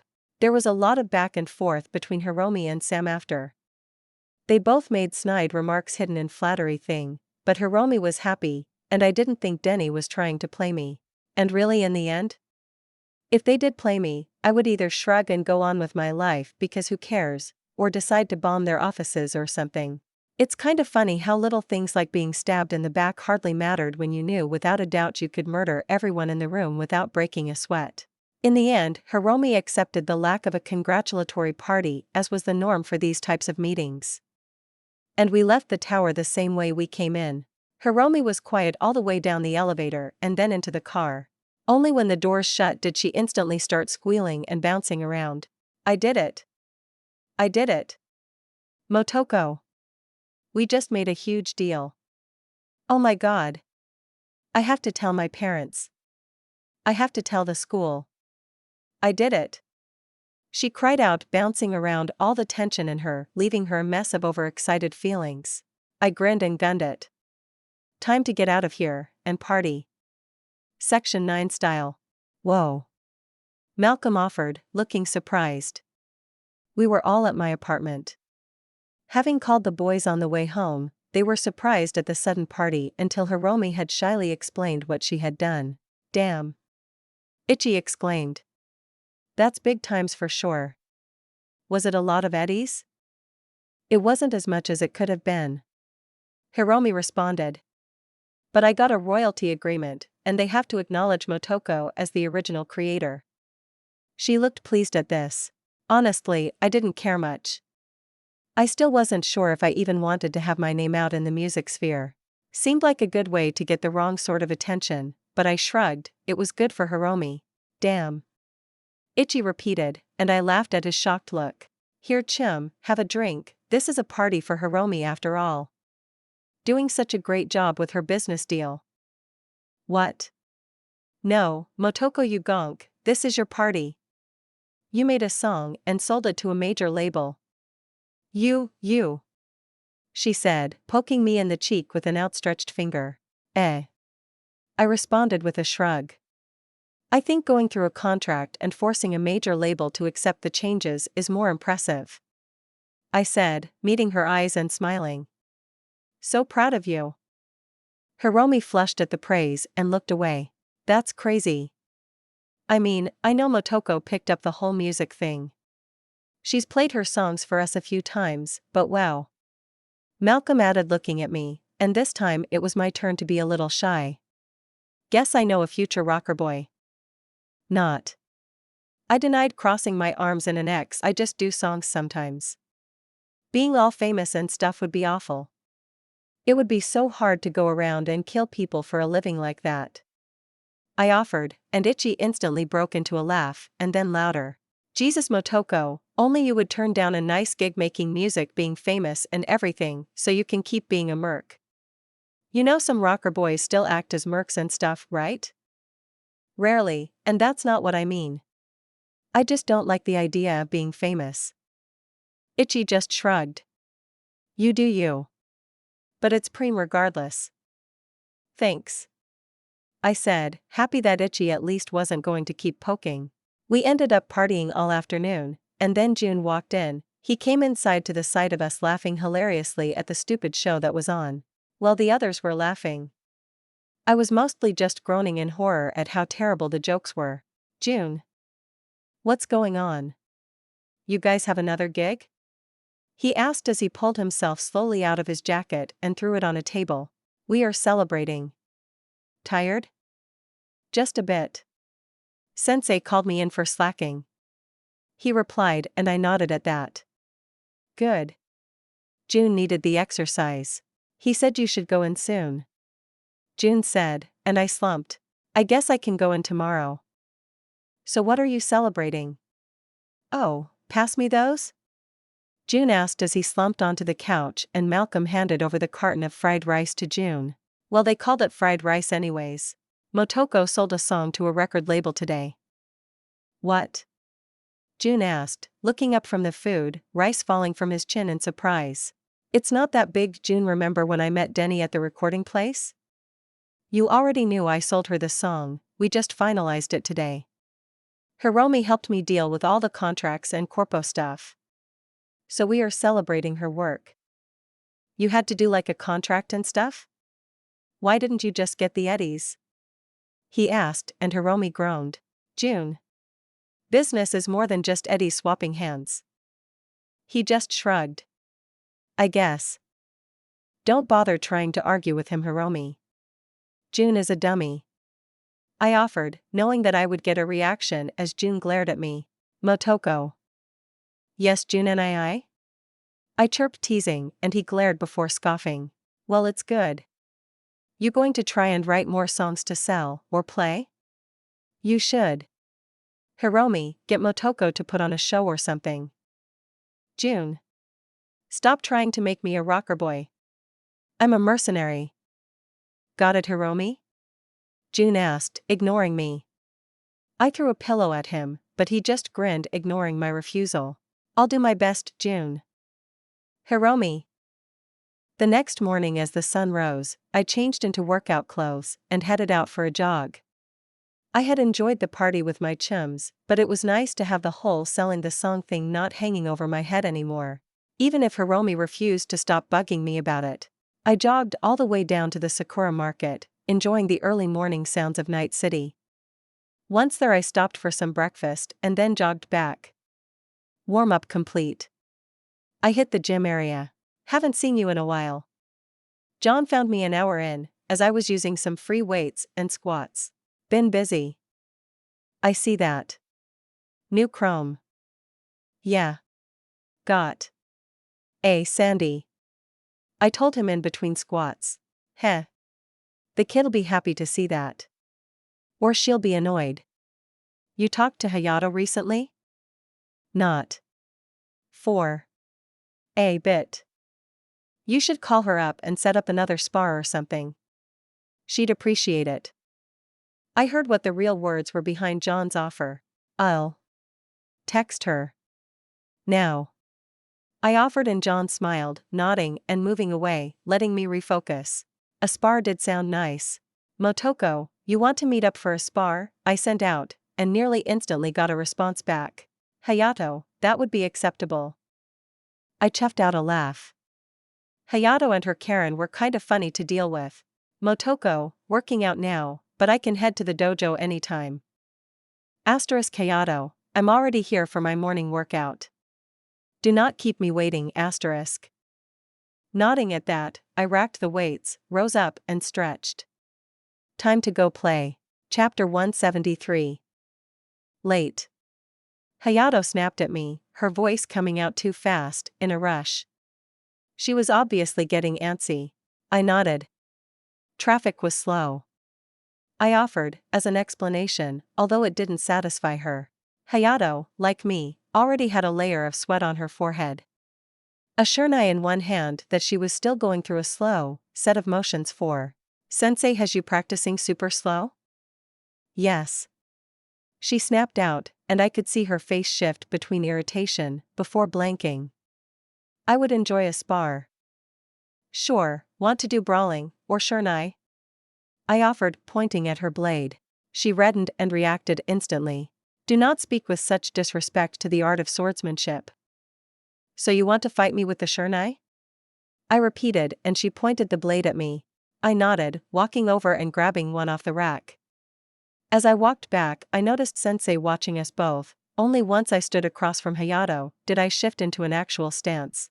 If I remember right, she had seen me doing forms under Sensei's eye before, but hadn't seen me actually fight. My blade skill might not be as good as Street Brawler, but I wasn't a slouch.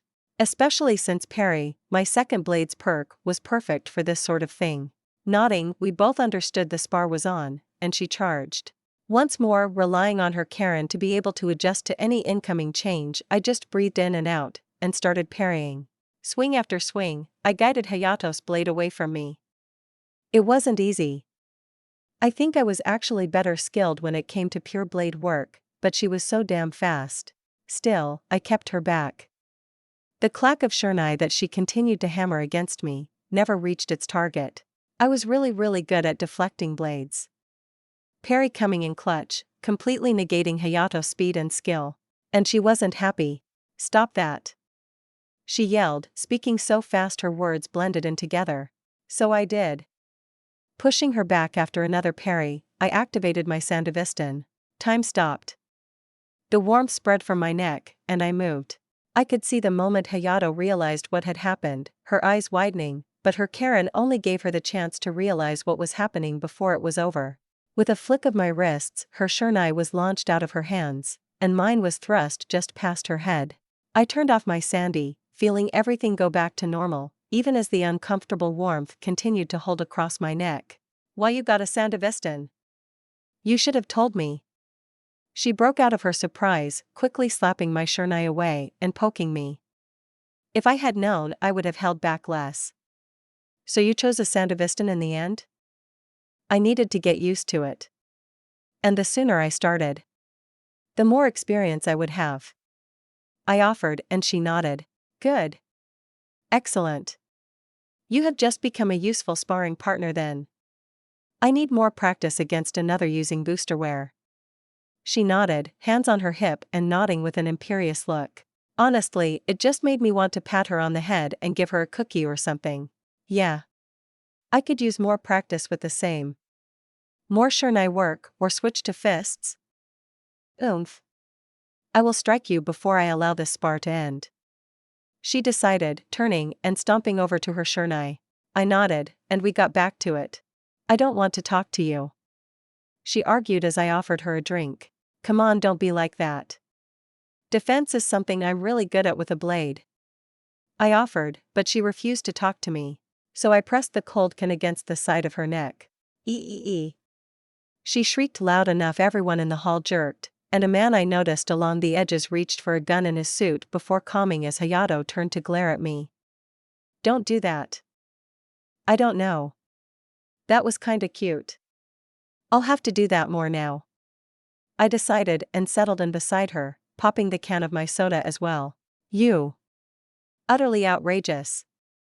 She snapped, but grabbed the drink and popped it open to drink from. It's your fault. I told you I was ambidextrous. Outrageous. She repeated, and I had to smile. I had made a crack about how I was better with two shurnai, and she had demanded that I did so.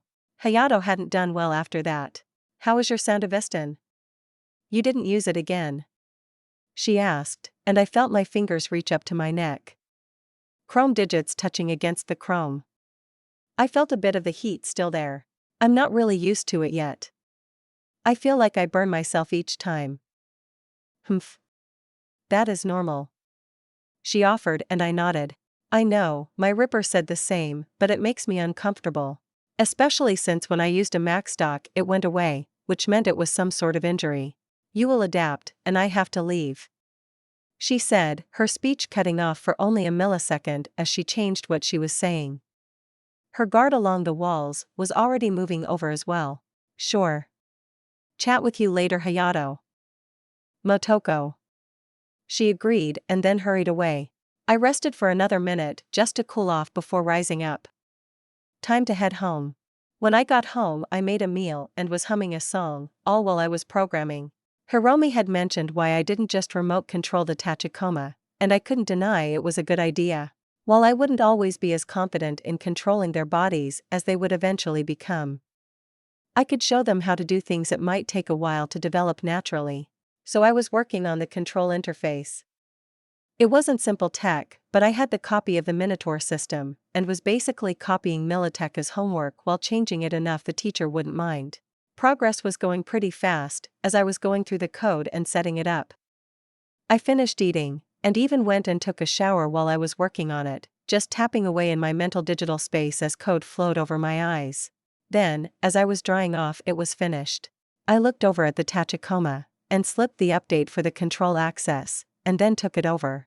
I went to take a few steps, and instead of moving, it just sort of twitched and then fell flat. Right. The Minotaur used a control crown to better handle the human-to-machine interface. I sighed as I considered what to do. I could probably put one of those together? No, that sort of defeated the whole point of being able to use the Tachikoma stealthily. I shrugged. I would just have to adapt the learning system to learning how to handle my own inputs now. Not a huge deal, just another little thing I would need to work on. Unless I went and bought an off-the-shelf drone? No, I realized it might help, but even then, it wouldn't have the same control system. The Tachikoma's unique design would make it a bit more complicated. I shrugged, deciding to just open a new branch of the AI learning, for it to adapt to the new concept. I looked at the laptop. It was doing an acceptable job of giving the Tachikoma the extra processing power it needed, but it was an issue that was going to become more and more of a problem. Might need to actually go out and find some leads apart from Hiromi. Might lead to some fun gigs or something, I guess. I flopped onto the bed and continued working on the Tachikoma remote connection. The next morning I woke up and stretched. Ignoring the Tachikoma that was laying on my stomach, I moved it over and set it on the ground as I left the room looking for breakfast. Motoko. Oh hey June. I muttered sleepily, as I stared at not just June, but like 4TC gonks all hanging out on the couch. Eddies, drugs, and guns were all over the living room table, and I could tell from one look that June hadn't slept yet. I blinked at him, and he winced as he realized how it looked. I don't want to know. I decided, and June looked relieved, and sort of broken at the words. Hey. It's little Motoko, heh. Haven't seen you in a while, kid. Why don't you come over here and say hello to big bro Yuto? He called out happily, then turned to June. When were you going to finally bring her in, June? She's old enough now. Looking like a real woman already. Never. Motoko doesn't have much interest in this stuff, he said, with a bit of a growl in his voice as a warning. So drop it. June snapped, and the man sort of flinched back at June's tone. Hey, no worries June-chan, no worries. But Motoko, not into the claws? When did this happen? The man asked, waving his hands trying to keep June's burning glare to calm down. Yuto. He snapped, but calmed down after a second. I told you Motoko was in a coma. Yeah, I remember just shit. She used to be the one pushing you into shit. Whenever I had trouble getting you involved, I'd just poke little Motoko. The man laughed uproariously at the joke. June just rolled his eyes, but I noticed he was actually pretty comfortable with the guy. I shrugged. None of my business. Wandering into the kitchen, I threaded my chrome fingers through my hair, straightening it a bit as I pulled out a soda and started drinking it down. Come to think of it, as I watched the men on the couch, I hadn't seen June bring over friends much. Chums of yours, June and I asked, and he looked back towards me, as did the boys. Oh shit, you really don't remember a little Motoko? Come over here and sit down, let big bro Yuto see how much you've changed. I continued to sip my drink as I threw a look at June. Yuto was my best chum growing up, Motoko. We ran together when we were kids. Huh. We still run together, Jun-chan. Now that I'm out of the slammer. He cheered and the boys around him cheered alongside him. Huh. I muttered, wandering over. This wasn't entirely uninteresting. How long were you in jail? I asked as I hopped over the couch, settling in beside June. 3 years, time served. More like time taken. Yuto muttered darkly. But I'm out now. Jun-chan is a kamikaze. Bozo and dipshit are still just shit muscle. Hey. Fuck you, Yuto. The other guy just flipped his chum off and they all laughed, even June. Huh. Well, boys and bitches, this was fun. Fuck, I haven't had a real drink since they locked me up. Yuto offered with a tired grin as he stretched towards the ceiling. Heh. Fucking hell, Yuto, it was never the same without you. One of the other guys mentioned with a grin. Then June spoke. Yuto. I'm glad you're out. Well shit Jun-chan, you are going to get me crying if you keep that shit up. Although boys, there is something you can do for me, you know, as a favor to an old chum. The 3 boys all looked curious, and Yuto smiled. Help me flatline the gonk fuck that stabbed me in the back and got me sent to the slammer, eh? I watched on as the 3 boys all reacted. June didn't say much. Just sort of frowning seriously, while the other 2 were a bit more argumentative. Fuck Yuto, we can't do that shit. One of them offered, and the other nodded along agreeing. Fuck you both then. No wonder you gonk fucks aren't anything but lackeys still. Jun-chan bro. I need this. You know I can't. Kizaru is high up. The whole reason you got pegged with it was because he had the power to get out of it. June said softly, uncomfortable at what he was saying. Exactly. He thinks he's all that hot shit. Made me take the fall for the drugs. Just because I was carrying them to the fucking buyers. If the fucker had just kept his mouth shut, that'd be one thing, but he fucking squealed. You know he did. Kizaru was cleared of that.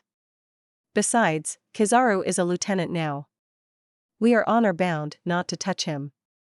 You know what happens if we do. They'll kill you. Us? June offered weakly. Very weakly. Don't fucking know, you know what's up. June. I'm calling in the favor. You owe me for this. You come with, I can get to Kizaru easy as shit and flatline that gonk. Yuto. You fucking owe me, June. You don't have a choice. So don't be a bit fuck. He squealed when I came up behind him and stuck my knife right into his trachea. If you're dead, then June and I won't owe you shit. Can't owe something to a corpse. I explained simply. The room went silent, and I was getting looks from everyone, but I wasn't playing this game. Motoko. June said, but I ignored him, because was about to be talked into stupid shit by a fucking gonk-ass old friend. Shit like this was how everything always went wrong. Hey, little Motoko, we dawn dash. I jabbed a bit harder. You shush. Listen to me now. Jun is doing better, but his life doesn't need this sort of shit. He is way too connected to the TC to go murder someone high up and not have some shit fall on his head.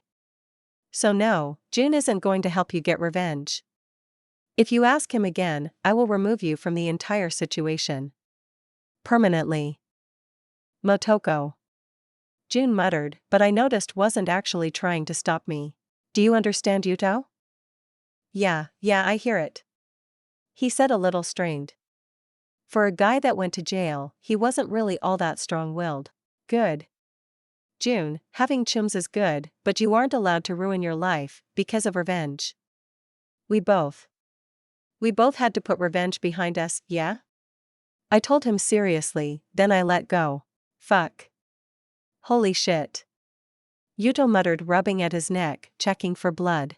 Which was silly, I didn't want to cut him, so I didn't. Then fuck was that? He demanded, and I just stared at him blankly.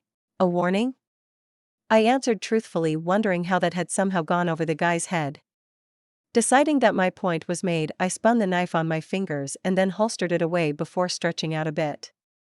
Gonna do some more programming, have fun with your friends, Jun. Just not too much fun. Motoko. Go to your room. Jun said grumpily, and I nodded. Yeah, that sounded good. I really wanted to do some work on my net hacks. I looked at the code as I did a final scan. Overheat was a pretty common online hack. There were a few different versions. Some were a virus causing cyberware to basically go crazy overclocking themselves, and some, like this one, dumped a huge amount of junk data into the netrunner's connection, making their system overheat them and lag out at the same time. The original one Yoko had given was pretty terrible. Large RAM cost, slow upload rate, easily stalled out. I needed a hack I could use on a netrunner, so it had to be more than just a baseline hack. So I had sat down and decided to improve on every aspect of the hack, reducing its size with a few alterations to the code, massively lowering the RAM cost. I was pretty proud of that one. Instead of sending a large packet of data over with the upload to lag the system, instead what this version did was alter some of the configuration settings of the enemy netrunner. It caused their own system to fill with junk data on their own side. Much faster upload, much cheaper to do, and much more effective. One small protocol alteration caused everything to come crashing down. It wasn't amazing. I wouldn't call it anything more than a middle-of-the-road hack. It wasn't as powerful or effective as my Hellflame hack, but it was also much smaller, and more focused. And I could rapid-fire the hack without nearly as many issues as Hellflame gave me. It was an easy go-to-hold-out weapon. I stretched out satisfied as it finished, and I installed it into my deck. Heat Bullet MK.01, installed, and looked like it would work just fine. Stretching out, I wandered back out of my room. The living room was still a mess. Empty cans, trash, and some what I think was leftover drugs? Jesus, Jun, this is way worse than my firearms mess. I wandered around cleaning most of it, but leaving the drugs alone. Can't say I was happy about it, but I was assuming the boys would be back to get their shit. I finished cleaning up and decided to test out my new hack. Down in the garage, sliding onto my Kusanagi, I hesitated. Forgetting something important. I had promised to be more careful. So I sent out a text, and when I got a response, I smiled and gunned it. Heading out into the city, towards my netrunning lair. Chapter 174. Okay, you had me at Netrunner Combat Zone. Malcolm said after I had gone on a long explanation of what I would be doing. That was easy. I muttered as I settled onto the net chair, idly grabbing the cooling cap I had hanging from the chair now. I had bought it before coming in, since this was my first time doing some real net running since I lost my Sicho net deck. And maybe Hiromi's remarks about it being like armor had hit their mark, but I would never admit that. Come on Motoko, net running is wild. I mean, I don't have a cyber deck. For me, net running is just some weird thing some people can do. Getting to see it in action? That's pretty nova. Well, you know what to do if something goes wrong, right? Activate the disengage, and pull you out only once it allows. And if I have any issues, call Yoko. Great. See you on the web. I offered and flopped back. When I opened my eyes, I was in my lobby. I looked around and then stopped. The Tachikoma data kernel was growing quickly. The Tachikoma was wandering around, and as I watched it even did a little leap to climb up on top of the small table in the center of the couches. What is that? Malcolm asked, as I was streaming my site to the laptop.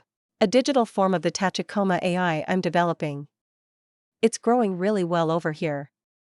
I'm going to need to do something about that soon. If I didn't get some better hardware for the Tachikoma to run off of, it would slow down its development pretty soon. Shaking it off, I disappeared into the net. A few quick hops and I was then walking down the dark corner of the web into the Netrunner bar. Whoa. It looks like a normal club. Malcolm chattered in my ear as I walked into the lobby. Yeah. I agreed, but this time I wasn't going to listen to Sasha, that jerk. I walked up to the woman at the counter. Hi.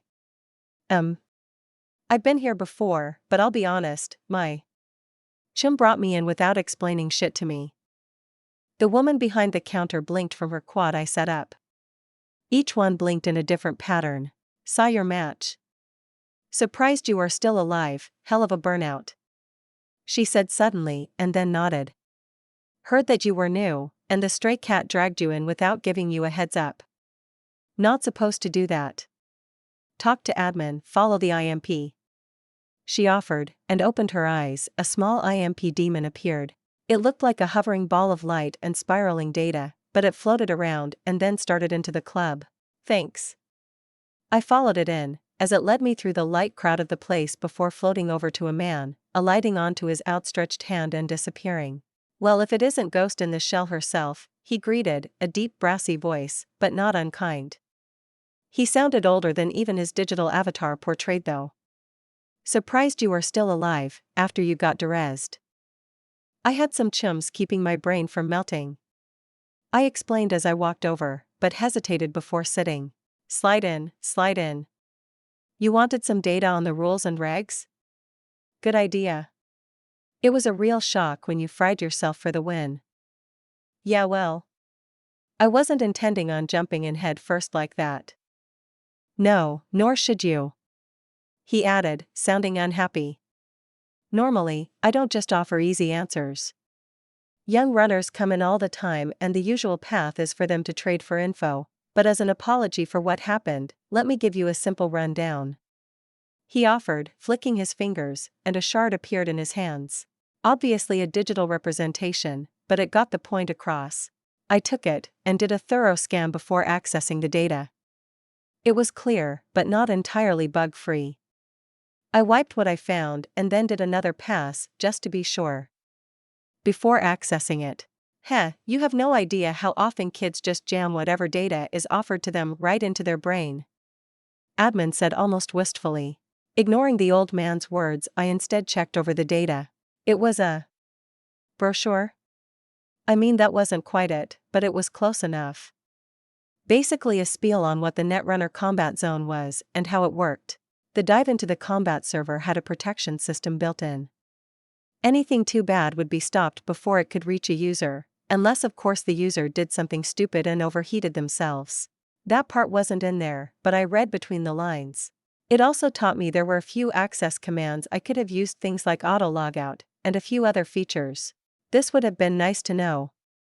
I snarked and the old man hummed in agreement. Then when he spoke next, he didn't sound pleased at all. What that stray cat did broke multiple rules. She isn't welcome around here at the moment. He said, his deep voice sounded rather ticked off. And for just a moment I felt some sympathy for Sasha. Sure, she wasn't my favorite person at the moment, but it's not entirely her fault. I don't think she is handling her current situation very well. I hope it's not a permanent ban? Although I actually don't know how often she comes here. I admitted. Was this like a normal thing for Sasha, or just something she does to blow off steam sometimes? I knew so little about the woman despite seeing her die. It's not permanent. She was simply told not to come back until she cooled off. He replied firmly. Does this satisfy you? Normally one would request more of a harsher punishment. No. That's more than enough. I waved it off. If any punishment was going to be meted out, it should be from me, not some random guy I've never met. Thanks. I offered and rose up, receiving a single nod from the man as I wandered over to one of the other booths and settled in, a screen popping up as I settled showing the inside of the arena. It was quiet currently, no battles taking place, but there was an option to view past matches. You getting this, Malcolm? Fuck yeah I am. Malcolm replied back instantly, as I started the most recent match, settling in to watch how they fought, and generally how this whole thing worked. You know, without being dropped into it. Motoko Kusanagi. Come on Jun-chan. Yuto. You know I want to help you. Then just do it. Motoko will literally kill you. Jun offered, as he reached up and rubbed at his face. Yuto getting out of jail was a surprise, he hadn't even remembered his old chum. Not with everything that had happened in his life. Moving up in the TC, breaking out of the low-level runners that he and his chums had done for so long. The casino. Kasumi. He stilled as the name ran through him. The white-hot rage that had once consumed him, feeling like it was burning him alive, was only embers. Still there. Always there. But it didn't fill every moment with rage and hate anymore. It couldn't. Lashing out at everyone around him had almost hurt Motoko. So he had let the fire dim, learned to keep it down, how to breathe, and for the first time in his life, Jun had learned how to control his anger. What was the point at getting angry with minor things? Not after he learned what true anger was. It was why Fujimura-sama had grown to trust him so much. From kid drug runner, to casino worker, to kamikaze, to trusted lieutenant. And now, an old chum was asking him to potentially throw it all away. Motoko was right. Yet, Jun owed Yuto. The boy had saved Jun's life more than once. He owed him honor, and Jun's own wants to help a friend. But trying to murder the kid of one of the higher-ups was suicide. Yuto, let it go. Fuck him. You're out now. You got the whole rest of your life ahead of you. Go find an output and live. Fuck that. He disrespected me, Jun. You can't let that kind of shit go. You know that. The boy, no. The man. Yuto and Jun were both men now. One through death, one through prison. Both had changed, and yet, Yuto wasn't being reasonable. His desire to flatline Kizaru Moritaka was short-sighted. Jun sighed, looking around the bar. Thankfully, while it was a TC bar, no one really knew who Yuto was yelling about. Yuto was pretty drunk at this point, enjoying his freedom. And so quick to throw it away. Yuto. Don't fucking Yuto me, Junikura. We swore to always back each other up. I know you couldn't do shit to get me out of the slammer, but fuck man. You're Borg it out. Fucking cold-blooded killer now, help me kill this fuck. Jun just sighed, looking down into his drink. Motoko was going to kill him. Or Yuto. Probably both. Yuto. How about we do this the right way? We go down and talk to Wakako. Motoko has a good connection with her. Fuck man. What kind of bitch brings a fixer into this shit? I'm not some punk Jun-chan. I can kill a gonk fucker. Yeah, but if you do, you spend the rest of your short life being chased around. Get Wakako in on it, and problem solved. I don't have that kind of eddies. Fuck man, you know that. Yuto snapped, obviously frustrated with Jun's constant attempts to get him to calm the fuck down. How about we try it? I have eddies. Fuck Jun. I feel like everything is crazy now. Used to be, you would be the first to jump at a chance to flatline some fuck that crossed us. Now you are arguing against it, and everyone else already left. They have jobs, Yuto. Yuto looked at Jun with a look that would have killed if it could. You gonks were my chums. What happened? Jun flinched at the accusation for a moment before firming up. Things had changed. But Jun wasn't sure it wasn't for the better. We grew up, Yuto. The man exhaled like he was punched. June sympathized. Come on, chum. Let's get out of here, get some sleep. We've been celebrating you being back all night. Yuto was quiet, staring down into his drink for a long while. Do you remember Jun-chan, when we knocked over that Tino shipment? Of course. Craziest night of my life until then. We stole a truck, smashed into them, and flatlined them. Stole the drugs, and sold it all. Made enough eddies, we could buy our own rides. June said fondly. Motoko. The old Motoko had been absolutely awed at her brother's payday. Had been so proud of him for doing it, and proving he was worth something. That was the start of his rise in the TC. Yuto had been the one who planned it all. June had just been the muscle. A boy, gonk enough to climb into a stolen truck, planning to crash it. We didn't used to think. We didn't used to let death scare us. We did it, because it was how we made the world see us. Yuto went on, and June frowned. They had done it to be rich. To be famous. Back then rep had been all there was. Rep is everything. June said, and Yuto looked up and both men's eyes met. June had believed that for so long. He still did. To an extent. June had once believed nothing was more important. That rep was your life, and without it, you were nothing. But June had come to a realization that he would have burned his rep to the ground to protect Motoko.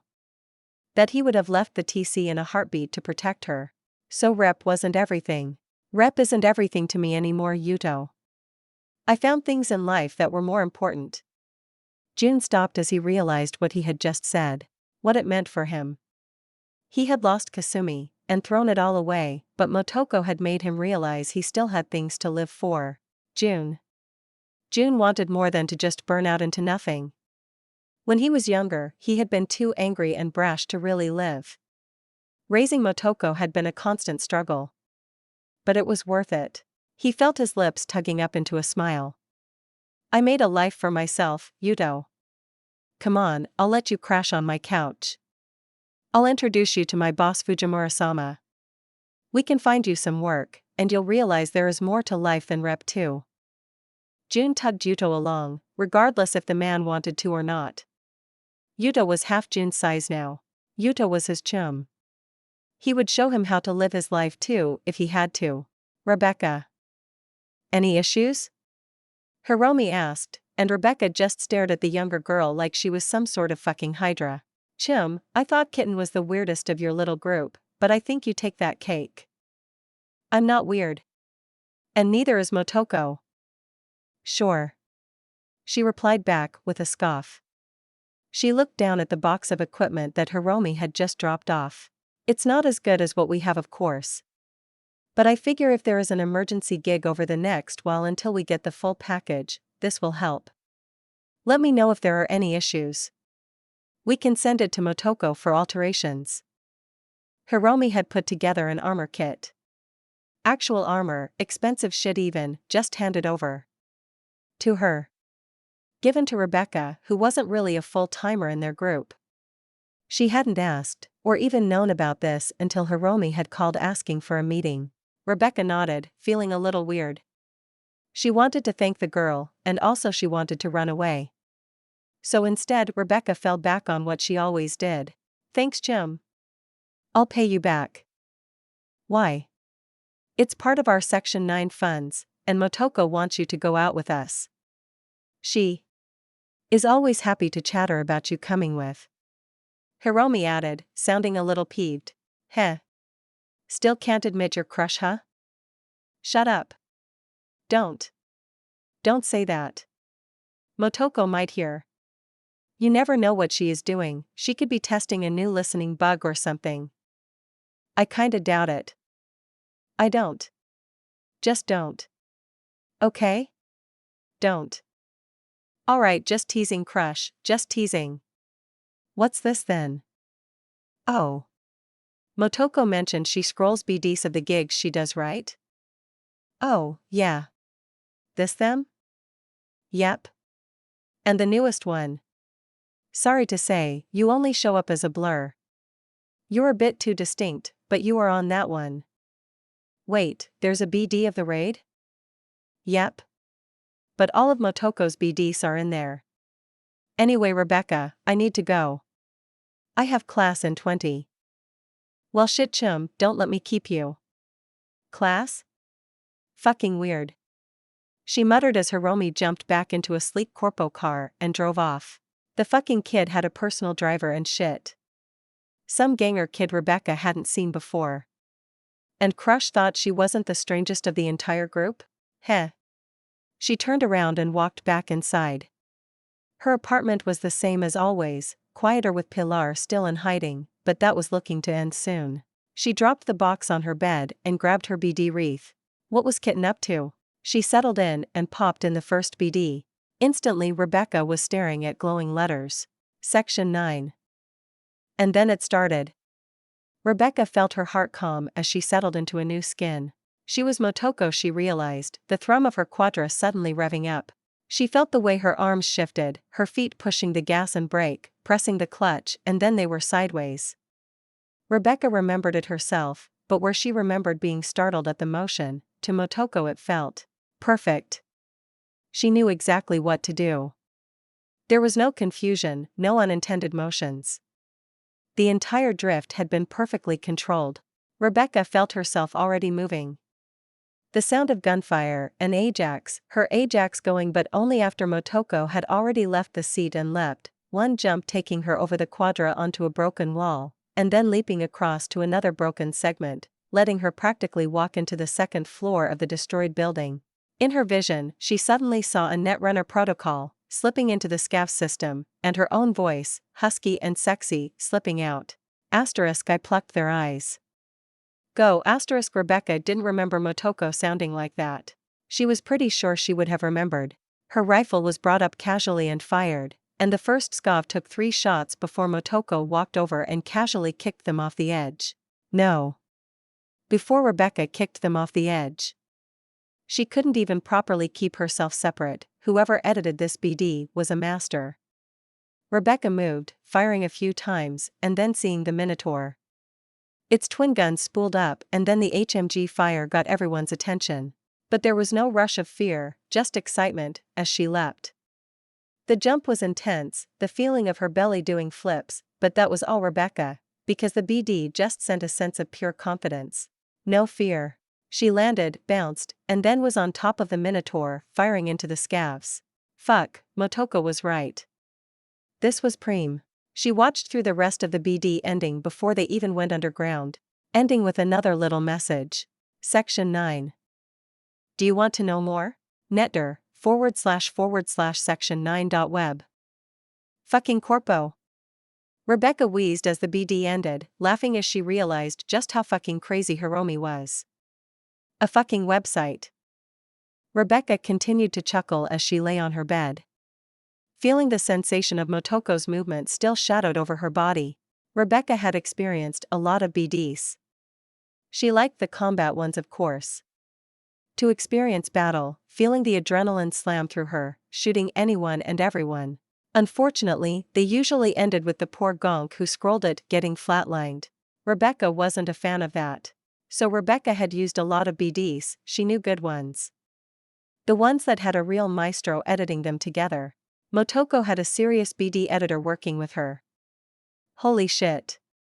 She muttered as she pulled out the BD and swapped it for another one. Inner universe? She muttered, wondering what this one was like. Rebecca started it, and instantly wind brushed across her face. She opened her eyes to the city skyline. Far above the streets. Her eyes tracked down to a shard in her hands. Inner universe. It was even etched in the same style that the BD came in. Heh. She slotted it and music started, an interesting song, but not really her thing. Yet she didn't get time to enjoy it, as suddenly she was moving. A shift in her muscles, that made her want to gasp even as her heart refused to beat out of rhythm. Motoko had jumped off a fucking building. She was free falling, motionless as the wind whipped past her, and then it was all action. Reaching out to break her fall on a pipe, she grinded herself into slowing her speed and then once more into nothing. She landed in a roll and then leapt to her feet, rushing across the top of one of the walkway bridges between scrapers. Rebecca forgot herself.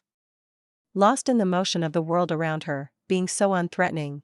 There was no fear, just a self-assuredness that flowed into everything. Rebecca wasn't there anymore. She didn't exist. Just the movement. She didn't really remember herself until ramen hit her taste buds at the end of it, startling her a bit as the salty splash of broth pulled her out of the intense feeling of her body moving perfectly. She pulled off the wreath with a gasp, body shaking and shivering as she lay on her bed. Chapter 175. Malcolm. You're actually going to take part? He asked as he continued to look through Motoko's eyes. Yeah. I want to practice it a bit. They have an external connection here. So I'm going to disconnect and let you watch through their cameras. If you see me start dying or something, you know what to do. I'll watch your back, he assured her as he threw a few more schwab back. Blue was the best flavor after all. I know, she replied back with a surety that would have made Malcolm blush if she was looking at him. Motoko was pretty intense, but there wasn't anyone that Malcolm trusted more. When it came to a serious situation, Motoko was the most reliable person he knew. Which still freaked him out sometimes, but that was just life. The video on the laptop shifted, loading for a few seconds, before it showed an arena.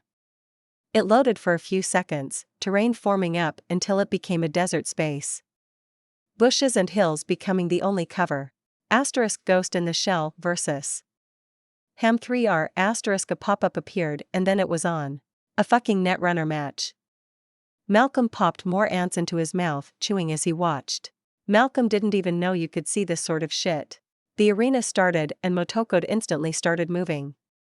Rushing forward, and to the side. Once she was a ways away, she kneeled down and started doing something?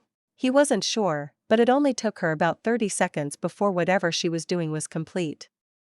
He watched as the opponent was moving cautiously out of his spawn point, looking all around him, and even behind him, as he started activating demons. Glowing orbs appeared around him, and then set off, seemingly searching around while stopping to scan anything and everything. They didn't look very smart. He saw the same demon scan the same bush twice as it backtracked. Motoko stood up and Malcolm now knew what she had been up to. System breached, appeared on a screen attached to Motoko's half, and suddenly a mini-map was on the screen he could see. So, Motoko had breached into the system? That was good, he guessed. It must be if Motoko had decided to do it, but it was still weird. Then Motoko seemed to explode. From her form, something hard to see popped out, and scattered, seemingly vanishing into the floor of the server. It looked kinda gnarly, and there was no update about what Motoko had just done. Instead, she started moving, slowly circling around the arena, seemingly purposefully in the opposite way that the opponent was going around. Malcolm kept expecting something exciting to happen, but it was slow. Motoko was stalking around. She didn't seem to have any interest in attacking, instead she just seemed to follow in the shadows of the arena, not that there were any, but she seemed to keep a hill between her and the other guy at all times. Then Motoko came across one of the demons. The orb literally floated right past her. What? Malcolm had to wonder, because those things had scanned literally everything. Motoko seemed to be testing it, walking around it, even moving in front of it, but the demon was stupid. When it bounced into her, it just shifted directions to wander further.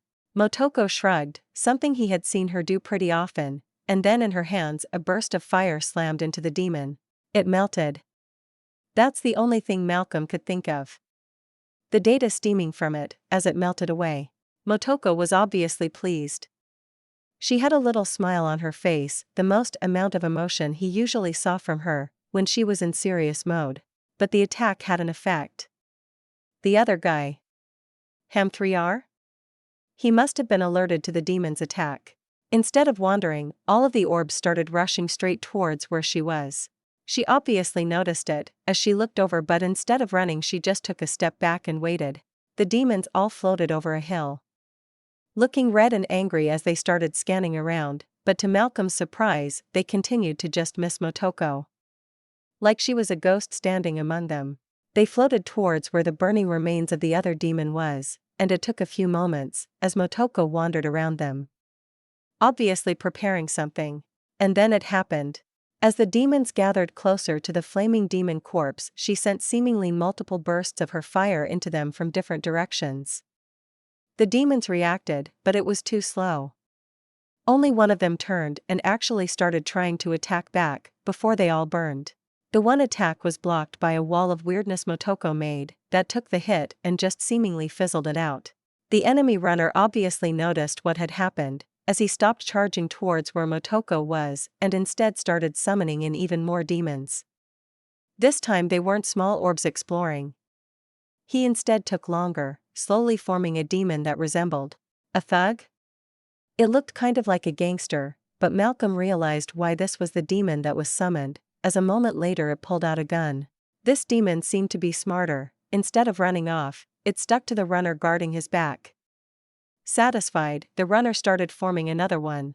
It took a while and Motoko was seemingly watching what was happening through the mini-map, content to give this runner time. So Malcolm watched as nothing really happened.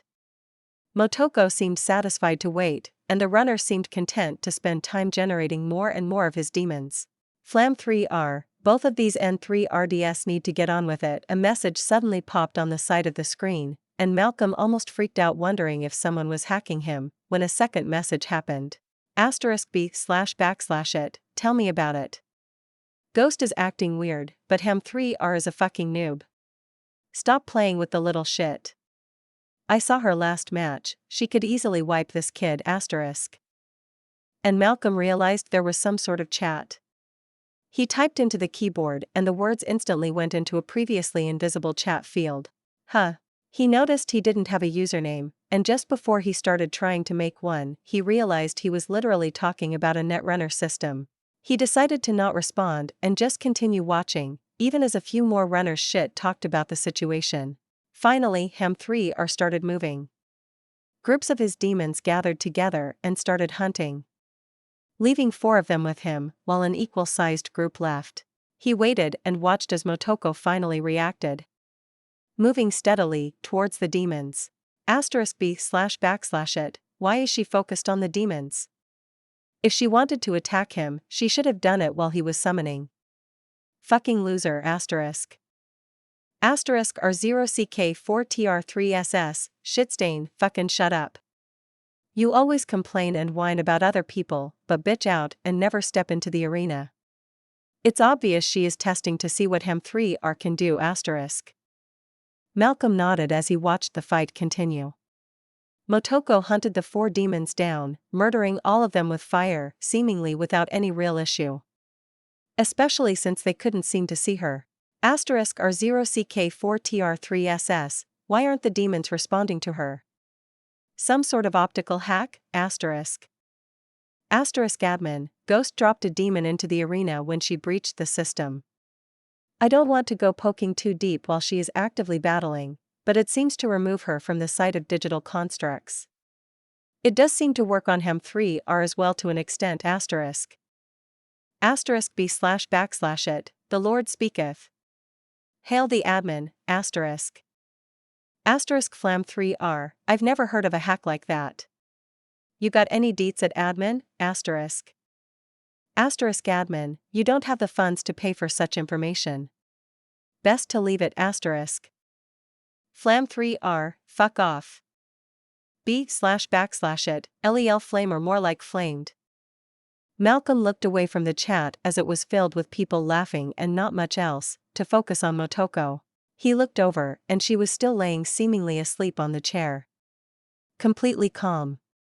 A quick check and her cyberdeck was still just warm and not overheating her. Everything was fine. She finished fighting the demons and then slipped away, seemingly waiting to see how the runner would react. Angrily it seems.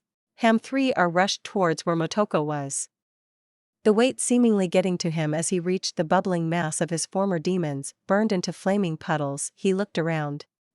Come out. Stop sneaking around, he roared, looking around, but then nothing. Motoko definitely heard him, but she wasn't moving. Pissed, the guy summoned up another mass of demons, the orbs again, appearing much faster than the guys in suits, and then they sent out again. Searching. But it was obvious to Malcolm that Ham3R was seething. Once a dozen of the IMPs were summoned, he stopped and started creating the larger demons again. Though Malcolm noticed summoning each one was much slower than before. He looked towards the chat wondering if anyone would talk about it. Maybe he could get some answers. Nothing. They were all just arguing about some random shit Malcolm had no idea what about. So he just settled in to watch. Ham 3R I decided was really easy to piss off. I felt a little bad for Malcolm as he was probably a bit bored, but grinding XP was not for everyone. I was settled in a corner of the map just letting my deck stay cool, as I watched Ham 3R struggle to summon more demons. Which was weird. I hadn't done much with demons, besides the free code for the facehuggers that I got from the perk, but I knew the basics.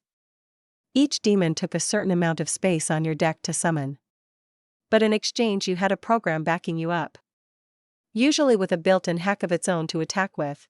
Some were of course specialized like my facehuggers, or the IMPs that were summoned to search for me.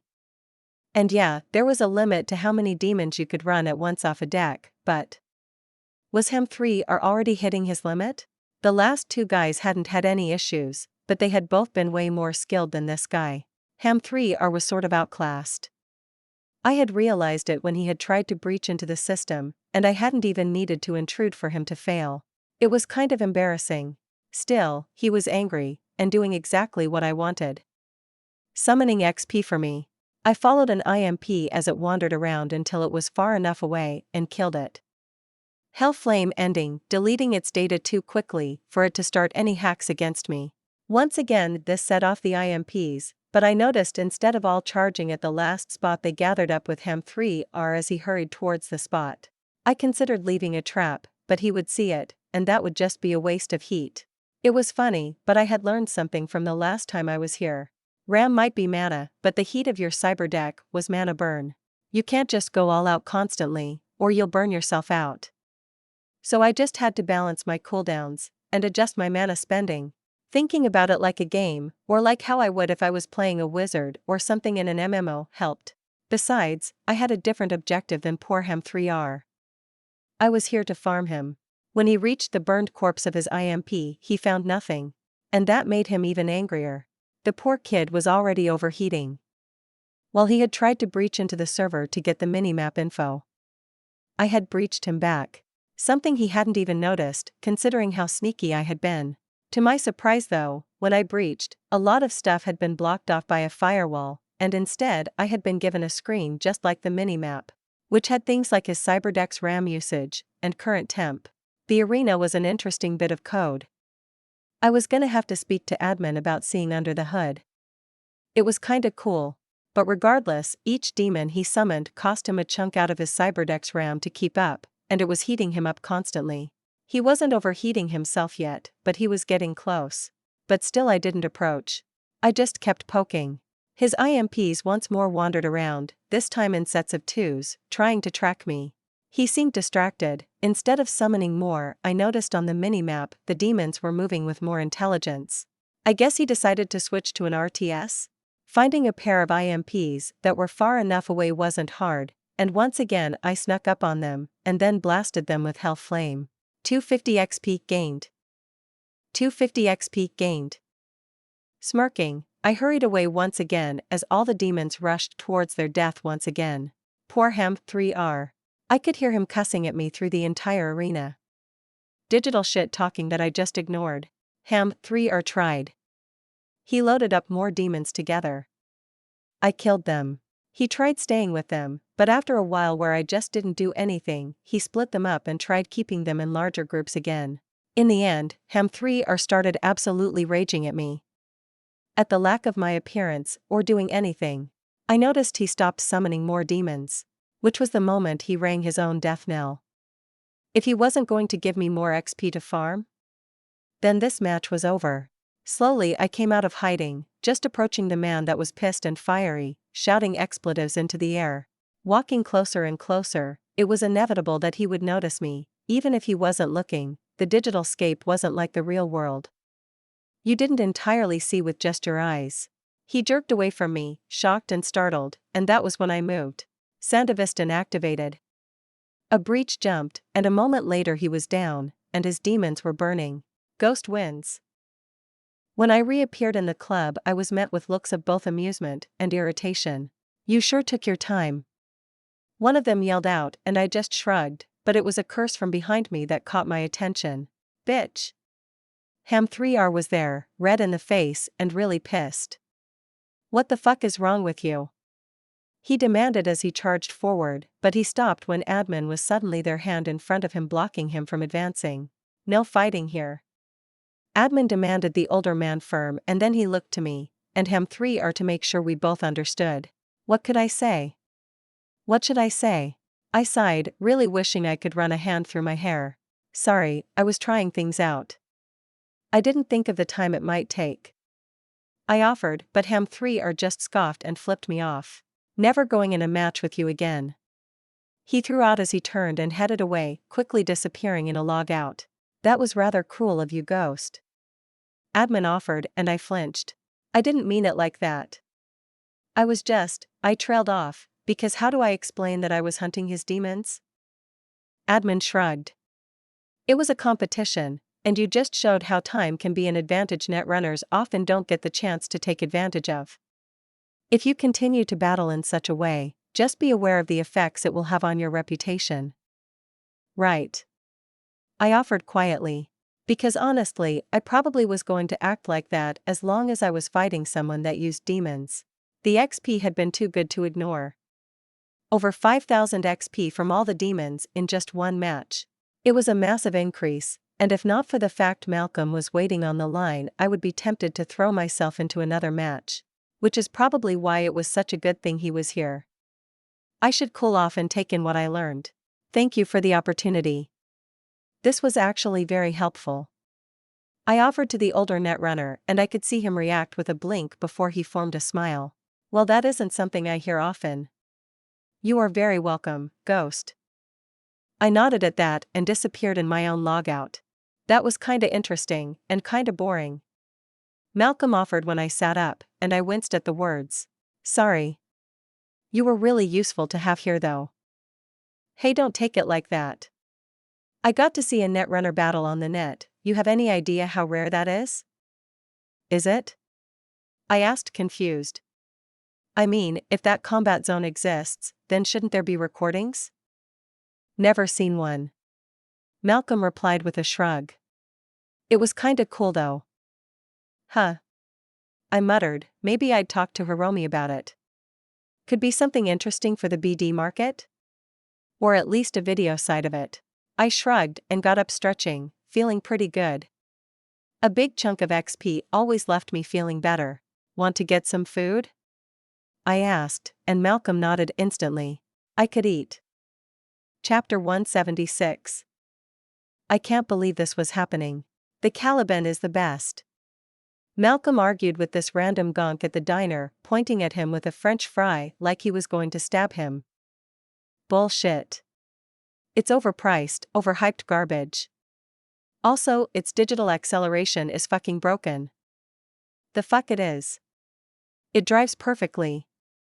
It's complete dog's hit, and you would know if you weren't some gonk fuck street kid Rayfield fuckboy that has never been in a Caliban. "Bitch, I own one," Malcolm roared, standing up, and I just put my head in my hands. I just wanted lunch. I was even paying. So why couldn't Malcolm just leave the stupid-looking guy at the diner's bar, talking shit about the Rayfield commercial alone? "What is your last name, Arasaka or something?" "Bullshit lying little punk." "Oh, I'll fucking prove it, chum. I'll have you apologize and grovel to the best car in Night City when it arrives," he called out. I could already see his eyes having flashed to call his Caliban here. Damn it, Malcolm, I didn't want to stay here all afternoon. I had. Okay, I didn't have anything else to do. It's not like I had a normal job, but the point stands. In the end, I just flopped my head onto the table as I waited for the car to show up, and did my best to ignore the fact that Malcolm and this random gonk would not stop fucking arguing about it. Gearheads are the most obtuse of all superfans, I decided. Besides, everyone knows the Quadra was the best. The arguing continued, and I was sure both of these idiots would have been thrown out if we weren't the only people in the diner at the moment. Then about 20 minutes later, Malcolm's Rayfield pulled into the lot. "What the fuck?" the guy said as he had been looking out the window behind Malcolm and saw it arrive. "Huh. Get ready to weep chum, because I do own a Caliban. Malcolm crowed out his victory as he sauntered out the door and walked up to the car. The door opened at his approach. No fucking way. Way. I answered as I rose up and threw some eddies at the owner for the food. I walked out and Malcolm was leaning up against the car with a cocky grin, staring at the windows of the diner. Malcolm, your ego is showing. I muttered as I walked past him to my Quadra. Right next to the rather modded out Quadra Sport R7. I had a feeling I knew the other guy's choice in vehicles. Alright chum. Alright. You win on this one. Your daddy certainly has a lot of eddies. The other guy calls out, and that just sets Malcolm off. Fuck you. This is my car, you gonk bitch. Yeah, I doubt it kid. How about we prove it? A nice little race, my R7 and your Rayfield, you know how to drive that thing don't you? Course I do. Malcolm said, knowing damn well that he didn't. I sighed as the two boys got into an argument that led to me sitting in the Rayfield next to Malcolm as he squeezed the steering wheel tightly. The R7 was beside us, engine rumbling as we waited for the light to change. I turned on launch control. I'm gonna blow this skunk fucker away. Malcolm muttered and I hummed a bit. I had a feeling Malcolm was about to get left in the dust. Just don't risk your car for a race that doesn't matter. It'll be fine, Motoko. Just trust me. I very specifically tugged on the seatbelt, reminding him I was wearing it. Fuck off. He grumbled, but then he focused up. The lights were changing, the R7 rumbled its engine, and I instantly knew what was about to happen. The Rayfield's launch control relied on the engine being idle before it activated.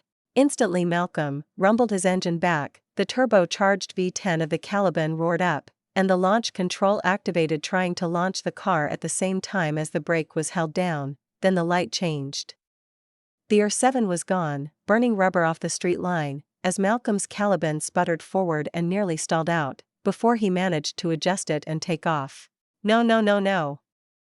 He held as he roared after, but the R7 was modded and it was obvious that Malcolm wouldn't catch up before they hit the next light. That was both very smart and an asshole move. I mentioned as I considered how much car knowledge it took to do that kind of shit. I don't want to hear it. Malcolm snapped as he continued trying to catch up, but by the time we got anywhere near the R7 it was already slowing down after the next light and pulling over. Then Malcolm pulled in behind the R7 and jumped out. What the fuck? He yelled at the guy that was also stepping out, with a cocky grin. What? You got smoked kid. Better learn to use daddy's car before trying to race it. You fucking asshole. Hey Malcolm, chill. I demanded as I hurried around the car and grabbed him. Malcolm was seething, looking like he was going to throw fists over this. Hey brats. Watch yourself, or else. The man demanded and I stilled. Turning around I saw the man holding a gun in his hand, having drawn it. The Nova he was using to intimidate a couple of brat kids. Okay. At this point in time, the guy had passed over the realm of acceptable conduct. He forced Malcolm into a race, tricked him, and then when Malcolm was pissed, pulled a gun, despite Malcolm not being anywhere near him. It took half a second to turn his gun into a nice paperweight as my eyes flashed into hacking the damn thing, and then I pushed Malcolm back and stalked forward. What? You some crazy bitch? Don't think I hey. He yelped as I continued to approach. He aimed the gun at my center mass and pulled the trigger without hesitation. Which is right when I grabbed his outstretched wrist, twisted, pulled, unbalanced him and launched my other fist right into his face. Ignoring the scream from inside of his date, I enjoyed the moment as he crashed into the asphalt. Fuck you asshole. I said simply as I turned back to Malcolm. Malcolm, who looked a little conflicted. I really wanted to do that. You shouldn't have tried to punch him for tricking you. That was a dick move, but acceptable. Live and learn. But some gonk pulling a gun is a different story. Come on, let's get out of here. Malcolm didn't move at first. The guy cursed and thrashed as he rose back to his feet, blood pouring down his nose, but eventually Malcolm scoffed and smirked and walked back to the Caliban. Then we were off. Satisfied? I asked as he floored it past the R7 and the fucker. No. Not at all actually. I got tricked like a fucking gonk, and it's my fault. Mistakes happen. I said as comfortingly as I could. I feel like a fucking gonk. I should have known better. Experience is important. Why don't you start racing and stuff? Practice it, I mean? I remembered there were races all over the place. Didn't I get invited to a race once? I vaguely recall it happening. Maybe I will. Thanks, Motoko.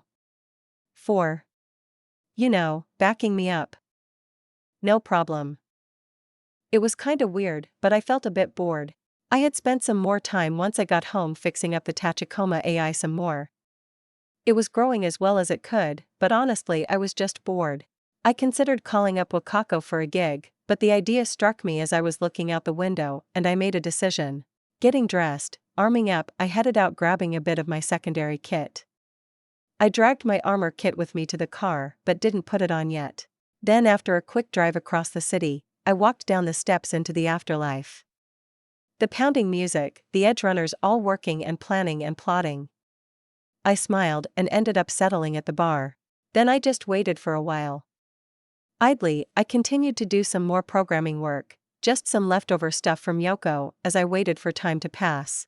I was sucking a soda through a straw the bartender had given me when it happened. The whole room went electric, everyone looked up from what they were doing. Rogue arrived. Just like last time, she strode through the bar like she was queen and the rest of us mere mortals. Groups of edge runners hurried after her, looking for work, and then either rushed back to their little teams, or started calling out for additional skills. Then a call came out and I knew I had to accept. I need an infiltrator. The call went out and I turned to look. Black man, punk style, big trench coat. I nodded. Rising up, I decided to avoid all the difficulty with my age. A slight adjustment, and when I spoke, a much more mature, sexier voice came out. I can cover that. I called, and his eyes turned to me. They instantly glowed as he scanned, but for some reason, despite my age, he didn't hesitate to nod at me. Name's Bishop. Give me a minute. Then he turned right around to talk to Rogue. 2 minutes later, he came out and jerked his head to follow. I sauntered after, towards the side room right near the entrance. The tables were mostly empty as it was still midday, but a group of edge runners were already gathered up. They looked me over at the same time I looked them all over. They were an eclectic group. One guy was in a business suit. He reminded me of Hiromi's dad. Only this guy was armed, considering the bulge in his jacket. Also, his arms were definitely mantis blades. He looked up as Bishop walked over and then looked at me. Instantly, his eyes flashed, and I could tell he was scanning me. I looked away and at the rest of the group. If he wanted to scan before introductions, that was fine. The next woman was wild. A tattered t-shirt showed her bra at multiple points. The image of shark teeth on the front of the shirt looked unique. Maybe something she had made herself? Her jacket was a pretty standard street samurai coat, the sort of thing Game V always wore, but the big case next to her was definitely her weapon. The last was another guy. TC? He reminded me of it. Even had a katana at his hip. His hair reminded me of June's, only it wasn't fire, and instead some electronic effect. He gave me a once-over and didn't say anything, nor did he give off any emotion. Simply observing. All right. This is Motoko. She's an infiltrator. Rogue approved, so she's on the team for the gig. Introduce yourself. Bishop seemed to order as he looked over the grouping. Samuel Perry. The corpo introduced himself, and then he looked to Bishop. Are you sure? She's young. She's also here. Bishop waved a hand as if it didn't matter. Rogue vouches for her. That's that. Very well. I'm the one that handles diplomacy, and my former employment with Militech left me with plenty of contacts. He introduced himself with a casual air, but his eyes were sharp, always staring at me. Call me Mira. I'm the sharpshooter. She said, all teeth, which I then noticed were shark teeth. Bit on the nose, but okay. Hawkcase. The street samurai introduced, but then an echoing void came up after. Luckily Bishop spoke up. He doesn't talk much, but he's damn good with that blade. I can tell, I answered, giving the man a look over. I'm Motoko. I'm an infiltrator, but I'm also a solo and netrunner. I look forward to working with you. Geez, where did you find this kid? Mira called out, but I wasn't really bothered. It's hard to be insulted by someone you don't know, and don't care what their opinion of you is. Right, let's get down to it. 2 days ago, a Kong Tao scientist jumped ship. He is trying to sell some info for protection to the core. Obviously Kong Tao isn't letting this go, but that isn't our concern. Rogue wants the guy gathered up. The info is Rogue's to sell as far as she's concerned. Bishop spoke with a confident cadence, and his crew all nodded in understanding. No confusion, no hesitation. They had worked together for a long time then. The problem comes in the pickup. The guy is hiding out in a high-end apartment building here in City Central. Normally not an issue, but our target wasn't entirely stupid. He hired some animals for protection. Bishop handed over a shard, first to Samuel. The corp who plugged it in looked it over for a few minutes and nodded, frowning a bit. Then to Mira, who barely glanced at the shard before tossing it to Hawkace. He looked it over for a while before handing it to me. Inside I understood. It was details about the building, the target, and some information about the animals protecting him, and why this was a problem. Squad of 20 animals had locked down the top floor of this apartment building. From a tiny clip of camera footage that was on it, it showed the animals carrying LMGs checking the elevator every time it stopped on that floor. The place was locked down, and somehow we had to extract the guy in charge. So can you get to the security system? We'll need a distraction while we get up in the elevator. Bishop asked, and I nodded idly as I looked through things. You plan on going in guns blazing? I asked, and the team nodded confidently. Then I can definitely get you onto the top floor, can probably blind and disable the elevator guards as well remotely. You weren't kidding about being a netrunner, huh? Mira asked, and I shook my head. No, I'm pretty good. Not elite tier, but good. Only issue is if the security is protected by a netrunner as well. I don't see any information if the animals brought one, or if the hotel has one on site. We don't know, so we go in with a blank spot. Will that stop you from infiltrating and getting us up there? No, I answered back. I could do that even if there was a security runner, but something caught my eye. Hang on. Why don't we skip the elevator entirely? I'm not walking up 20 stories. Mira denied instantly, and I smiled as I shook my head. Not what I mean. Northeast side of the building, there's some heating units sticking out, should be an easy climb up to the top floor. Quieter than using the elevator. Let me see. Bishop called, and I popped out the shard and handed it back over. He slotted it and started examining the data, going over it much longer than the first time. Then slowly he nodded. Could work. Would leave the initial arrival a lot less dicey. I like dicey. Mira mocked, and then Samuel was handed the shard to look as Bishop popped it out. Doable, I suppose. Doesn't really change much. We still need the security opened so we can use the elevator. The elevator is AE 6-551. It's got a backdoor by default. I'll be able to unlock the elevator even without touching security. Although I'll still need to infiltrate, unless you want NCPD arriving at the sound of gunfire. We don't. Bishop confirmed. Then I'll head in and shut down the silent alarms as planned, get you elevator access. Might be able to join you if you like? I offered, but Bishop shook his head. Better to stay with the security and pull netrunner shit from there. I considered arguing, but shrugged. Sure. Bishop's group was his group, and I was intruding. Better not to push it. With that settled, the group started moving. Chapter 177. The security on the hotel wasn't impressive. Pressing myself against the rear door as the camera swiveled above me, I took a few seconds to breach the security pad. I knew the design, and I knew how to get through without problems. They all had a factory default admin code from the producers. I entered it and it popped the door open without even needing to breach it. Sliding inside, I ducked down and hurried down the hall. The large window that had a staff break room didn't even see me as I moved right past. The security room was 3 doors down, and I made it without seeing anyone. Security here was tougher. Whoever had set up the secure room knew what they were doing. Unfortunately, the security guy was probably from 10 or more years ago and long since fired. The security panel was top of the line about that long ago. I hit the button on the bottom of the panel, flipped it open, licked my fingers, and pressed against 2 of the wire ports. A zip went through my arm, and the door popped open. Security never changes. Flipping the panel closed again, I slipped inside, and pushed the sliding door closed. Then as the room was empty, I walked over to the Raleigh chair and slipped inside. I'm in the security room. Giving you all credentials now.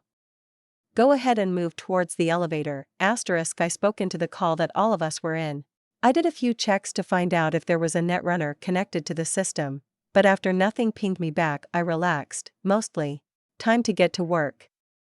Entering in elevator credentials was super easy, something done hundreds of times a week. I easily added the group in, and then started accessing the rest of the system.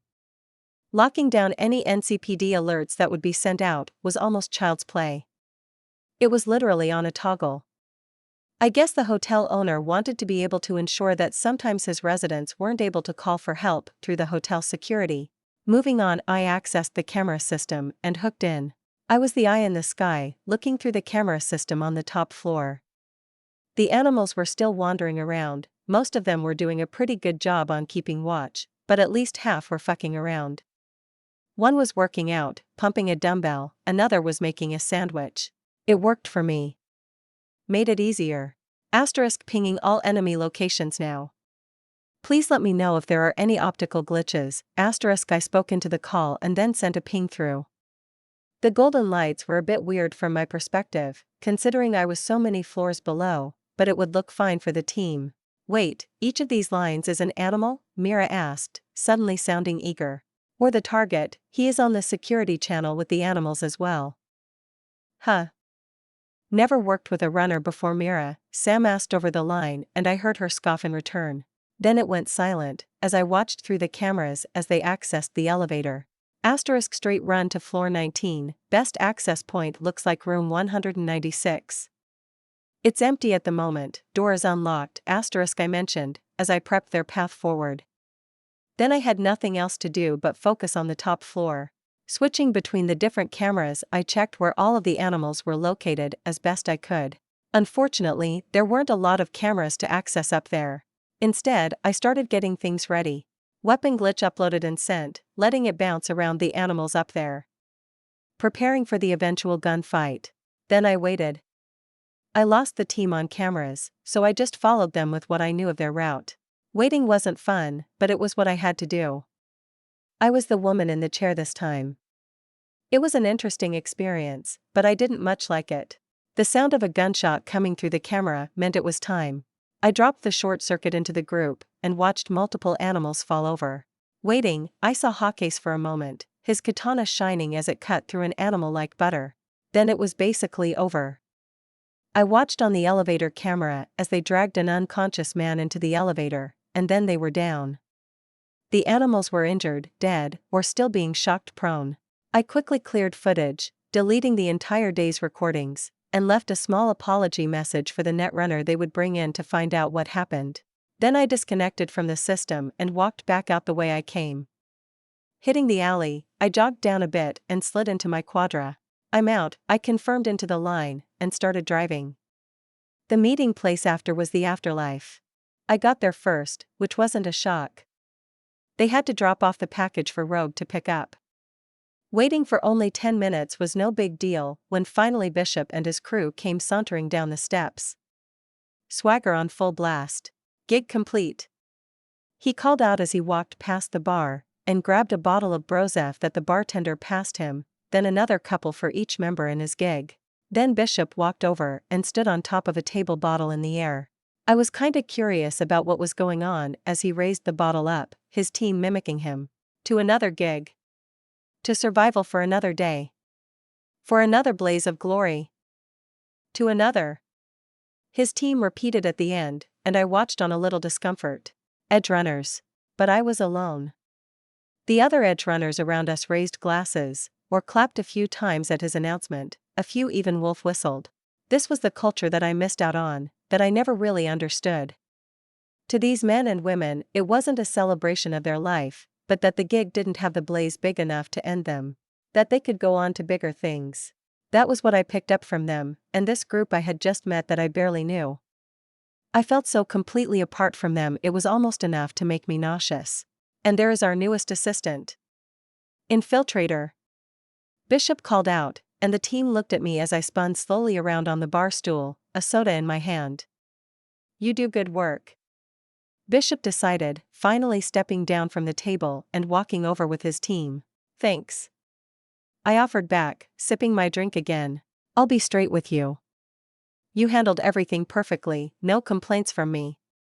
I ran it past the group, and we wouldn't mind running another gig or two with you. See how you fit, if you'd like to join more full-time. I blinked at the offer, glanced over at the faces of the other members. I only saw a smattering of respect. I was young, but they acknowledged I had done the job. I appreciate it. I wouldn't mind backing you up in the future, but I don't think I'm really a joiner. I decided. I have my own crew that I work with usually.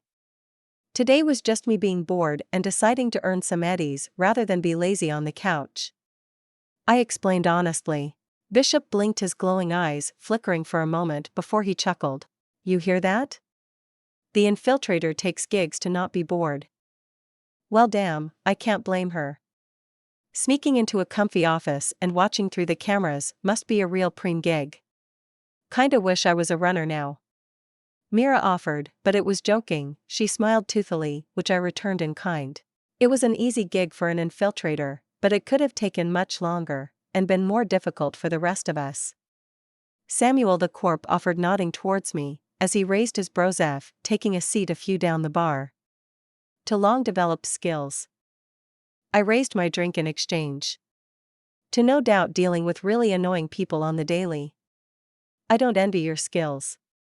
I sent back, and the previously cold man broke into a smirk at my words. See, at least someone acknowledges the difficulty of working with people. Oh God, don't get him started. He'll whine for hours about all the assholes and make us listen to it. Mira begged. And slowly the group melded into the bar, and I realized why on the flip side why edge runners were what everyone wanted to be. There were few friendships stronger than those forged in the heat of combat. So what's with all the chrome anyways? No real skin? Mira asked a few minutes later as the conversation turned to everyone simply chattering about the gig. I had thought about leaving, but I was being included enough that it felt nice. I like chrome. Gross. Should get some BioWare. You'd look great as a lizard maybe? Get some scales? Oh no. I know, maybe a wolf. There is something lovely about a cute wolf girl. Mira gushed, and I realized with horror what she was. Exotic. I snapped, finger pointing. She didn't just have shark teeth as an aesthetic choice, but because she was one of them. Heh? Yeah, duh? Didn't the teeth clue you in? No. Ugh. I groaned as I remembered the stupid exotic club and the failed gig. How annoying that had been. I had been forced to watch that club for hours, trying to find a way in. Oh? You got a problem with exotics? It's so annoying. Can't hack them, can't stealth by them unless you do something about scent. They tend to have upgraded bio eyes, so even normal stealth isn't as good. Again, you can't blind them with a quick hack. It's so frustrating. I whined and looked at her, eyes meeting hers with a glare. Her own glare went from harsh to blinking in surprise, and then fighting back a smirk. Wait. So you don't like exotics, 'cause they are so hard to stealth around. I had a gig I failed because it involved an exotic bar that I couldn't infiltrate. I ended up having to call Regina and tell her I couldn't do it. Never heard from her again. Wait. The Lion's Den? Don't remind me. I spent so long trying to find a way in. Pfft. Ahahaha. She broke into laughter and I glared at her. but she didn't care and just laughed harder. It's not funny. It's hilarious. Okay. Okay. You are officially invited, you should join me at the den sometime. You're a bit young, but fuck it, you're an afterlife merc. You should enjoy yourself. I have to bring you around, and tell everyone. Hell no. Aw, come on, it's great. So many people to pet. Mira, lay off. The kid's a teenager. So? There are kids her age that are exotic.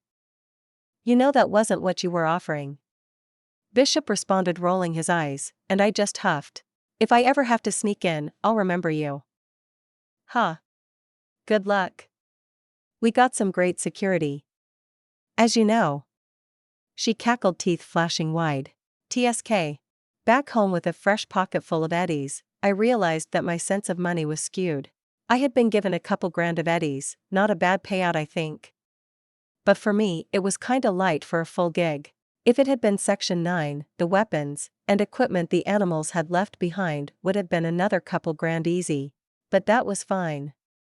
We were a bit different, more willing to scrounge for the eddies. I had a feeling it wasn't considered cool to do that sort of thing. I shrugged. I didn't care about being thought of as cool, as long as people know I wasn't someone they could fuck with. Home again, I noticed June wasn't home, and I was once again feeling bored. Grabbing my guitar, I strummed a few notes, thinking about what to play. I was feeling pretty mellow, something chill. Fingers started strumming and I smiled as I heard the notes. I knew what to play. Underneath the bridge. Tarp has sprung a leak. And the animals I've trapped have all become my pets. I mumbled aloud, as I just let myself remember another Nirvana song. Something in the way was very simple, but it just felt nice. I played through the song once, and then just let it trail off. Need to actually record that. And the rest of the Nirvana songs. I hummed a bit, a familiar refrain, and I laughed as I decided I might as well. I grabbed my music box, plugged it all in, and started working. My cyberdeck handled the cutting and editing of the tracks, adjusting the sound levels as I sang and sang and sang. No, I don't have a gun. No, I don't have a goon. Come as you are belted out with all the emotion I could pack into the song continued on. Every riff was locked into my brain, burned into my memories and the emotions I remember with every sung word coming out as heavily as I could. Which is when the door opened. Sorry. June greeted me as I stopped mid-word. That's okay. Welcome home. I greeted as I stretched, but then I looked over and frowned. June? It's nothing, Amuto. He responded back, but I could tell he wasn't okay. I rose up and patted after him, as he went to the fridge and grabbed some food, and he rolled his eyes as he noticed me looking at him. It's just Yudo. I tried calling him, and haven't heard from him. I'm worried he's doing something stupid. He tells me and I relax. Oh, okay then. I moved away. If it was just worry about his chum, that wasn't something I could really help with. I headed back to the couch, and picked up my guitar, might as well finish the song, when June settled in. That tune. You played it before, right? A long time ago. You've improved a lot. Yeah, I've gotten a lot better. Figured it all out basically. I muttered, feeling my ears redden. June remembered me playing badly. He laughed at my embarrassment and then settled onto the couch, but I could see that he wasn't relaxing. His eyes flashed as he was making calls. So I did my best not to disturb him, focusing on editing some tracks and getting it right. I had finished something in the way. So maybe I'll play that for June once he was done? But before I could jump into it, June stood up with a sigh and started leaving. June? I asked, but he didn't say anything, just dropping a heavy hand on my head to reassure me, before heading right back out. It was going to be one of those days then, huh? June left, and I got back to it. Chapter 178. The next morning I was attacked first thing in the morning. Motoko. Hiromi whined as she launched herself at me as soon as I opened the door. Swinging the Motoko-seeking ballistic missile around to bleed off the momentum, I closed the door with a kick and settled the door shotgun back in place as I hugged Hiromi tight. Fun day. I demand it. she said while her face was buried in my shoulder. Okay. What do you want to do? I don't know. You decide. She responded back and I just laughed.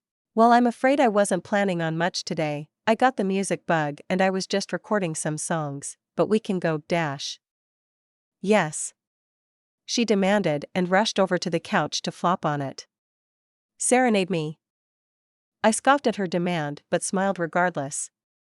Okay, this is Come As You Are. I informed her and set up the song to play through the music box as I settled in, and then I started up that famous intro. The deep tones were good.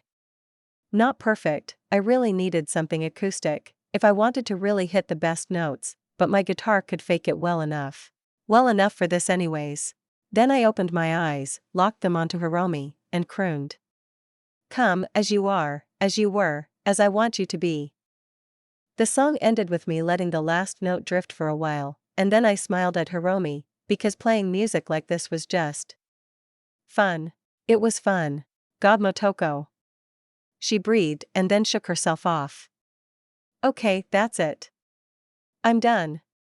That's it.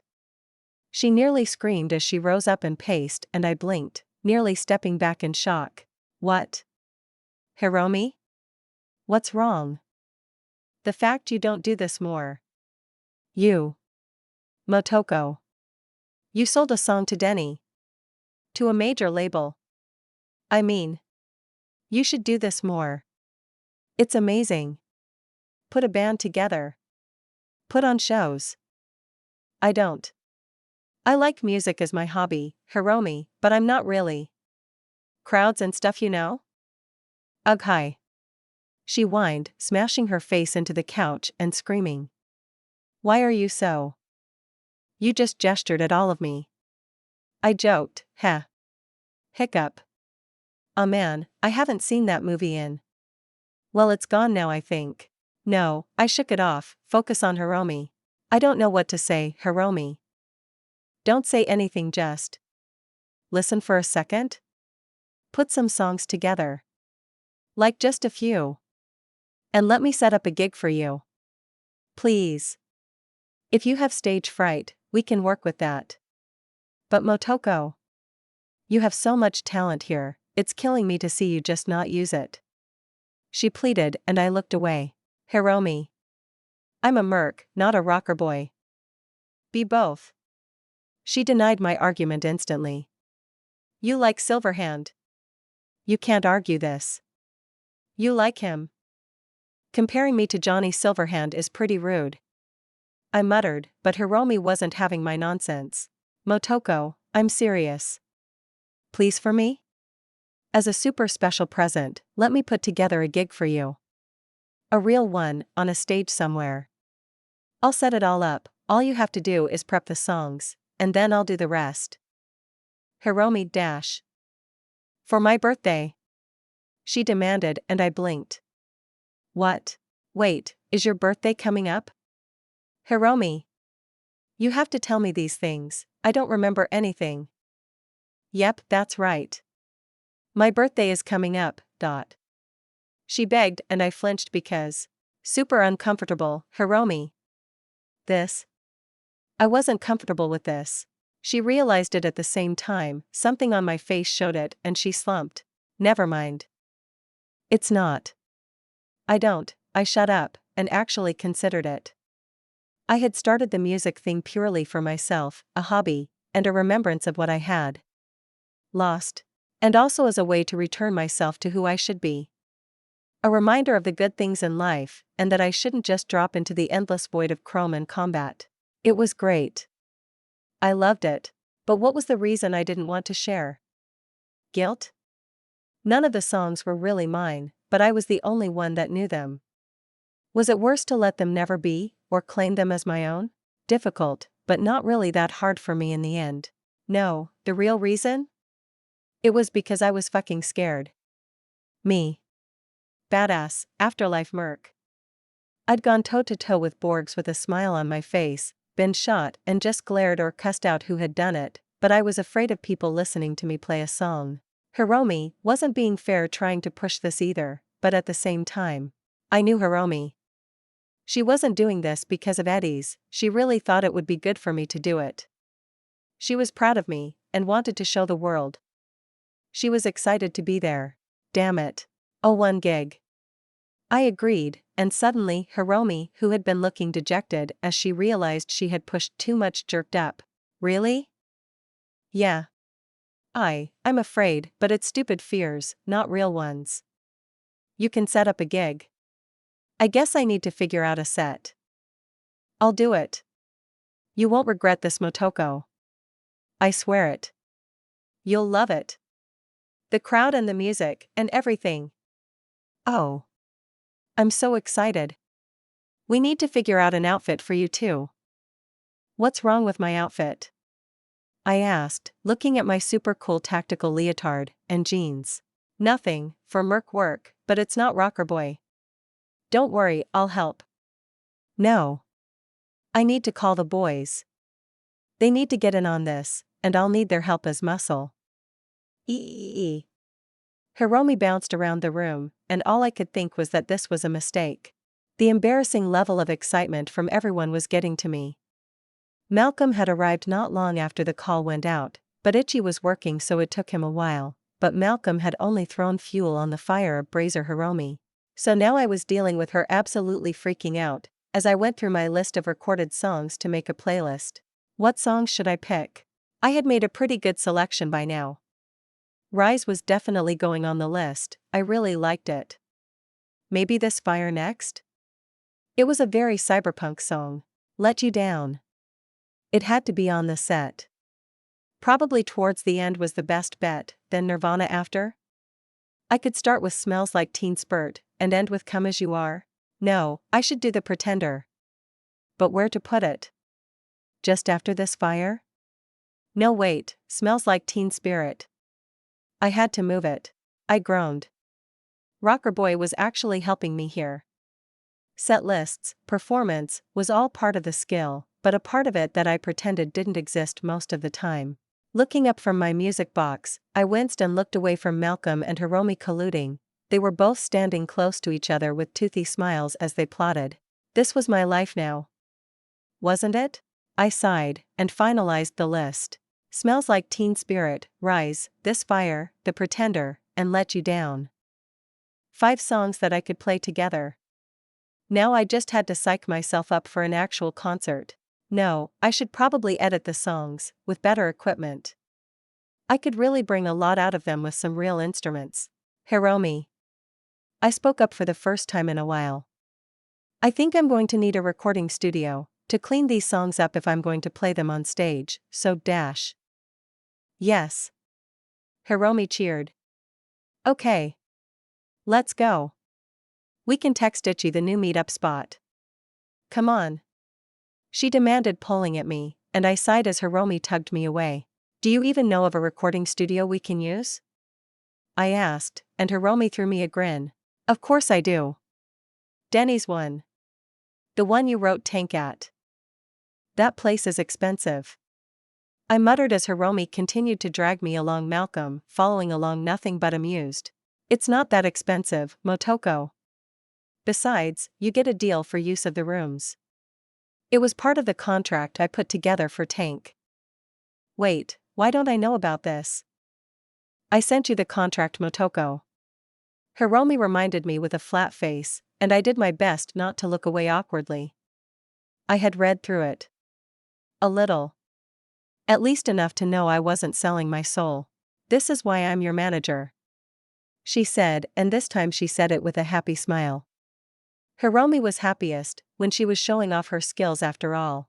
You know, I'll need my guitar and stuff, I mentioned, as Hiromi had pulled me out of the apartment and down the hall by this point. She turned, realizing I didn't have my instrument. Ah. We drove through the city, finally reaching the parking spots near Denny's recording studio, and I felt kinda awkward, carrying my equipment down the alleyway and into the same blank-faced door. Somehow during the drive over, Hiromi had already scheduled one of the studios for me, and so we had access. The door opened and we walked into the same long white hall. Room 1 to 16. Hiromi called out as I headed that way, and slipped inside. The studio was empty. Just for me. Staring at the space, I felt myself actually warm up. Sure, my music box was good, but electronic simulation of different instruments was only so good. There was nothing quite like the original. I settled my guitar and music box to the side and headed out immediately for the instrument room. Motoko? I need some stuff. Malcolm, I could use some hands. I asked, and he followed after. It took a while to move and set up the drum set, but it felt great to have it there set up and shiny. Then I checked over and grabbed a few more instruments. Once that was done, it was time. I settled, pulling up the tracks I had already recorded. I went to work. The quality of the microphones alone made a massive difference. Better instruments would enhance that, and finally the actual recording equipment was much higher end than the program I had made my music box out of. But it didn't matter. The music box was still incredibly useful, saving the recordings for later. And I went to work. Playing through the songs over and over, removing errors from the early tracks I had recorded, adding some flair to each instrument, in a way I couldn't before. The vocal tracks were sung, recorded, and edited with much finer equipment than I had before. All the while, I let myself fall into the utter focus required to handle all the tasks. I lost track of my friends. By the time I was doing the drum track for Smells Like Teen Spirits, and just absolutely going to town on for it, I noticed Itchy was standing in the recording room as well. So I hit it even harder. This was the first song of the story I was telling. I had to draw attention while playing it, otherwise I might not keep them for all the songs. And so I continued on, hammering through the songs over and over, cleaning every technical piece of the song I could, over and over and over. It all ran into itself, and it was only when I had to stop to go to the bathroom that my chums grabbed me and sat me down. Easy Motoko, you need anything? Food? Here, have some water. Hiromi demanded, while Malcolm handed it over.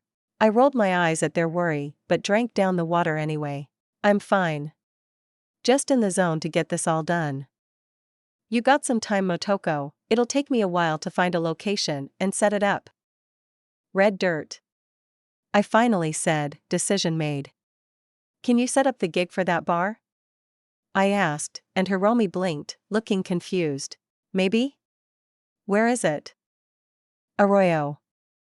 Wait, I know that place. It's fucking ancient. Itchy spoke up and I flashed him a smile. Yep. It was the first place samurai ever played at. Ugh. Hiromi groaned, but she nodded. Okay, fine. If that's where you want to play. I was going to try Lizzie's or something. Nah, maybe after, if I do another gig. Red Dirt wasn't just the first place samurai played, it was also small. Hopefully the smaller crowd would help. I stood up and went back to work. I didn't want to keep spending money, considering I knew just how much these recording studios cost. Malcolm. You know, I knew Motoko's kinda bullshit sometimes. Sometimes I wonder, how the fuck did she do all this? How can she learn all these crazy skills so fast? Then I see her do shit like this, and I don't think it's that crazy anymore. He uttered, staring at Motoko, just a teenager same as him. A girl that has less than a year of memories? He watched as she didn't just play multiple instruments, but absolutely destroyed them. Energy she usually reserved for the middle of combat, coming out as she sang and played with a frantic energy that she had kept up with for hours already. Just watching her made Malcolm exhausted. She's amazing. Hiromi added, which was just such a Hiromi thing to say. Of course the girl with the biggest crush in the city would think her crush was the best thing ever. But fuck if Malcolm wasn't feeling some feelings for her right now either. The energy and force Motoko put into the songs, and he had listened to the complete track of the first few she went through, was already amazing. Damn it, why did his best friend that was a girl have to be kinda hot? He shook it off. If Hiromi found out he even thought that, she would make his life hell. He glanced to Itchy, who passed over a look. Yeah. They both looked away, knowing Hiromi wouldn't have noticed. She was the one most enthralled with Motoko's inexhaustible energy. So, I'm gonna call everyone I know and tell them to show up for this gig. You? Obviously. We have to tell June. He'd kill us if we kept him out of it. Oh, don't worry. Hiromi added. I have complete confidence in Motoko. I'll throw up some flyers as well. We'll turn Motoko's first gig into a blast. Malcolm winced. He knew Motoko well enough to know she had liked the idea of the gig being in a small place to get away from the massive crowds. Sorry, Motoko. You shouldn't have stolen Hiromi's heart if you didn't want her to use her massive corpo powers to your benefit. Or detriment.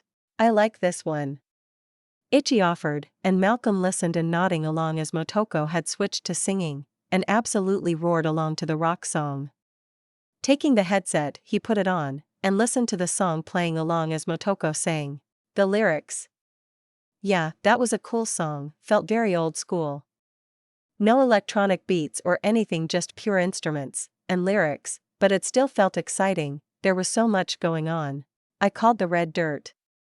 Got a slot.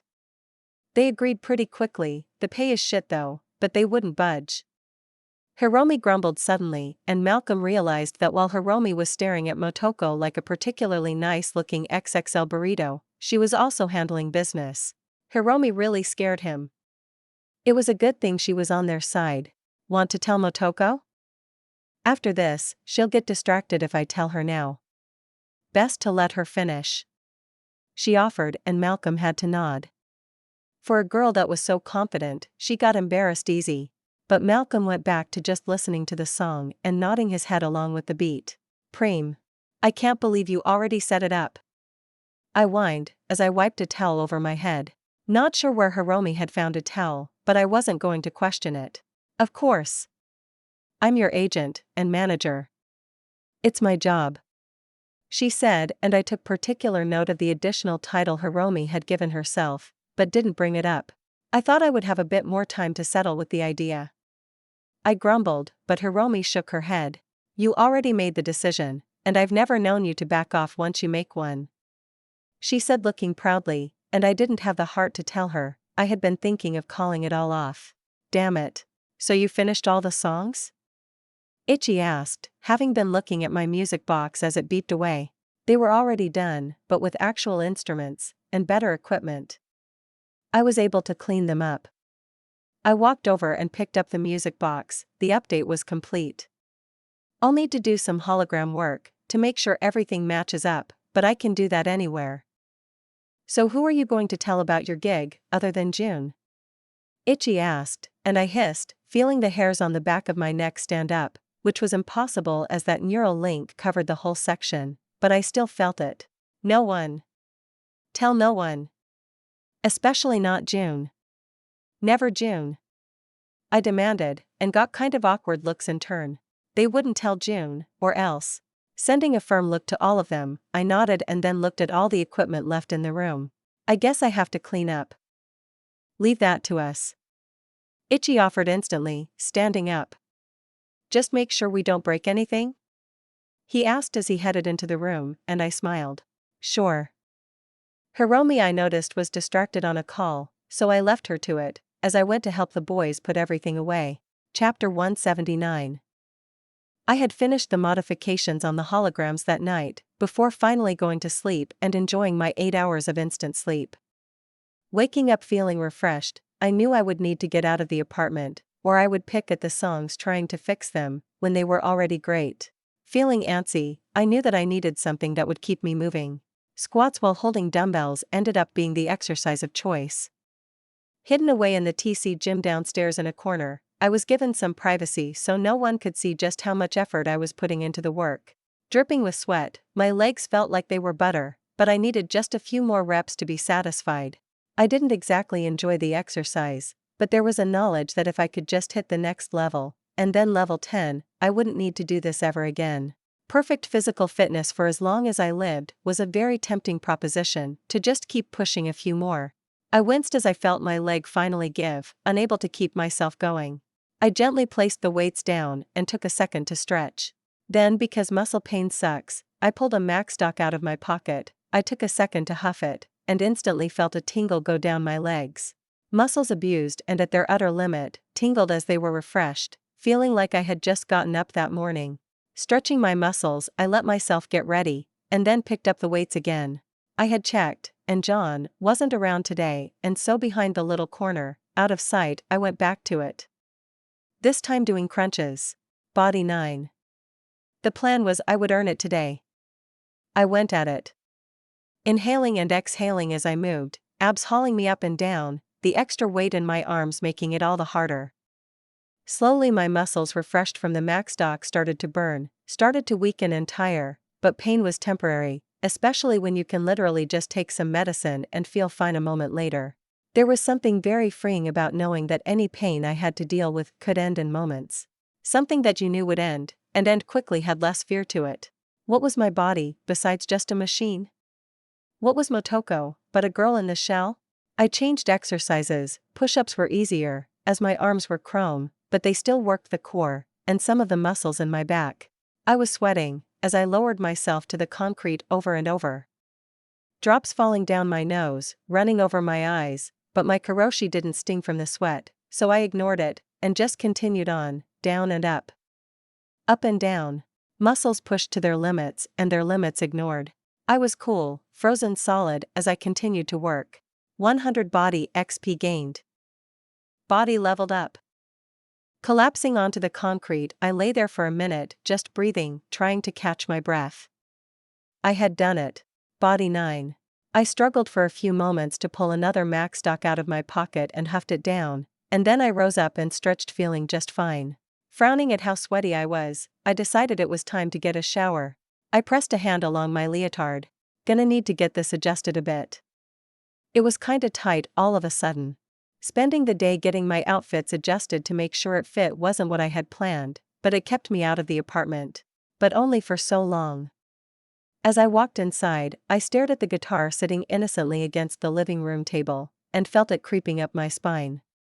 The realization of what was coming. I had agreed to go out on a stage and play songs for people. Living actual people.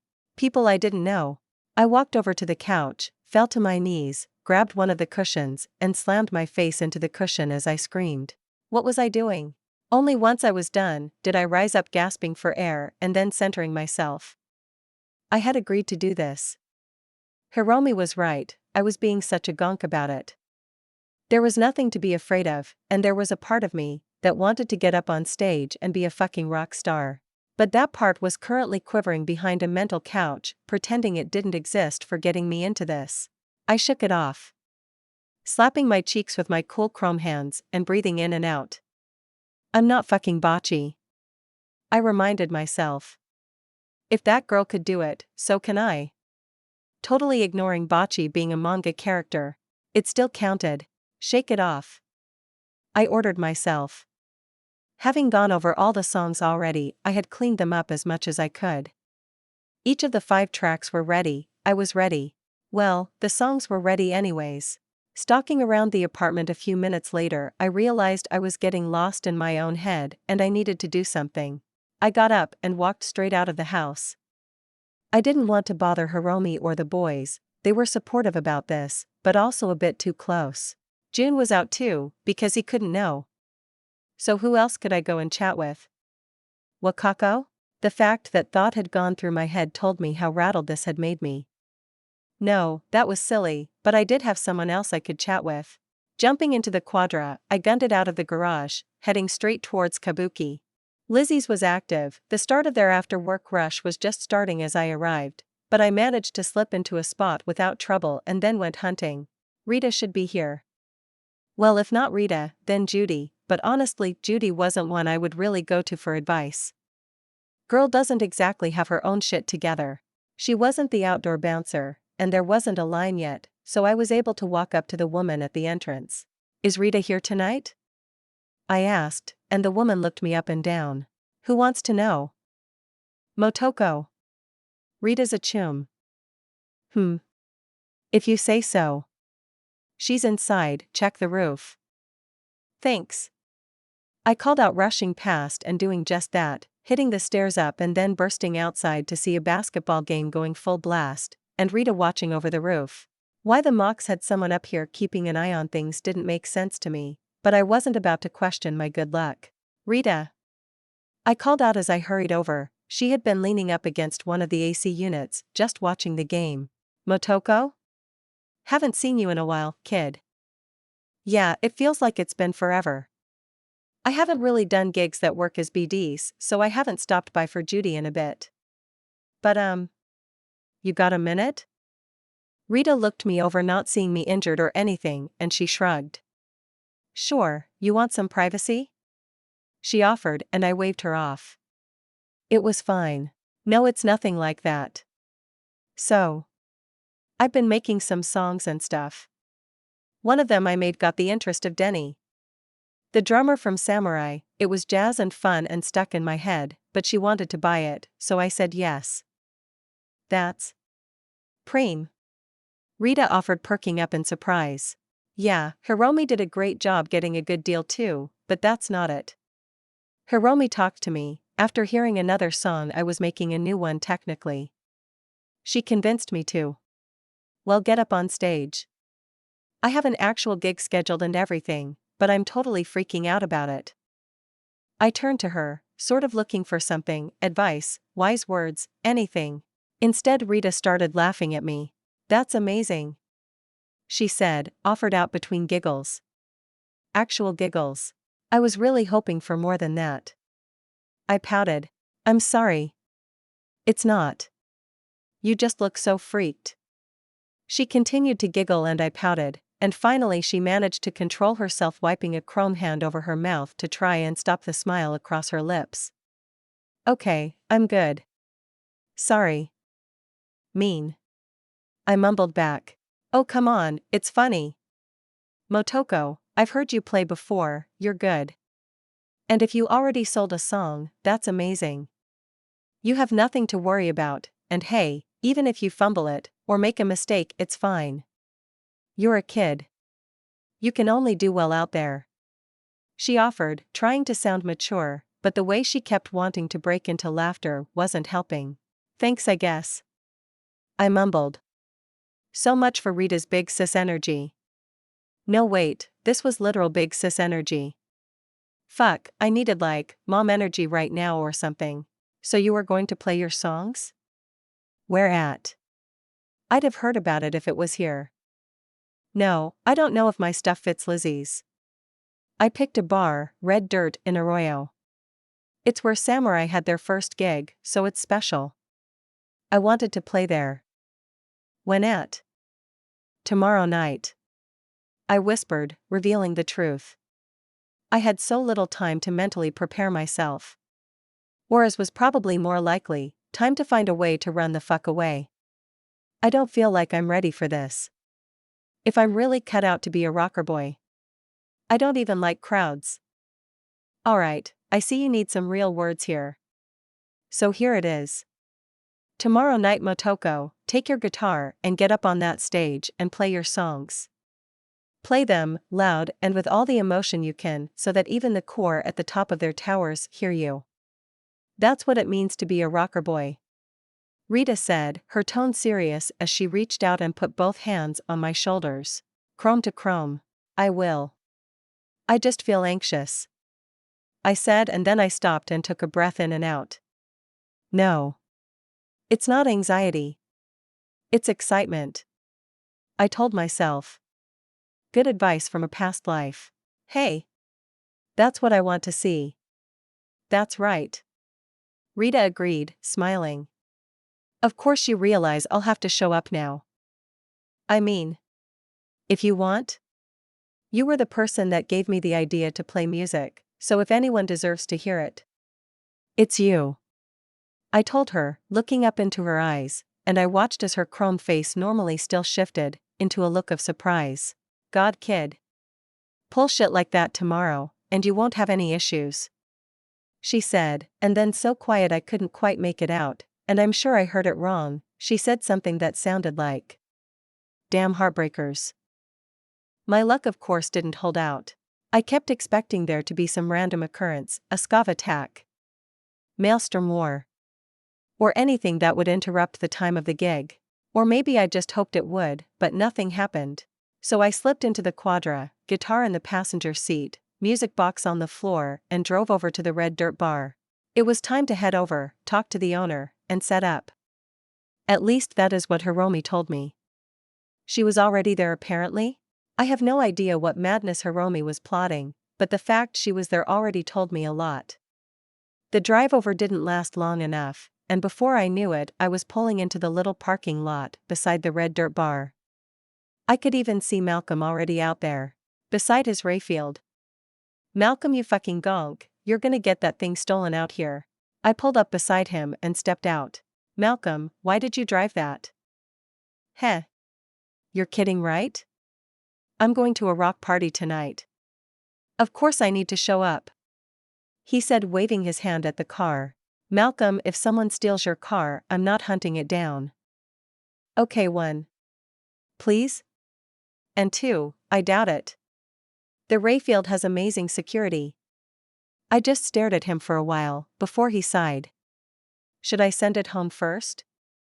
Catch a ride home with Ichi or something?" he asked quietly, like a kicked dog. I stared for a while. There were people starting to arrive, and it was obvious Malcolm was getting attention. I sighed, running a hand over my face to keep myself from smiling. "If someone steals your car, I'll help you get it back. Go get him, tiger," I said, slapping him on the shoulder. There were quite a few people looking at Malcolm with interest. "Good luck, buddy." I headed to the passenger seat and pulled out my guitar and music box. Deep breaths. I turned and headed inside. The bar was tiny. One main room, a set of stairs to the second floor that was just a viewing level, one tiny bathroom, and a small storage room that led back outside. Bar to my left, and there it was. The stage looked so much smaller than I remember. The massive samurai mural was there, but the rest of it felt like it was barely big enough for me, much less an entire band. "Motoko!" Hiromi cheered at me from the bar. "Come over. Meet the owner." Walking over, the older man behind the bar gave me a look over and a nod. "So you're Motoko Kusanagi. Well, I wish you luck, kid. Payment'll get sent to your manager when you're done," he offered, and then turned to take an order from an early patron. "See? All set?" Hiromi offered, and I nodded, looking away over the bar. Why was I doing this? "Just relax, Motoko. Here, come on," Hiromi demanded, pulling me away and towards the little storage room. I let her lead me away, and then once the door was closed, she spun on me. "Motoko. You can do this." "I know. I'm just. It's embarrassing," I whined, childishly rubbing my face. "Pfft. I guess even you lose some of your cool sometimes too, huh?" she teased, and I stuck my tongue out at her, which she returned, and soon we were both giggling. "You can do it." "I know." "Good. Then get dressed. Where's the outfit we got for you?" "I'm not wearing it," I told her firmly. The monstrosity that Ichi, Malcolm, and Hiromi had decided was somehow going to be my rocker boy outfit was a definite no. It was sexy though. "It's fine. This is what I'm comfortable with anyway." I was wearing my jeans and leotard, with my jacket on top, and I even had my fingerless gloves. Hadn't worn them in a while since I didn't need them anymore, but it felt right. At least the dash. "Hiromi, I know you think it's sexy, but it's really not me," I denied her. "The less said about the hat, the better." "Fine, it's your gig after all. We have a seat up front, you should come hang out for a while." Then she leaned in with a smirk. "Ichi has been flirting with a waitress for the last 10 minutes, and fumbling with it every time." "Okay, that I have to see." I agreed, and we both smirked as I followed Hiromi back into the main room. I looked around and nodded. It wasn't very active, less than 20 people so far. Everything was good. That size of a crowd I could deal with. Settling onto the table, I noticed that Malcolm was inside now, and both boys jolted as Hiromi and I arrived, and then pretended nothing was wrong. "What are you two up to?"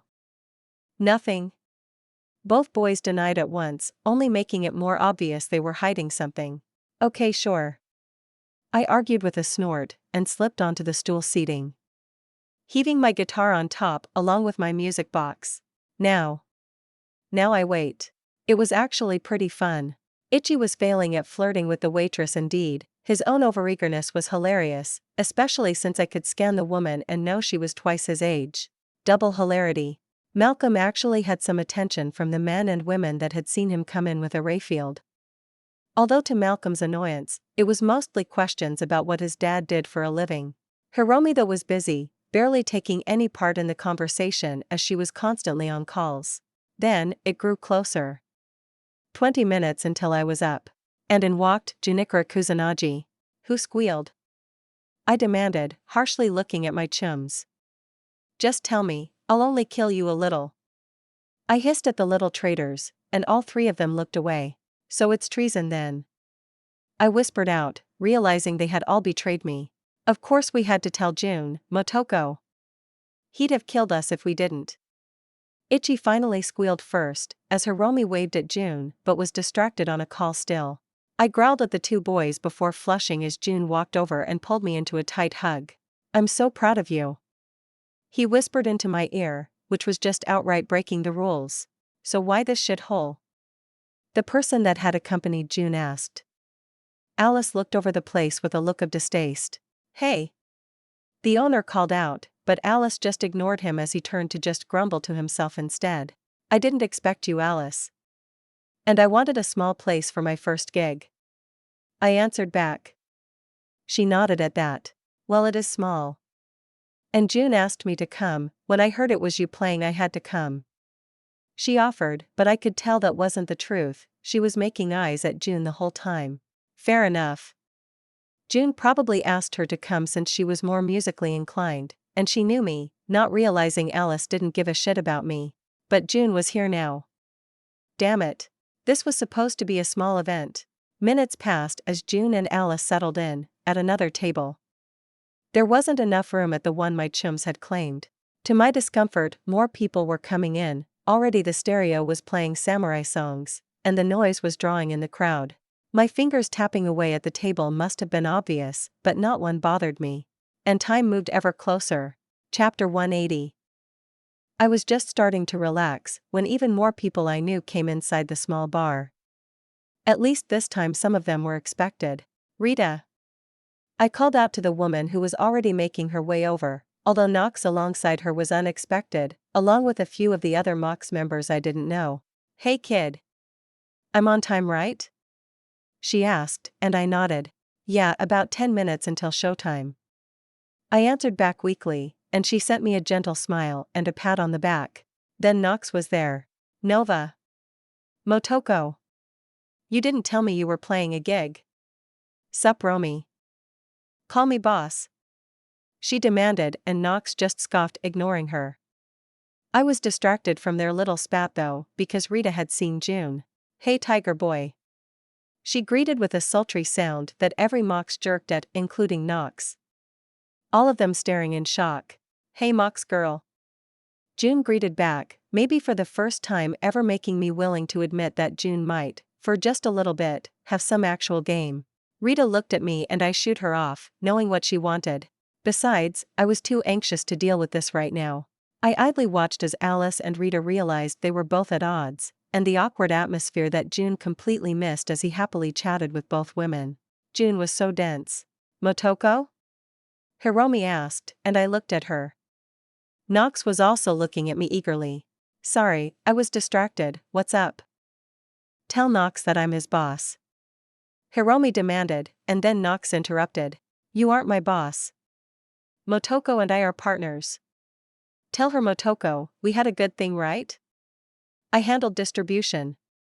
The boy pleaded, and I looked at both of them for a moment before just laughing at their silly argument. It helped ground me a bit, reminded me I was just a teenager, and it was okay to have teenager problems. You're both great. I told them instead with a smile, and that at least stopped the argument, although why June was rolling his eyes at me was annoying when he was the one with two girls currently flirting with him. I rolled my eyes at him back, which had him chuckle. The time ticked down, and finally, I rose up, guitar in hand, music box in the other. The bar had gone quiet. The stereo behind me playing Samurai had turned off, and it was now under my control as I plugged my music box into it. The lights were off, and there were more people here than I would have liked. I peeked behind me as I fiddled with the music box and could make out the crowd in the shadowed bar. A general murmur was going through it. I could hear a lot of people asking questions about my age and why I was at this sort of bar. A lot of people were wondering if I was going to play some shitty pop music or something.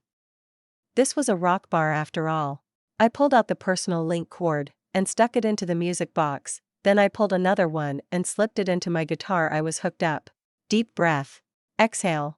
I stood up and looked up at the lights. Technically I had been given access to the lighting system, but I had no setup for it. So I just hacked into the equipment and threw a few changes at the rather straightforward program it was inbuilt with.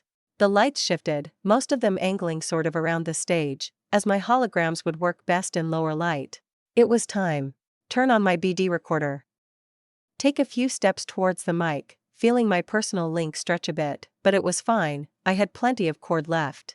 Hi, I'm Motoko, and I'm going to play a set tonight. I don't really have a band name picked out yet. And I'm a solo act for now until I get some bandmates. So for tonight, just bear with me. I offered, feeling like my throat was dry as I spoke in front of the whole crowd. Come on.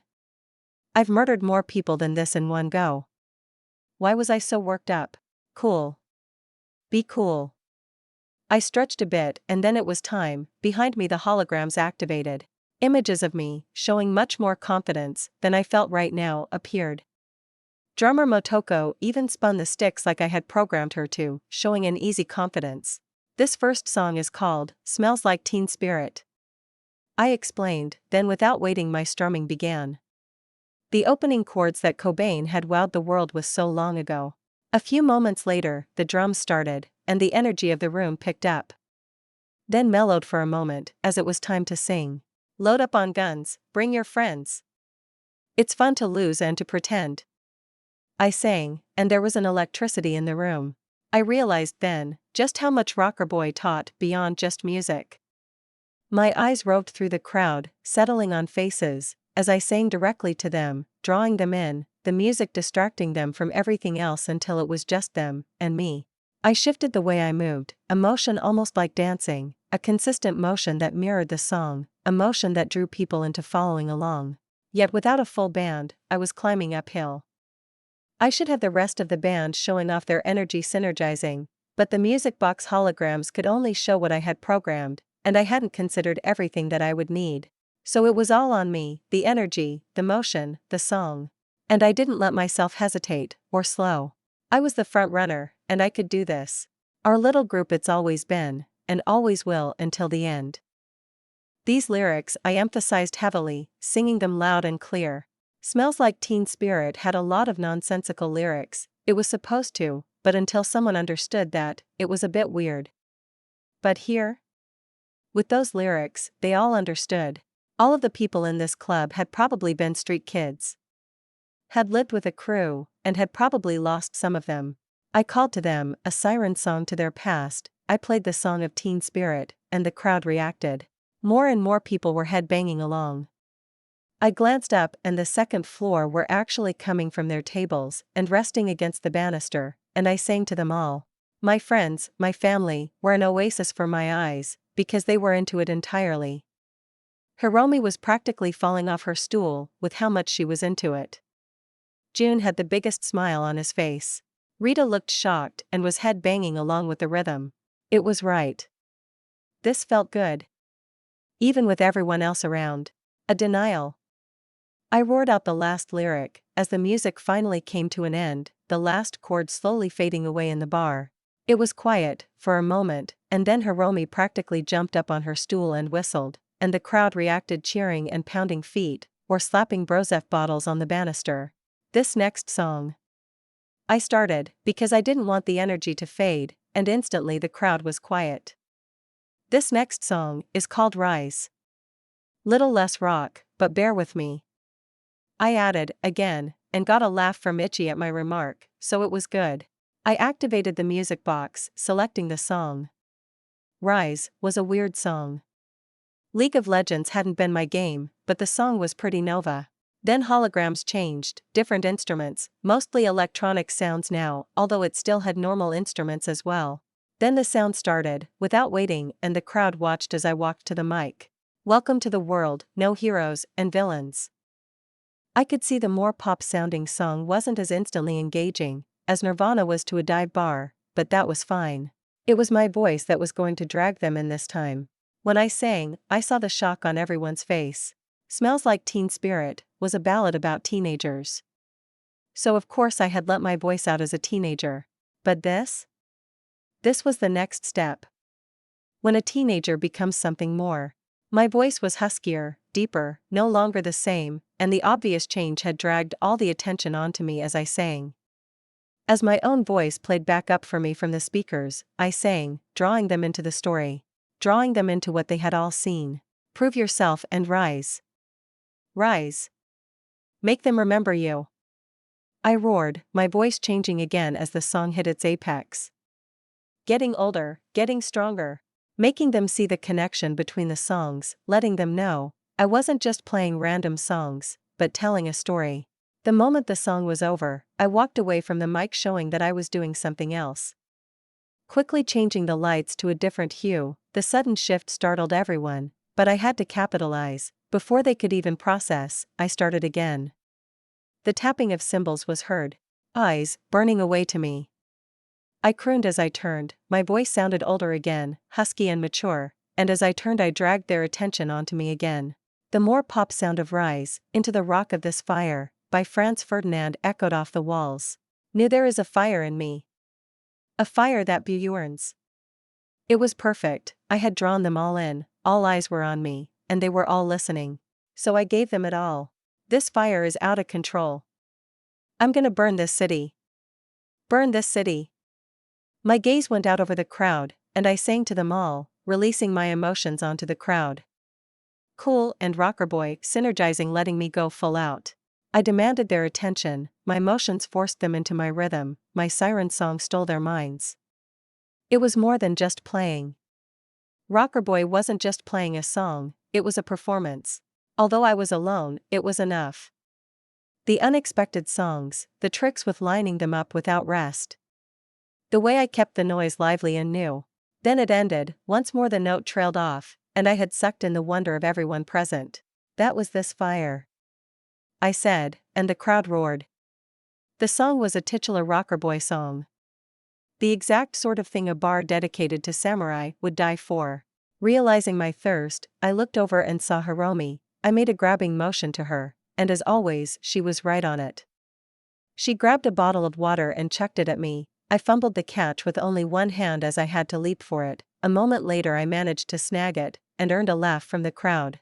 I spun the bottle around, popped it open with a thumb and chugged the water down for a few moments, before placing it on the floor and then getting ready.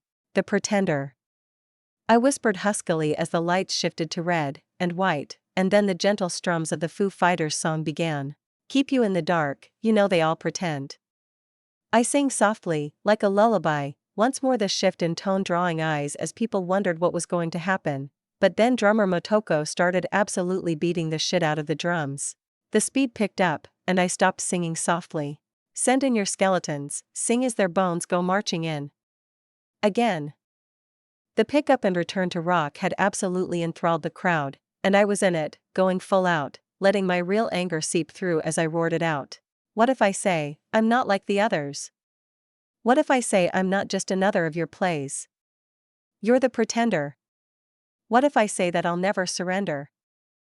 And soon the crowd was actually roaring back, singing along to the refrains they knew, as I thrust a fist into the sky, watching as they all copied me. From Hiromi to June, to every nameless face. First time the song had ever been played in Night City outside of my room, and the crowd was already going wild. That's Dave Grohl for you, I guess. Then it cut. Going quiet, as I whispered the lyric, I could see the crowd go silent to hear, and then my eyes flashed. The lights above me went from red behind me, and white in front to nothing but red as the song went full out. What if I say I'm not like the others? The crowd roared back. I wasn't roaring at the crowd, I was roaring along with them, against the bullshit day to day, against the core pushing down. So who are you? I screamed, pointing out over the crowd, and they roared right back. I was on my knees, finger pointing as the song ended, and the crowd was into it. I was breathing heavily, despite how fit I was. That was a lot of yelling and moving around. Now. Now to end it. The lights flashed off, then slowly, they each shifted behind me, each of them a different color and pattern. A kaleidoscope, as best as I could make one. The song began. The massive change from the rock track grabbed attention, and I saw some of the mood bleed out of the room. That was fine. It was actually better. This was the ending. The eventual path that all those that try to be edge runners find. Teenage arrogance. The rise of someone walking the path. The fiery heart of someone at the top. The anger at the betrayal of a pretender. And the heart-crushing realization of when you are let down. Let You Down by David Podsiadlo. Sasha's song. The emotional connection I had to Sasha was complicated to say the least. So I used it. Feel the rhythm of the streets. Neon lights, and neon dreams. I crooned, this time my sexy Motoko voice on full tilt. I made my voice as husky, as mature as I could. This was the end. Forgive me for letting you down. I crooned, and I met June's eyes. He remembered this song. I remember he thought it was for him, not realizing just what it truly was. But that's okay. This isn't just Sasha's song anymore. It's a song for any edge runner. The end of the path. They will finally feel the flames that run down through my veins. I will make the city burn. I sang a fun call back to this fire, but then it continued. We're not planning to return. And that was it. The moment that every song built up to. The moment some edge runner decides to make a statement in their death. David had certainly written an amazing cyberpunk song. Slowly, as the song ended, the kaleidoscope of lights died out. One by one, the colors faded. Then as the last note died, so did the set. I took a step away from the mic. Even as the crowd realized it was over, stirred and roared their approval. I stood there, sweaty, and out of breath, and just took stock of how it had gone. That last song is called Let You Down. I spoke into the mic using my normal voice, and then it was over. Thank you all for listening. That was the end of my set. I turned away from the crowd feeling floaty as I kneeled down by my music box to unplug it, even as the crowd cheered my chums loudest of all. My mind was filled with what I had just done, but most of all, it was towards an alert I had received. 100 cool XP gained. Cool, leveled up. Cool 10. That was the craziest thing I've ever done. I told my chums as I stared into a soda. It was amazing. Hiromi argued, and Malcolm nodded, but I couldn't look at them. We were still at the bar, hanging out at the table we had claimed, but it was just too much. June had taken to shooing away the strangers that had come up to congratulate me, because it was just too much. I felt hot, my ears were burning, and I couldn't believe I had actually done that. Hiromi had talked me into it, I had agreed, but I couldn't believe I had gone through with it. I made a complete fool of myself. I whispered, and June suddenly dropped an arm over my shoulder. Never. That was the most amazing thing I've ever seen. You were perfect. What was that you did with your voice? I just altered my voice a little, it's not that hard. I whispered, unable to tear my hands away from my face. Heh. I can't do it. He offered, and then Malcolm was there, punching me in the shoulder, which had him wince a moment later as he hit my chrome. Ow. Don't freak out, Motoko. That was amazing. Those songs were absolutely Nova. I hadn't heard all of them yet. He offered, but I just kept my head in my hands. Everyone was staring at me. Everyone had heard me play. I whispered, and a moment later June chuckled at me. It's cute how embarrassed you get about this stuff. He explained to me, and I finally jerked up to glare at him. I'm not cute when I'm embarrassed. Kinda. Yep. Hiromi and Malcolm both cut in and I turned to glare at them, but both of my chums just sent me smirks. I'm back. Ichi called out, dropping off some more drinks for everyone, including a new soda for me. You know, if nothing else, getting Motoko to play so we get free drinks is pretty Nova. Oh. Yeah. We should make Motoko play every time we go to a bar so we all drink free. Hiromi chirped, and I sent her a look of horror that only had her smirking at me all the wider. You have my vote. Ichi offered, and Malcolm, despite already chugging his drink, threw up a hand to signal he was agreeing. Hey! I snapped, but none of my chums seemed to mind my existential breakdown. Hey kid! A voice from behind us drew my eyes away from my chums. June looked the man over and stepped aside, letting me see the barman. Yeah? You did good work. Wasn't sure about it when I heard you didn't have a full band, but you did a good job bringing the energy up. The older man offered, rubbing at his chin. You ever want to play again, you call me up. The Red Dirt will be happy to host you, but if you want some advice? Get a band to play with.